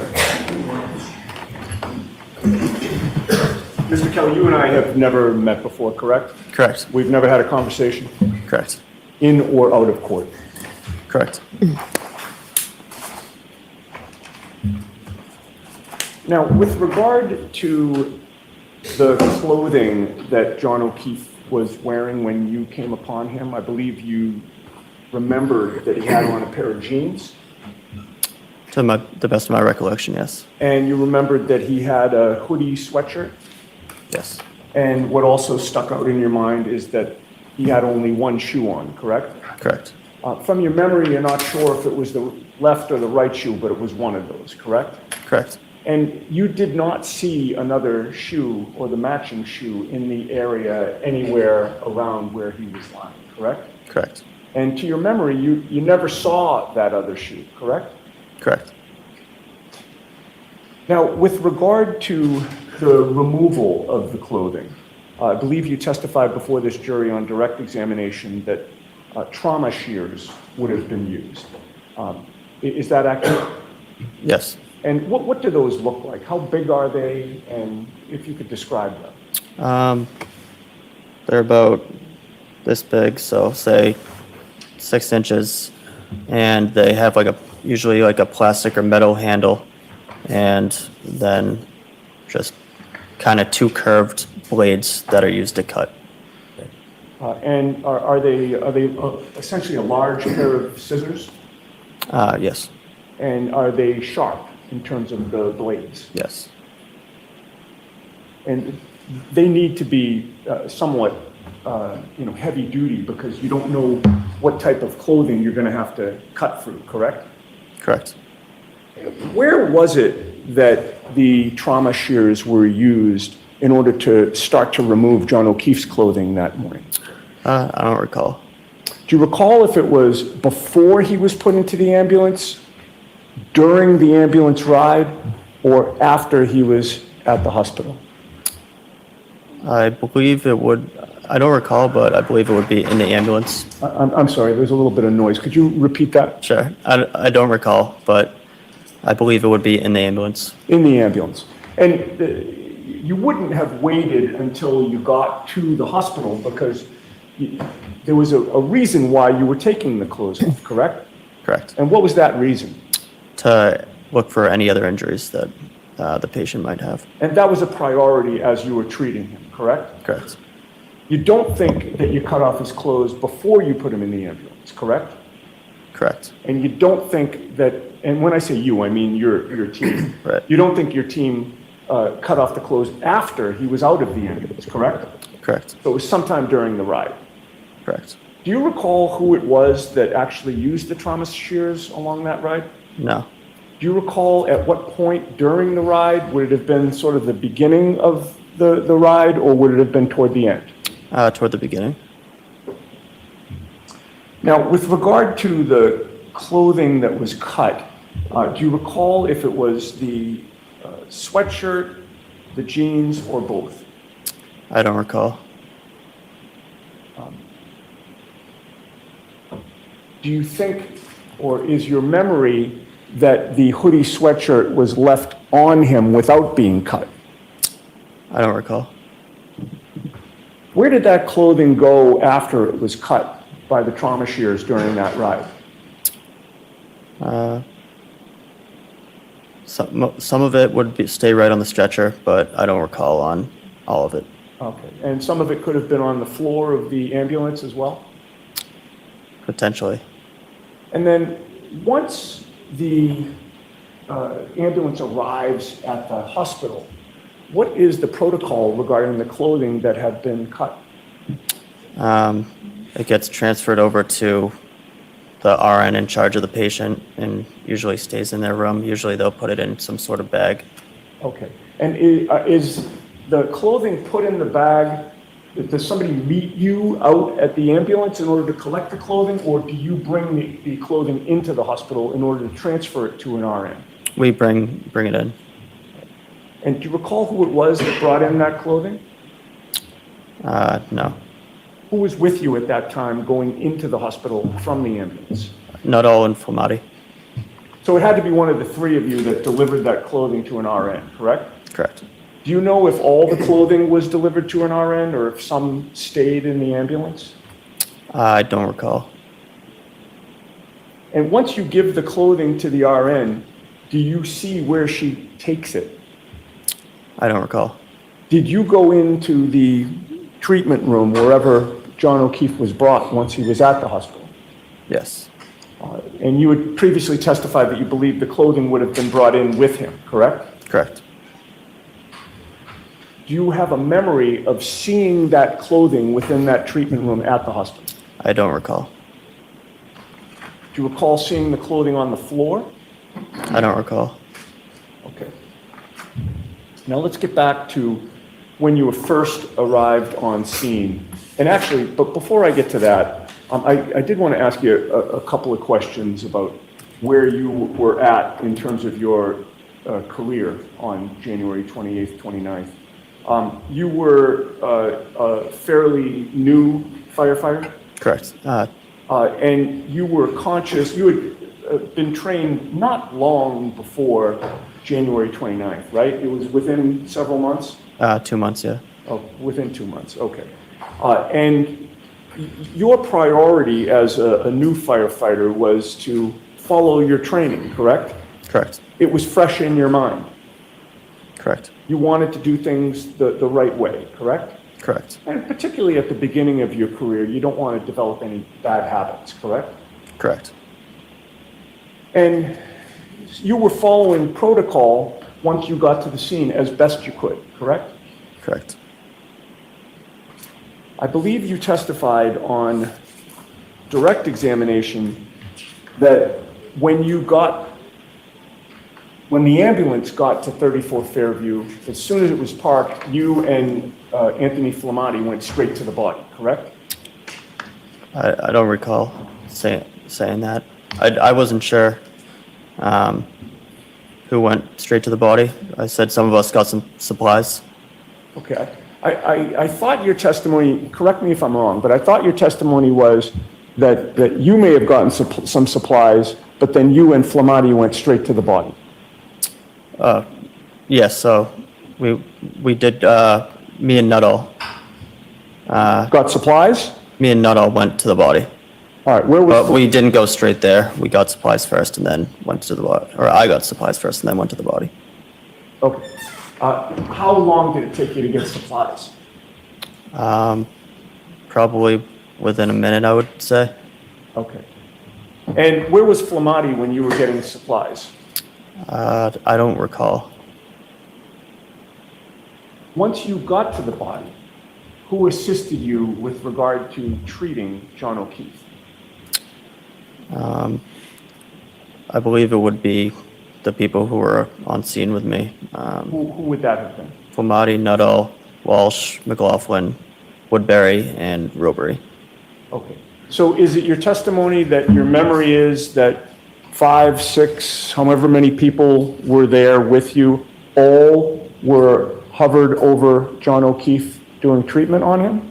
Not treatment, but getting supplies, getting the stretcher. We're all working together, but we weren't all doing the treatment portion. Sure, and the treatment was essentially CPR, correct? Correct. Chest compressions? Yes. And dealing with his airway as well? Correct. Which of your coworkers and/or you were directly involved with the CPR, the chest compressions, and the airway issues? I recall that I was doing compressions and helping suction and ventilate in the ambulance, but I do not recall who else was partaking in that. Okay. So let's talk about when John O'Keefe was put on the scoop stretcher and then ultimately taken to the ambulance. who was with you when that was occurring? So it would have been me, Nuttall, Flamati, and Robery, I believe, were trying to get him on the scoop. And then I believe the engine guys were trying to get the stretcher. Who are the engine guys? That would be Walsh. It must have been Walsh, Woodbury, and McLaughlin, but I don't recall who exactly was getting it. All right, so your memory is that yourself, Nuttall, and Flamati were loading John O'Keefe onto the scoop, I believe so, yeah. and then from the scoop, he's put on a stretcher? Correct. And then who would it have been that wheeled the stretcher to the ambulance? I don't recall who it was. You? I don't recall. So you have no memory of who would have taken John O'Keefe on that stretcher into the back of the ambulance? I don't recall who actually did it, but it would just be whoever's in the best location at the time to move the stretcher. All right, do you have a memory of John O'Keefe going into the back of the ambulance? Not a clear memory, no. Who went into the ambulance with him? Me, Nuttall, Flamati, Walsh, Woodbury. Okay. And by the way, once he's on the scoop and then put on the stretcher, the priority is to get him into that ambulance, correct? Correct. And part of the reason for that is he was cold, correct? Yes, sir. And your priority was you wanted to warm him up, correct? Correct. And the best place to do that would have been the inside of that ambulance, correct? Correct. So it wasn't that he was put on the stretcher and then there was some detour in terms of where he was taken.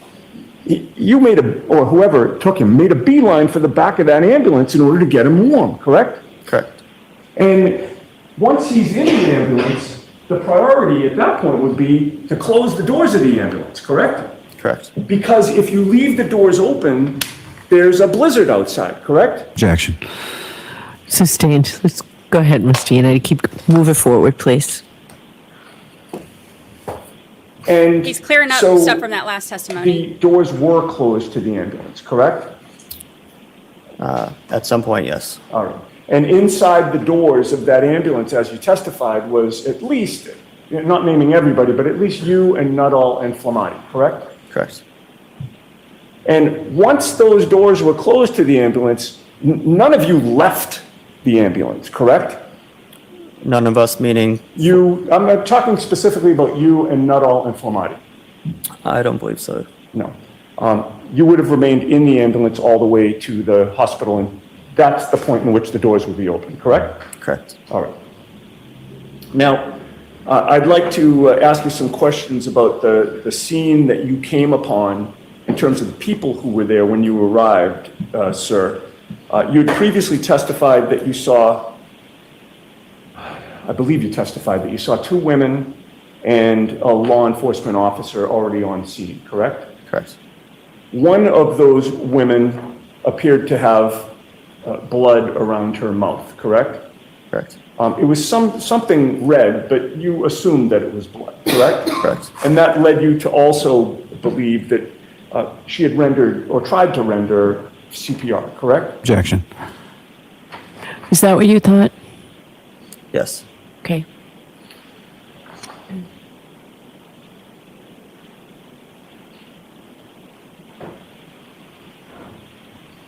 And while you were on scene, it was the woman who had the blood around her mouth who appeared to be most upset, correct? Correct. She was really upset, correct? Yes. Would you go so far as to say she was distraught, Yes. hysterical, Yes. frantic? Yes. And you heard her say, he's dead, he's fucking dead, something like that, correct? Correct. And she didn't say it in the tone of voice that I just said it, correct? Correct. She was screaming when she said that, correct? Please don't ask him to It scream. was very easy for you to discern that her words were he's dead, he's fucking dead, correct?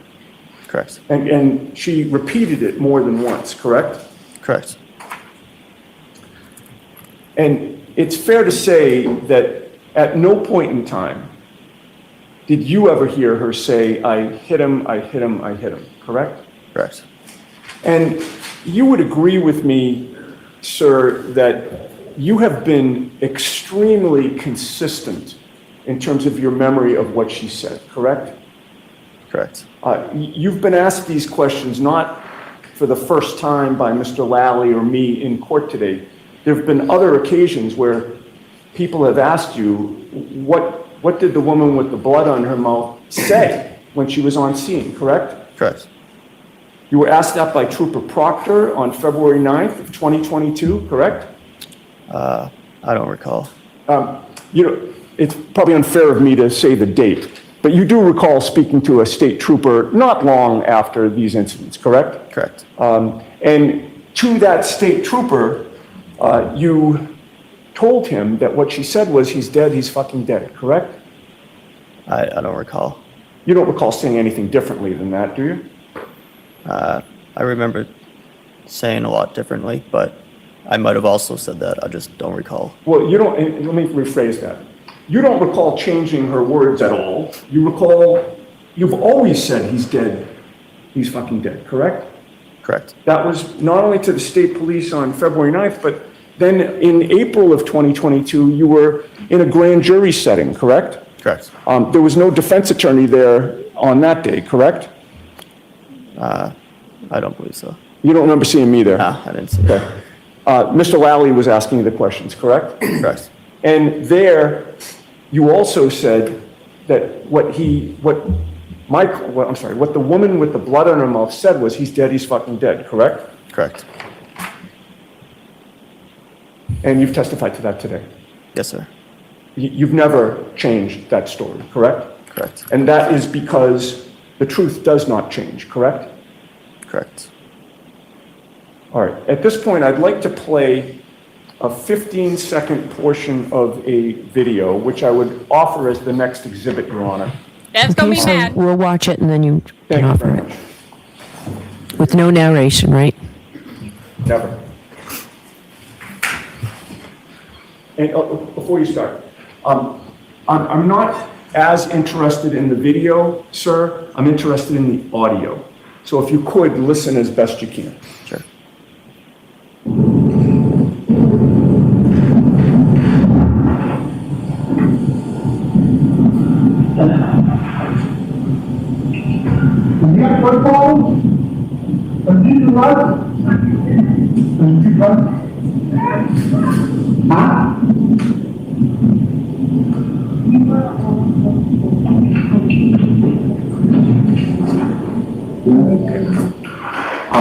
Would you agree with me, sir, that we heard what you heard that night, which is, he's dead, he's fucking dead? It was kind of hard for me to hear. Okay. I heard about, does he do drugs? I couldn't really hear the background. If I may have a moment, Your Honor. Okay.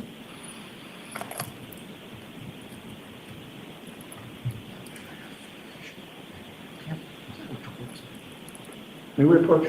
Okay.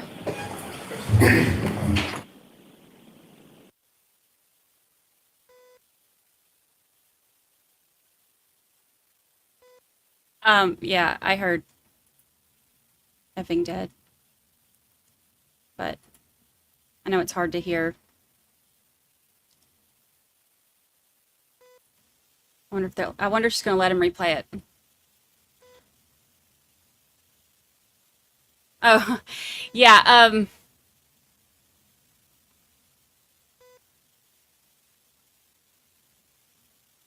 yeah, I saw that. You know what's funny? Okay, where'd that comment go? Where'd it just go?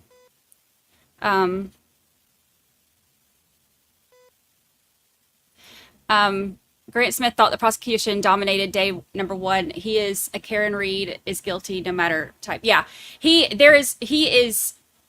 has decided, he has been decided, his mama has decided. There is no changing his mind. It doesn't matter to him about what evidence comes out. He is there and he is passionate about it. He is There's no questioning his position. He said that Lally's opening statement was a master class in openings. So and by the way, before it's queued up, I would direct your attention more toward the beginning of that 15 seconds. As there are things that happen, I think, that you heard at the end, but you tell us if you can hear, or what you can hear. Okay.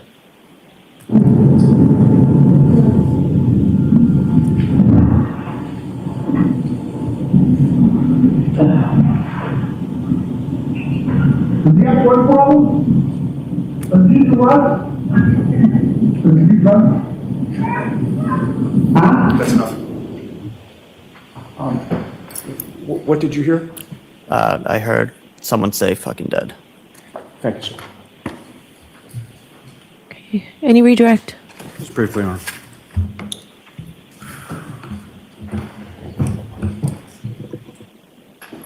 Mr. Kelly, from that video that was just up on the screen, you indicated that when you got to the scene, you saw the cruiser and parked sort of behind the cruiser, correct? Around the cruiser, yeah. So from that video, you didn't see the ambulance that you were driving anywhere in, correct? Correct. You have no idea whether or not you were even on scene at that time that any of those statements that were made in that video were made, correct? Correct. Now, as far as patient care was concerned, were sort of all of you, being yourself, firefighter Flamati, firefighter Nuttall, firefighter McLaughlin, firefighter Walsh, firefighter Woodbury, were you all together all the time, or were you doing separate things in separate places during the course of your time on scene? Separate things in separate places, yeah. So fair to say that everything that you heard may not be everything that someone else that was there from your department that day heard, correct? Correct. And conversely, something that someone else heard may not be necessarily something that you were in a position to hear that day, correct? Correct. You also asked some questions about sort of using the shears and cutting off Mr. O'Keefe's clothing during the ride. Is it your testimony that that was in the back of the ambulance, correct? Correct. Okay, was that during the transport, or was that prior? Would you be utilizing shears on a patient, cutting off clothing while the ambulance is in transit? No. Okay. So if it was in the back of the ambulance, that would have been prior to the ambulance leaving the scene and going to Good Samaritan, correct? Correct. Nothing further. Your Honor, the only thing I would offer is the video that I played. I have All it. right, so we will do that. Thank So, you. Mr. Clerk, it's already been pre-marked, right? Do you not have it, Nancy? Okay. Oh, I'm sorry, I was mistaken, it has not been pre-marked. The exhibit 380. Thank you. Thank you.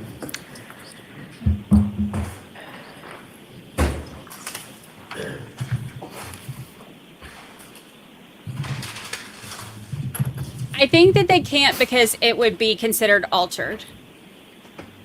But I'm not sure. All right, so we're all set? Yes, thank you, Your Honor. Okay, thank you, you're all set, sir. Thank you.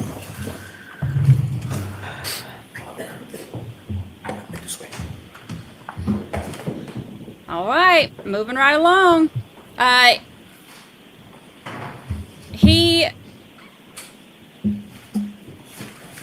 I'll say this. There were a lot of things he said he didn't recall, but I would much rather a witness say that Call than Mr. Francis Walsh to the stand. than to guess, So, and then say something wrong. Tori, what do you have for today? Numbers. Okay, Walsh was also in there. You're getting all these out of the way, which is good. We can compare everything that they're saying kind of back to back. Watch your step. Remain standing and face the clerk. You solemnly swear the evidence you give to the court and jury in the case down here is the truth, the whole truth, and nothing but the truth, so help you God. I do. I'm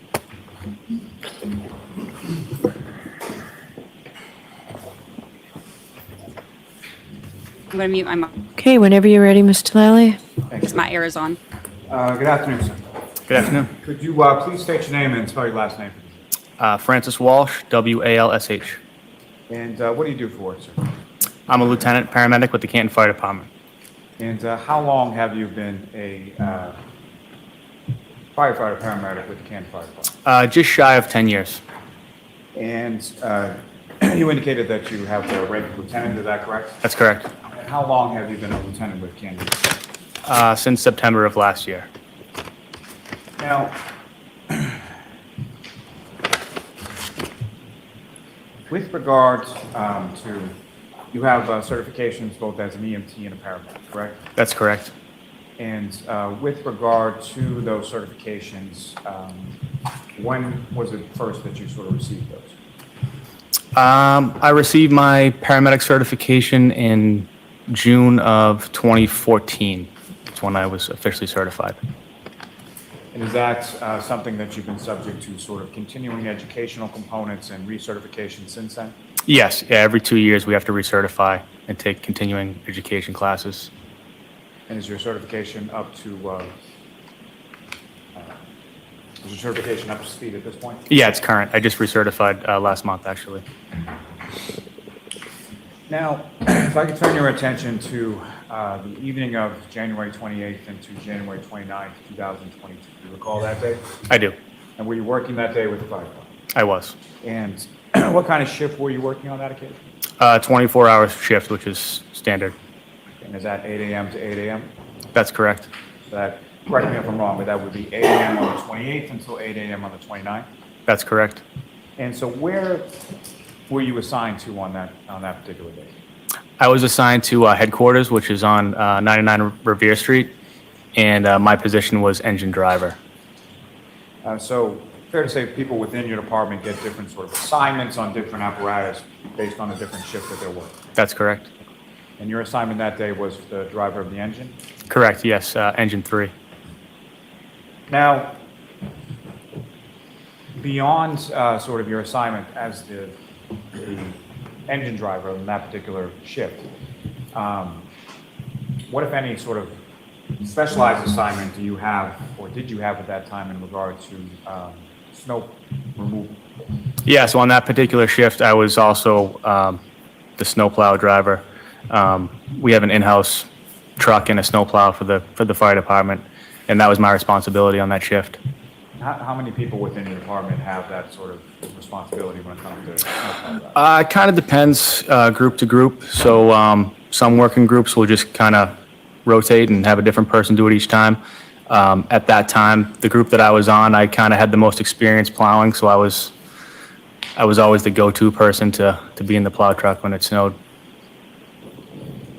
And so with respect to that duty, about what time did you sort of get up on that morning of the 29th? I believe it was around 4 a.m.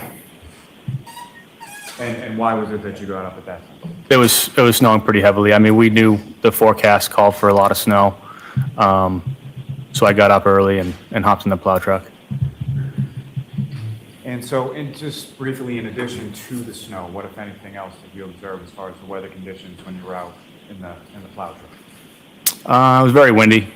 Yeah, just windy and really heavy snow.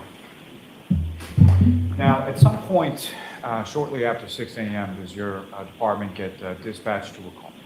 Yes. And where was the dispatch to, and what was it in regard to? So I didn't hear the actual dispatch because I was in the plow truck. I was in the rear of headquarters in the plow truck. But my Captain Robery, came out and told me that we had a call for 34 Fairview Road for an unresponsive male party. And he told me, to hop in the engine and head to that call. And when you hop in the engine, who, if anyone else from your department, was assigned to the same engine as you on that day? So I had Lieutenant Woodbury to my right in the passenger seat and Firefighter McLaughlin in the rear. And beyond the engine that you were driving, what, if any, sort of other apparatus from your department was dispatched to the call that day as well? So that would have been Ambulance 1, and then also Car 5 went as well. That's kind of like an optional thing, but with a call of that severity, the captain will go as well. And who was in Car 5 on that day? Captain Robery. And you drove the engine, is that correct? That's correct.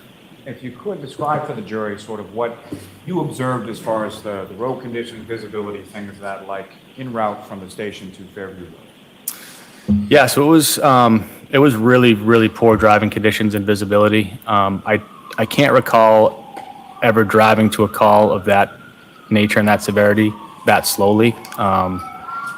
the visibility was so poor that we were just driving extremely slow.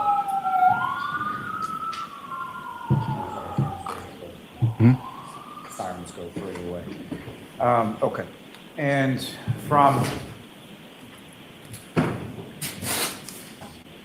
if you could describe to the jury sort of the route of travel that you took from Station 1 to Fairview Road. Sure. So out of Station 1, take a right onto Revere Street, and then a left onto Sherman Street, a right onto Chapman Street, and then a left onto Fairview.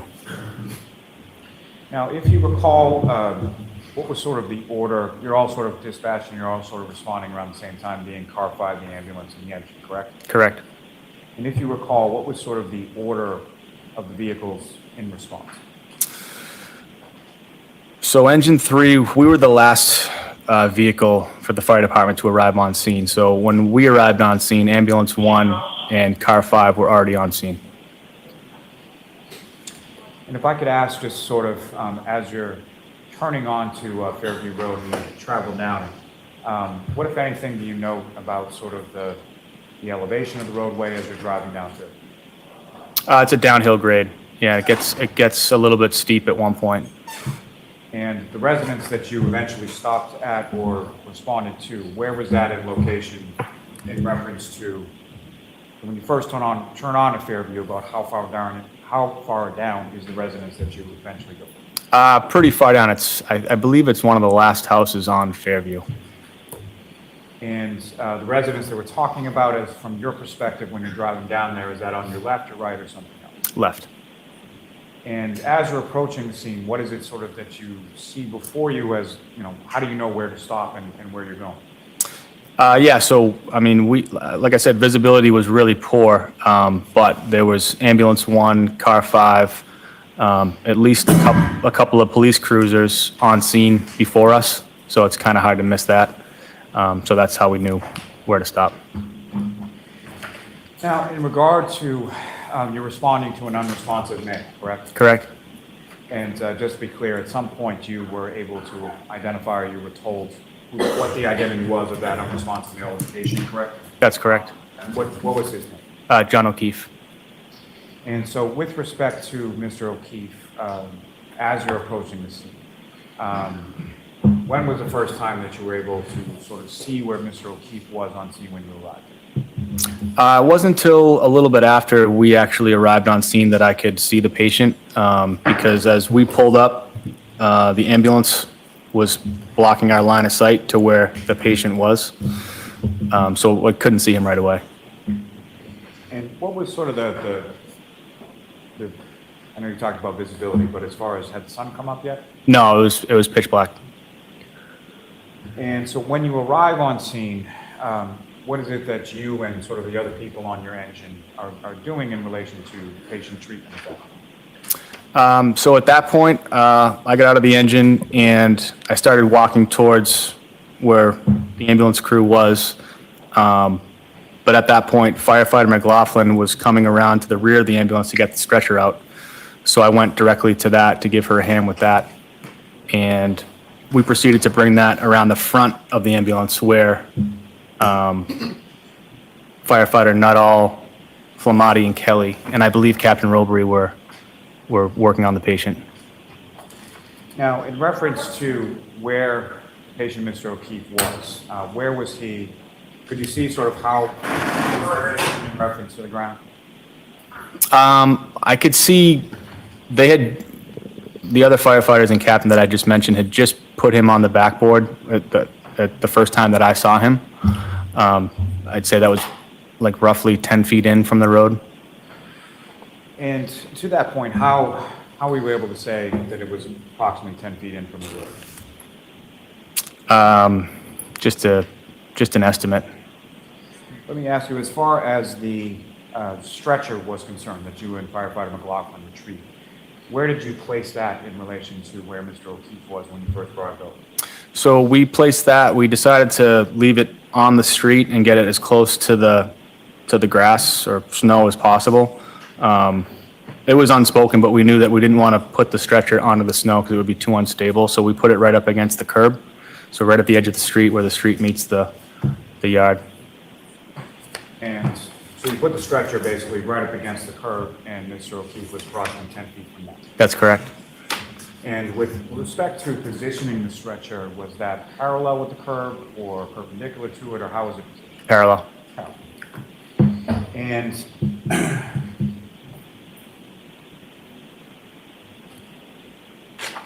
you mentioned that obviously Mr. O'Keefe is on scene, and there are a number of different firefighters from your department, correct? That's correct. There was at least a police cruiser. Did you see any officers sort of around the scene? Yes, I remember Officer Saraf and Sergeant Good. And with respect to civilians, what, if any, civilians did you observe around the scene as well? I observed 2 female civilians. And where were they in relation to where you were, or in relation to where Mr. O'Keefe was? I mean, they were pretty worked up, so they were moving around quite a bit. But I'd say they were somewhere in between myself and the stretcher and where Mr. O'Keefe was. And did you yourself have any conversation with either of the 2 females that you saw? I did not directly, no. And you just testified a little bit before that they were upset. Is this so that both of them were? Yes, yes. And what, if anything, leads you to that sort of conclusion as far as their demeanor? Or what, if anything, did you specifically observe? I mean, I observed one of them, like screaming and crying, and they were both just frantically like moving around a lot. As far as the one that you observed screaming or crying, do you recall specifically what, if anything, that person said? All I recall her saying was, "Is he alive?" Now, with respect to Mr. That's what most O'Keefe, of the as far reports as, say. His clothes, what, if any, observations did you make of his clothes? The notable observation that I made was that he was missing one shoe, his right shoe. And where was Mr. O'Keefe when you made that observation of missing one shoe? It was when we put the stretcher into the ambulance, the stretcher lifts up, so it's kind of right at my face, and that's when I noticed it. So at the time he was being placed in the ambulance, he only had one shoe based on what you saw? That's correct. Now, once Mr. O'Keefe is in the back of the ambulance, where did you go? So I stayed down at the feet. I was positioned right by his right leg. And what, if any, difference did you know between sort of the lighting conditions outside on the lawn versus the lighting conditions in the back of the ambulance? In the back of the ambulance, it was dramatically better. And so once in the back of the ambulance, what, if anything, did you note or observe as far as injuries to Mr. O'Keefe? I noticed a hematoma on his right eye, and I noticed some blood coming from his nose. And just to be clear for the record, so when you say hematoma, based on your training and experience, can you explain what your understanding of that term is to the jury? Swelling and bruising.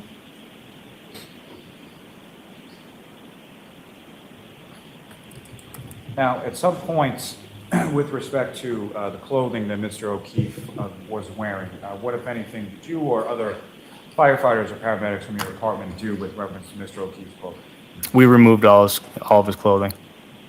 And let me first ask, how was that removal sort of accomplished? Can you repeat that? When you removed his clothing, how did you do that? Oh, with trauma shears, basically scissors that cut clothing. And once sort of, was that pursuant to some sort of protocol, or Yes. why was the clothing removed? Yeah. On any trauma call, it's protocol to expose the patient so you can see all injuries and you don't miss any injuries. And once the clothing was removed with the trauma shears, what, if any, additional injuries or anything did you observe on Mr. O'Keefe's body? I noticed some scratches and lacerations on his right arm. Now, in reference to treatment in the back of the ambulance with regard to Mr. O'Keefe, what, if any, sort of role in that did you sort of assume, or were you sort of assigned by the lead paramedic? Yeah, so I was responsible for the IO drill and access. It's an intraosseous access. Can you explain to the jury sort of what that is and how that's accomplished? Yeah, so you do that instead of IV access. So when somebody's in cardiac arrest, it's really hard to get an IV. So what you do is you actually drill into a bone, and you can administer medication and fluids like into the bone marrow space. And so pursuant to, so Mr. O'Keefe was undergoing cardiac arrest, correct? Correct. Can you explain your understanding of that term based on your training experience to the jury? What is cardiac arrest? There's no cardiac function. His heart isn't pumping blood anymore. And so what, if any, sort of protocols are there as far as medication administration is there in reference to a cardiac arrest? Yeah, so the frontline medication for that is epinephrine. That's what we gave through the IO access. What is the purpose of the epinephrine? Epinephrine, I mean, basically in layman's terms, it gets the heart pumping again, if that's a viable option. And in addition to the epinephrine, what, if any, other medication was administered through the IO? I believe that was it. As far as when I was on scene, it was just epinephrine. Do you recall anything about salines? Oh yeah, saline as well, but it's not a medication. But yeah, we also administered saline. What is the purpose of the saline? Saline is just to increase blood volume. Now, as far as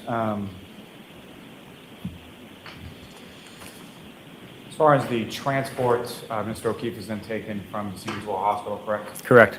Did you go along with the ambulance on the transport to the hospital? I did not. So you remained on scene at least for some period of time, correct? Very briefly, but yes. And you referenced some officers from the Canton Police Department that were on scene when you were on scene, correct? Correct. And without reference to anything said, which of them, if any, did you have any conversation with prior to leaving the scene? Sergeant Good. And just as far as what you told Sergeant Good, what, if anything, did you relay to him before you left the scene in May? I relayed to him that there were signs of trauma in the patient. And did you give it any sort of further explanation as to the signs of trauma that you observed? Yes, I believe I told him what I told you about the hematoma on the eye and the blood in the nose and the scratches and lacerations on the arm. So you told Sergeant Good what you've just testified to this jury that you observed? I believe so.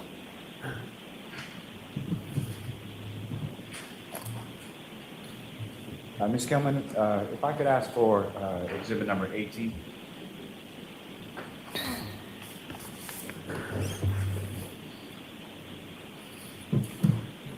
And Firefighter Walsh, what's up on the screen is exhibit 18. Do you recognize that? Yes, 34 Fairview Road. Is that a fair, minus whatever the weather conditions are, a fair and accurate portrayal of what you observed that day at 34 Fairview? Yes. And approach the witness to agree. Yes. Oh, Lally got a sigh. Okay.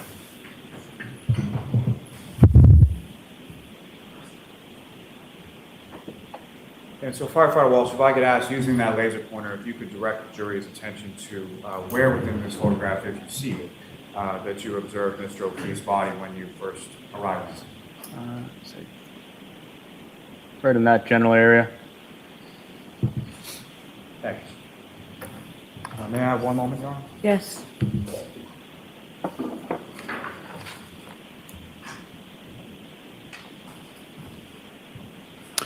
No further questions for this witness, Your Honor. All right. Cross-examination? Yes. All right, here we go. Good afternoon, sir. Good afternoon. What they say. I just want to ask you about the woman that you saw on scene who appeared to be screaming and crying. Would you agree with me that she stood out to you because she appeared to be the most upset? Yeah, I would agree with that, yes. And the loudest? Yes. She appeared to be crying more than others? Yes. And she was screaming, right? Yes. And what you heard her say, I understand your testimony,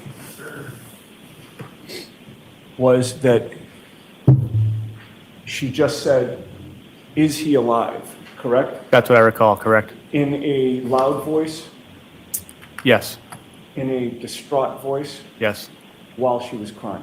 correct. I have nothing further. There's nothing, Mr. Lally, right? No. All right, you are all set, sir. Thank you. Thank you. Who is your next witness? Ms. Katie McLaughlin. Oh boy. Oh boy.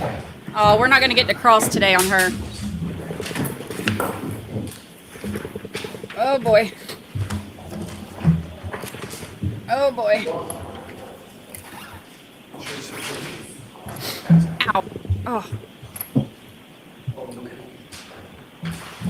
All right, I'm going to end our poll. Let's see. All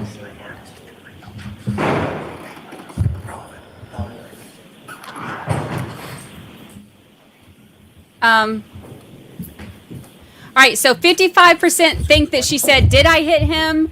39% say she said, "I hit him because of confusion." During the case now and here, and swear the truth, the whole truth, and nothing but the truth, so help me God. And 5 as Thank you. You can confession. have a seat. I just need you to speak into that microphone nice and loud.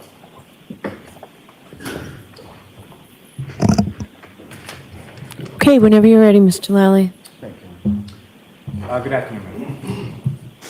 Could you please state your name and spell your last name for me? It's Katie McLaughlin, McLaughlin. And what do you do for work? I'm a firefighter paramedic for the town of Canton. And how long have you been a firefighter paramedic in the town? Probably about 7 years at this point. And prior to working for the Canton Fire Department, what, if any, other work did you do sort of within that general field? I worked as an EMT basic for Brewster Ambulance. Went to paramedic school. I eventually became a paramedic for Brewster Ambulance, and I worked there for a few years before getting on the fire department. And just briefly, but prior to becoming a paramedic or working as a paramedic, what if any sort of training did you receive in regard, or certification did you receive in regard to being a paramedic? So it's a 2-year schooling where you have about a year of didactic. There's a lecture portion for about a year, and then after that, there's about a year to a year and a half of clinical training that's done in an ER and then done in an ambulance. So that whole period is around 2 years. And prior to working at the Canton Fire Department, you received certification from the state or some other source as being a paramedic, correct? Yes, it's through the state and through a national registry. And both those certifications through the state and the national registry, are those granted sort of forever, or is there like a continuing educational component in a recertification process?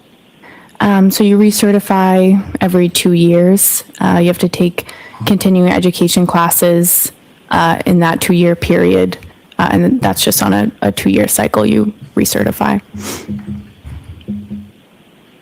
And your certification is up to date at this point, is that correct? Yes. Ma'am, if I could turn your attention to the dates of January 28th, 2022 into January 29th, 2022. Do you recall those dates? Yes. And were you working with the Canton Fire Department on those dates? Yes. Do you recall what kind of shift you were working from the 28th to the 29th? It was just my regular 24-hour shift. And 24-hour shift in Canton Fire is essentially 8 a.m. to 8 a.m., is that correct? Correct. And where were you sort of assigned within the town of Canton Fire Department on that day? So I was on the engine for that shift. So I was the third person on the engine. There's an engine driver, there's an officer, and then there's a third person who's in the back. And so your sort of role with respect to the engine, is there sort of like a name for that position? Some people call it like the back step. Yeah. And which station house were you assigned to on that engine 3 day? The Station 1, which is 99 Revere Street. And in addition to yourself, who, if anyone else, was assigned to the other sort of two roles on the engine that day? Frank Walsh was the engine driver that day, and Greg Woodbury was the lieutenant on the engine that day. Now, turning your attention to that morning of the 29th, do you recall about what time you got up or what time you went outside that day? I think we were up maybe a little before 6 because it was snowing, and we had to like shovel the front apron. So we were up maybe 5 a.m. And so when you were up around that time, around 5 a.m. and outside, you were outside shoveling, is that correct? Yep. Intermittently. Sorry? Intermittently, yeah. So during the times that you were outside shoveling, what, if anything, did you observe as far as the weather or the conditions at that point? It was snowing pretty heavily. It had been snowing. We were shoveling, and it was pretty cold and windy. And if you know around that time that you initially sort of went out and were shoveling, about how much snow had accumulated at that point? I don't know how much. I mean, enough for us to shovel that front apron, but I don't know how much. Now, sometime shortly after 6 a.m., were you and other members of your department dispatched to a call? Yes. And where were you dispatched to, and what was that dispatch in regard? So the call came in as a man down in the snow or a man unresponsive in the snow, and the call was 434 Fairview Road. And about how long was it from the time that you sort of received that dispatch and go sort of on the engine to that residence on Fairview Road? How long? Yes. We're on the truck and going probably within a few minutes at most. And so in addition to yourself and Firefighter Walsh and Lieutenant Woodbury, what, if any, other sort of apparatus from your station was dispatched to this call for? The ambulance was dispatched as well, and I believe the command car 5, also was dispatched to the call. And as far as car 5, if you recall, who was in car 5? At the time, Captain Robery. And with respect to the ambulance, if you know who, if anyone, was assigned to the ambulance and went with the ambulance that day? Firefighter Kelly and Firefighter Flamati were on that ambulance, and I believe Tim Nuttall was also there. He came in early, and so he jumped on the ambulance as well.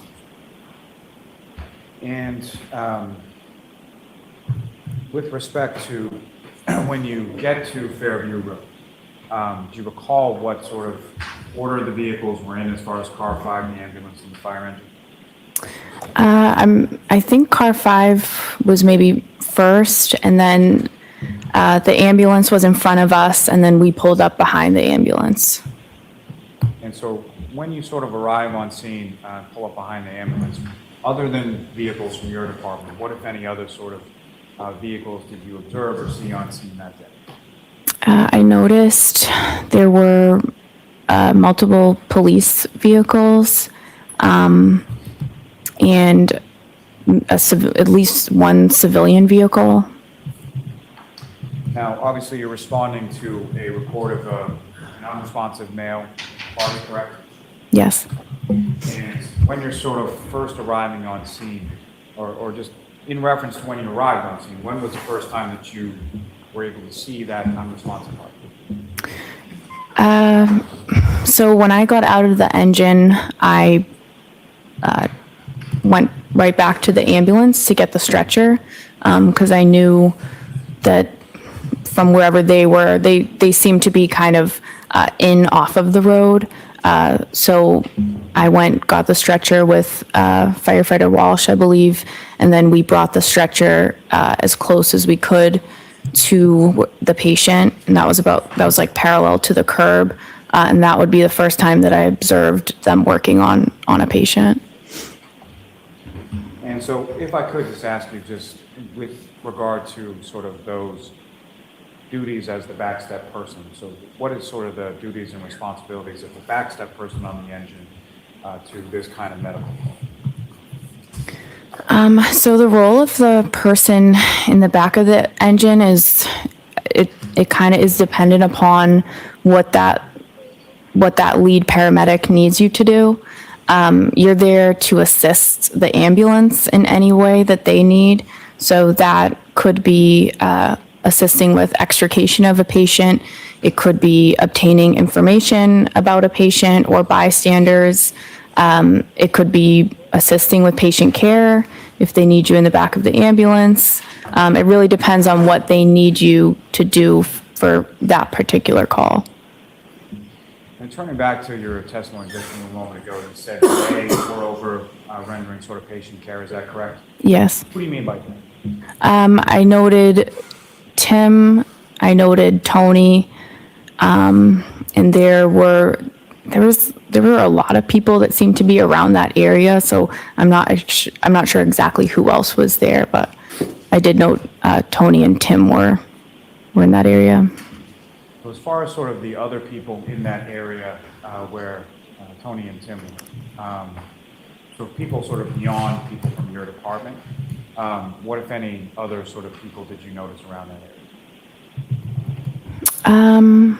I don't know specifically. What do you mean, like as far as outside of the? Right. So outside of fire department personnel in that area, what, if any, observations did you make of those people? Who were those people? Well, at that point, I couldn't really make out like the identities of like other people. I noted Tim and Tony, but I didn't really pick up on who anyone else was at that point. They were still like in off of the road at that point. And so from where they're positioned with regard to the patient, and just for clarity purposes, you were subsequently learned the identity of the patient, correct? Yes. Okay. And who did you learn him to be? John O'Keefe. And where you and firefighter Walsh were with the stretcher, how far away from where you were was Mr. O'Keefe and the other firefighter? They were, I don't know that I could give a number, several feet away. They were like, I remember kind of seeing a fire hydrant, but I don't know exactly number-wise what that would be. And from your observation of where Mr. O'Keefe was, could you tell how his body was positioned? He was supine, so he was lying on his back or face up. And what, if anything, by the time that you arrived with firefighter Walsh on the stretcher, what, if anything, could you see that firefighters Malati and or Nuttall or anyone else was doing with reference to Mr. O'Keefe? By that point, it seemed like they had already got him pretty much secured on a backboard, and they were ready to move him to the stretcher. And once Mr. O'Keefe is then moved with the backboard from where he was to the stretcher where you are, what happened then? So I remember Tony was kind of at the head of the stretcher. I was standing on the side.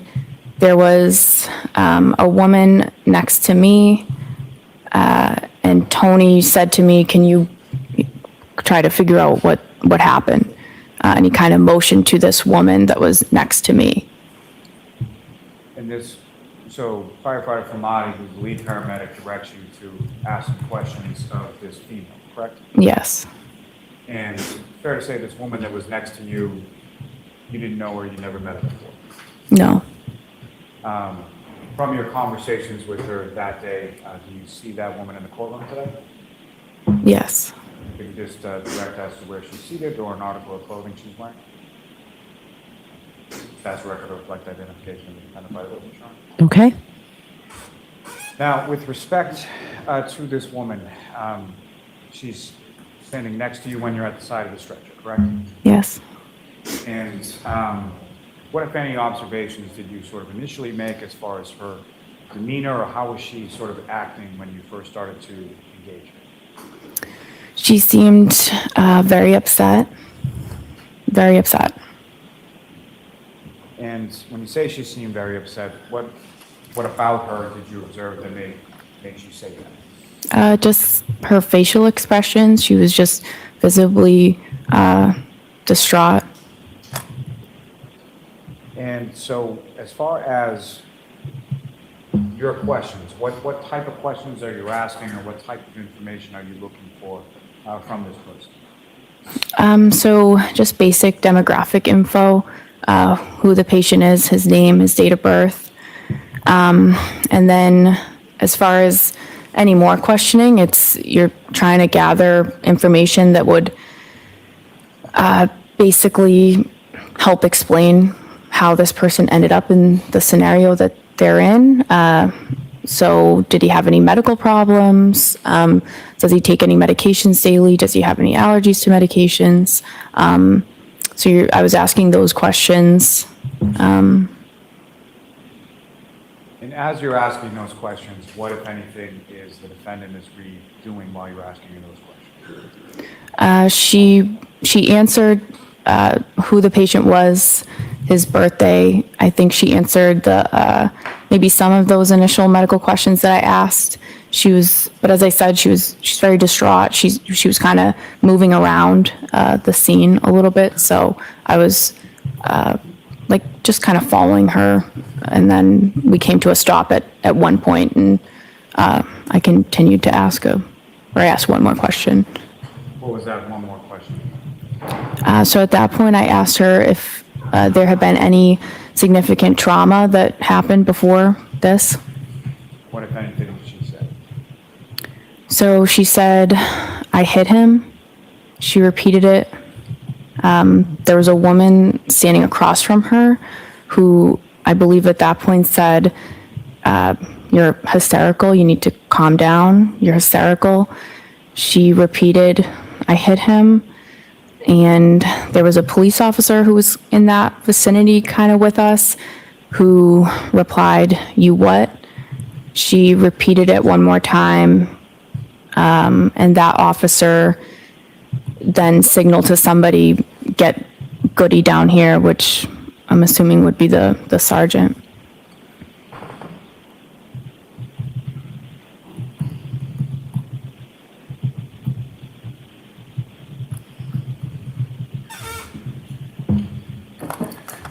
So when you have this conversation, if you recall, you mentioned that the other person who was across from you was just, was that somebody from your department? That's all new. Or an officer or a civilian, or who was that? So I was standing, Karen Reed was to my right. There was another woman to the left of me, kind of across from her. And then there was a police officer kind of, not directly across from me, but within the same kind of area that was more closer to Karen, I would say. And do you know who that officer was?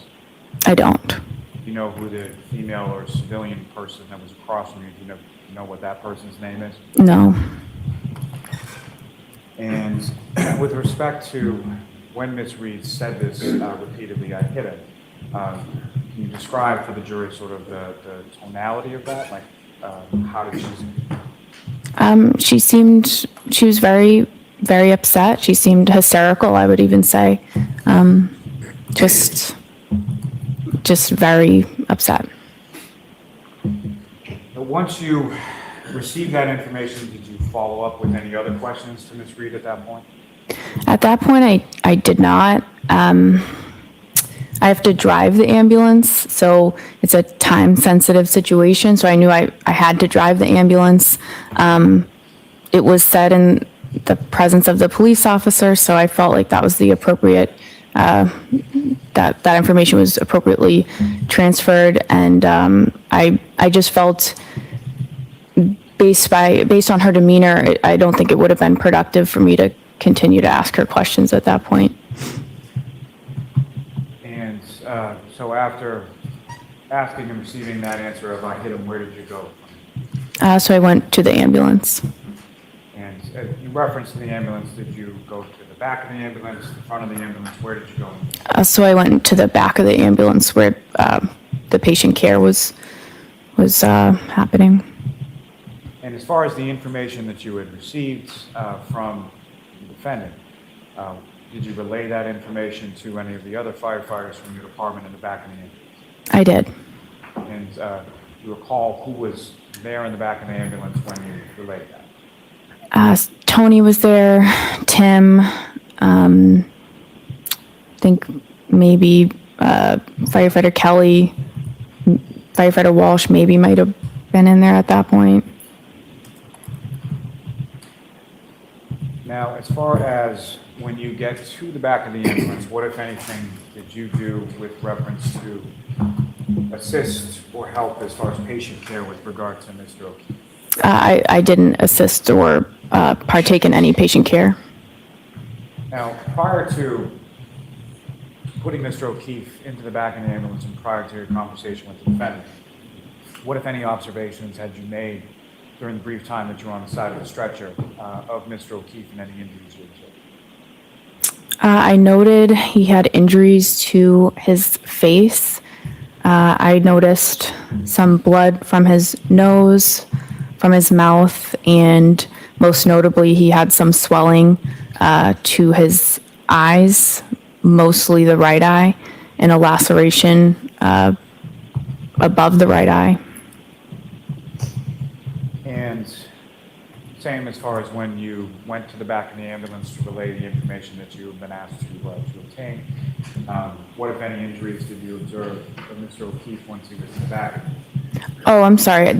I observed those injuries in the back of the ambulance. I didn't observe those injuries while he was out on the stretcher. I didn't get a good look at him.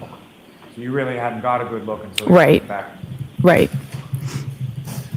Now, as far as you indicated, you drove the ambulance from Fairview. Where did you go to? Good Samaritan Hospital. And as you were driving that ambulance along the roads from Canton to Brockton, what, if anything, did you note as far as visibility, road conditions, things like that? There was poor visibility. The roads weren't plowed yet, so it took probably longer than usual based on the conditions. And I apologize, but if I can take you just a step back further for a moment, just in reference to when you're in the back of the ambulance, you indicated the injuries that you observed. What, if any, observations did you make as far as the clothing that Mr. O'Keefe was wearing? I noted that he was wearing jeans. I noticed a lighter, like a black zip-up jacket or sweatshirt. It was like a lighter jacket. I noticed he had one sneaker on, and that was it. Do you recall which foot the sneaker was on? I don't. All right, could I see counsel for a second, please? So the thing is, she's the only one in any of the reports who said, like, she just said that this was said in front of an officer. If that was said in front of an officer, that's a really important thing to put in a report. And none of the officers said that she said that. All of the officers were very consistent in their reports saying that she said, that she was screaming, like, is he dead? And that she was hysterical and all of that. But none of them wrote anything about that. So that's why this has been one of those things that has been questioned for so long, because the only person who, in any of the reports who said that, as far as like police, first responders, any of that, is friends with Caitlin Albert. So that's part of why it's been scandalous. Lucy is snoring so loud.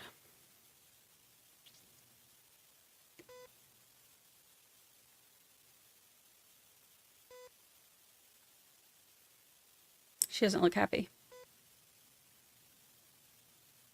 Obviously, I know she's not happy. Somebody's going to clip that. What I mean is, she looks angry. There are no pictures of him wearing a jacket that night. He's got on like this, it's like, it's got a hood on it, but it doesn't look like the regular bulky kind of hoodie. It looks like it would just be a long sleeve t-shirt that happens to have a hood on it. Member for 1 whole year. This is Suzanne on my account where I am green. Sending out hugs and love to everyone. Be well and stay safe. Thank you. Thank you, Suzanne. Do y'all hear her snoring? Happy, happy 1 year. Happy, happy 1 year.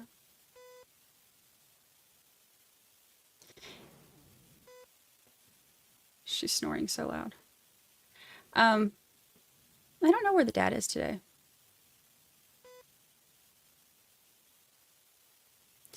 You know, I honestly don't think that, like, that these are a bunch of lies. I mean, I don't know. Maybe I'm just giving too many people the benefit of the doubt or whatever. Like, I know that some people disagree with me. But I honestly think, like, you know, Nuttall said they talk about this, you know, all the time at the fire station. And, like, this is a huge topic of conversation. They talk about everything that happened. I think that... trying to figure out some logistical things because we're going to go on a view tomorrow. We're going to finish with the testimony first, and we'll go on the view after we finish okay. with firefighter involvement's testimony. So, but a couple of things about the view. Please dress comfortably. I really appreciate everybody's dressing respectfully for court, but wear comfortable shoes at least for tomorrow. So those 3 cautions, please do not discuss this case with anyone. Don't do any independent research or investigation into the case. If you happen to see, hear, or read anything about the case, please disregard it and let us know. And for the view, I'll give you some preliminary instructions on that just before we leave. Okay, so we'll see you tomorrow. And tomorrow's a full day. All rise for the court, please. So they are going to finish it in the morning.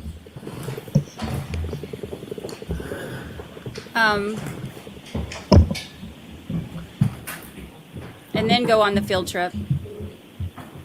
Yeah, all Tuesdays and Thursdays are 9 to 1.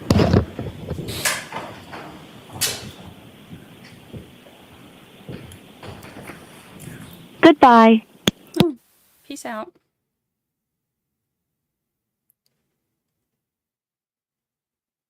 Well, are they, I guess they're cutting us off just that quick.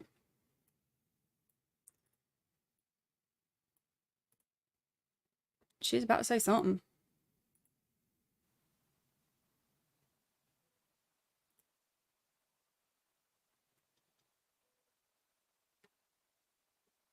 Go to this one. Stopped on that one. Let's look at this feed. NBC cut me off. NBC Boston cut it off.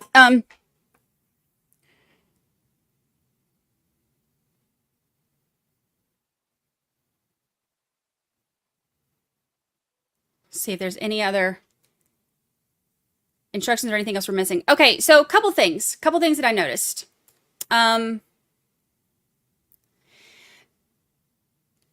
Walsh said as he's going on the way there, he said as he's pulling, you know, pulling up the street, he said that it's like a downhill grade. And then 34 Fairview is on the left, right? So if he's going downhill toward Fairview, then Karen would have been going uphill away from Fairview. Is that right? So the 24 mile per hour thing, I don't know how steep it is right there. But that's not right at the house. That's not within the 62 feet. So that wouldn't even affect it. I'm sitting here trying to like rack my brain to think how she could have gotten to 62 feet in reverse, in snow, I know there wasn't a lot of snow yet, but in reverse, 24 miles an hour. And I was thinking, well, if she's going downhill, but that steep grade isn't within that 62 feet. So, or 60 feet or whatever. I don't know. I'm going to need somebody to explain that to me. That crash reconstructionist they had last night said, I think they said, he's the one who said that too, that would, you know, that'd be really tough. I don't see it. And especially when you see that video of how fast that actually is, and that, you know, I don't get it. So they didn't do a blood alcohol reading. They did take her blood at the hospital. Of course, this is hours later, and they went over, like, state police did conversions to try to give an estimate on what her blood alcohol level would have been, but it was a huge window. Okay, so here's our stats for the day. I can't talk. From Marie Moss.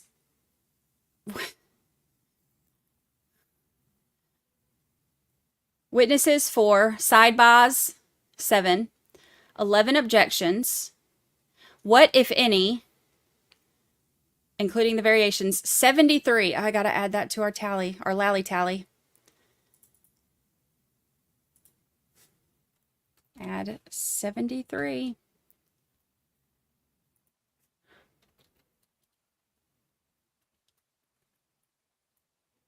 So we are up to 240 what if any's.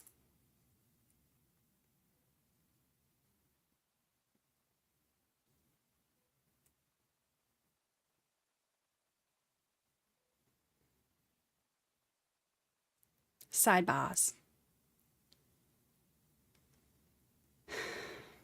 Oh, and 13 size. 13 size today.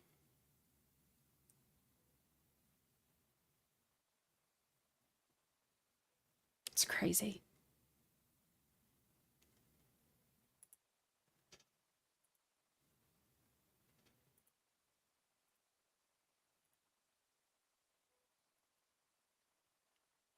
$240.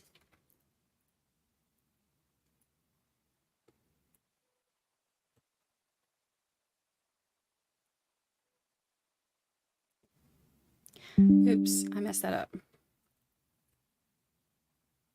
No. Messed it up again.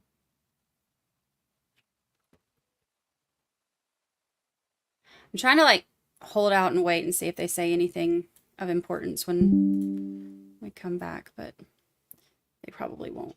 Probably sitting here waiting for nothing. I like that they are having all of these first responders kind of back to back so we can compare notes on different things that they heard and different things that they said. But also a lot of it is so repetitive. Mermaid Mary said, I'm going to drive by again today and let you know the grading of both approaches on Fairview.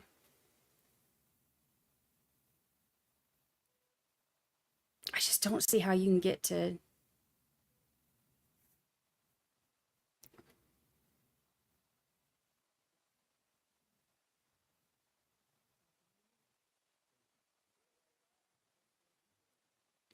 and we're back at the fan. So I guess they're not coming back.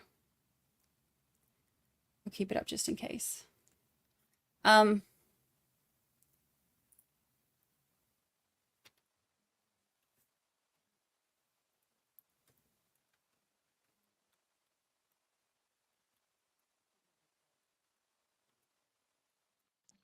Hey there, Karen Reed, trial watchers. Whoa.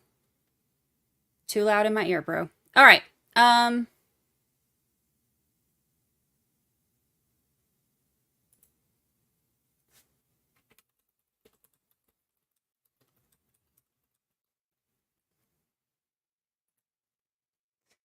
Okay, so tomorrow they are going to look at this lazy dog. Look at her. You can even see her little. Oh, she heard me say that. They are going to continue this first. Tomorrow is Friday, isn't it? Yes, because today is Friday Eve. So I'm going to talk to Melanie Little. We're supposed to be doing a joint stream tomorrow. So I'll talk to her when we wrap up here. But I think that she and I will be doing our thing together tomorrow. Also, if you haven't listened to episode 11 yet, I didn't release it last night until like after midnight, so it was late. I was tired. But if you haven't listened to that yet, then make sure you listen to that, because it's the only way that I could decipher all of the stuff from Lally's opening. It was so bad. Oh God, it was so bad. Trigger Mike said, that is my afternoon plan. Whoop, whoop. So what else stood out to y'all today? There are some questions I have about the pictures, and I keep saying it, but I'm so confused about those only 2 pictures that they have. They show so much snow and it looks like daylight. But then the one picture has the blood. So what time were they taken? Why was somebody using a Nokia from 2002 to take them? And why are those the only ones? What time of day was it? Who took them? Where's the metadata? I need all that info. I need to know it all. I have questions. And how is there blood in the pictures, but there was no grass? Because I feel like it would have to be one or the other. If there was grass when they lifted him, then there would be grass in the picture if it was taken right after. If it wasn't taken right after and a bunch of snow fell, then that would explain that. However, that doesn't, then if a bunch of snow fell, how is there pictures of the blood? Were those taken at different times? Were those taken by different people? Why is this not clear? Because nothing in this case has been clear, which is why everybody questions everything. And then I need them to help me out with the time frames where it was a little bit off today. The time that he got there was a minute after they had already taken him. Or not the time he got there, but the time that he arrived at patient, or whatever he said, however it was worded. I put the timestamp so I could get the exact. But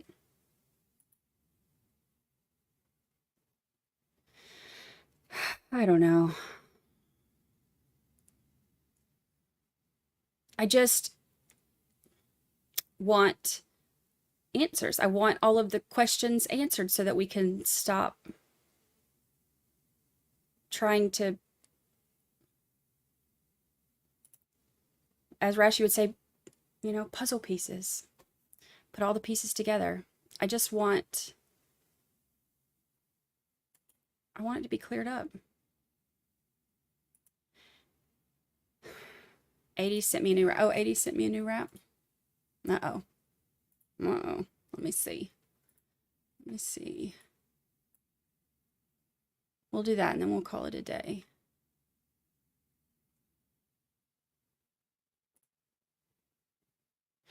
Marilyn, hello. I wish I could sleep that good. Me too.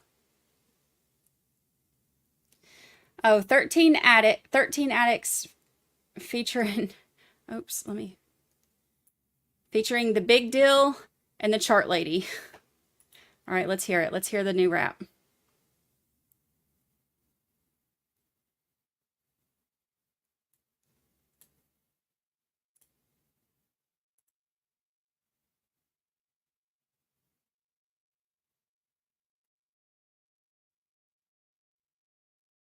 Oops. Oops. Stop.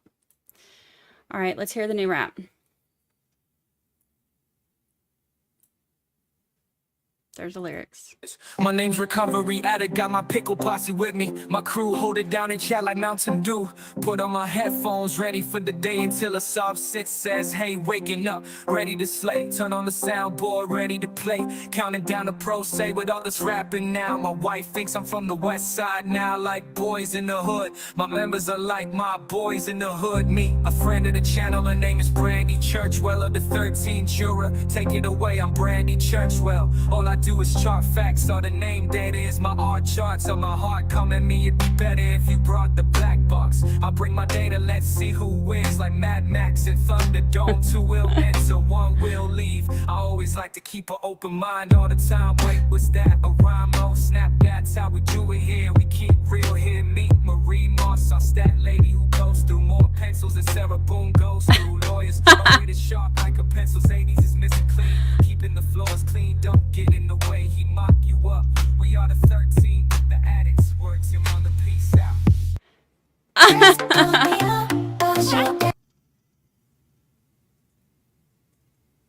That was so I love it. I love it. I love it. Thank you for my rap. I love it. That's so funny.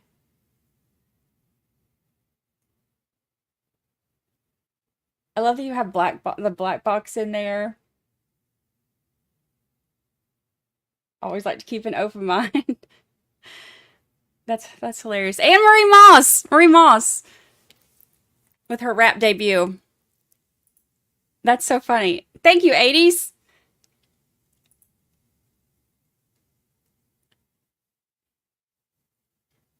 She goes through more pencils than Sarah Boone goes through lawyers. Oh, that's so funny.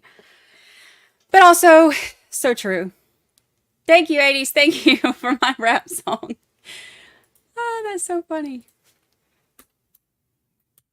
Too funny, too funny. All right, y'all. It has been a day. It has been a day. I appreciate y'all watching. I know that there's a lot of places you could be, and I appreciate you watching with me, hanging out, listening to 1 million first responders all give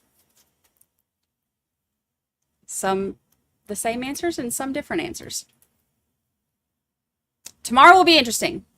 The cross-examination will especially be interesting. I'm curious if they are going to bring up in cross-examination, if they're going to bring up that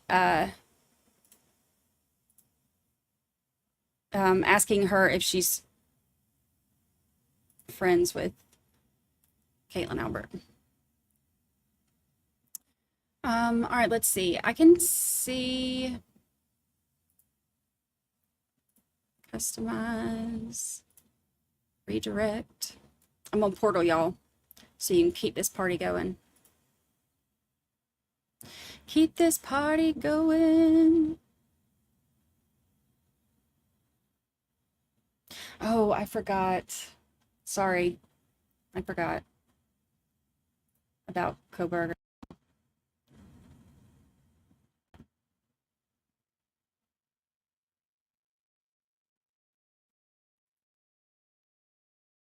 N.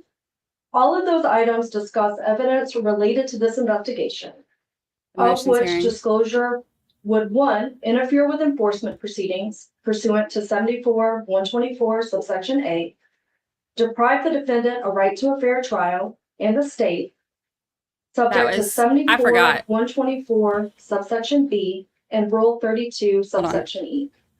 Oh, already showing it. Investigative techniques or procedures. Which already showing it. I'll portal y'all over there. Pursuant to 74-124 subsection E. I'm not even going to do the song. I'll send you over right away. All right. Love y'all. Item 1, subparts A through J, all deal with the investigation. All would be exempt pursuant to the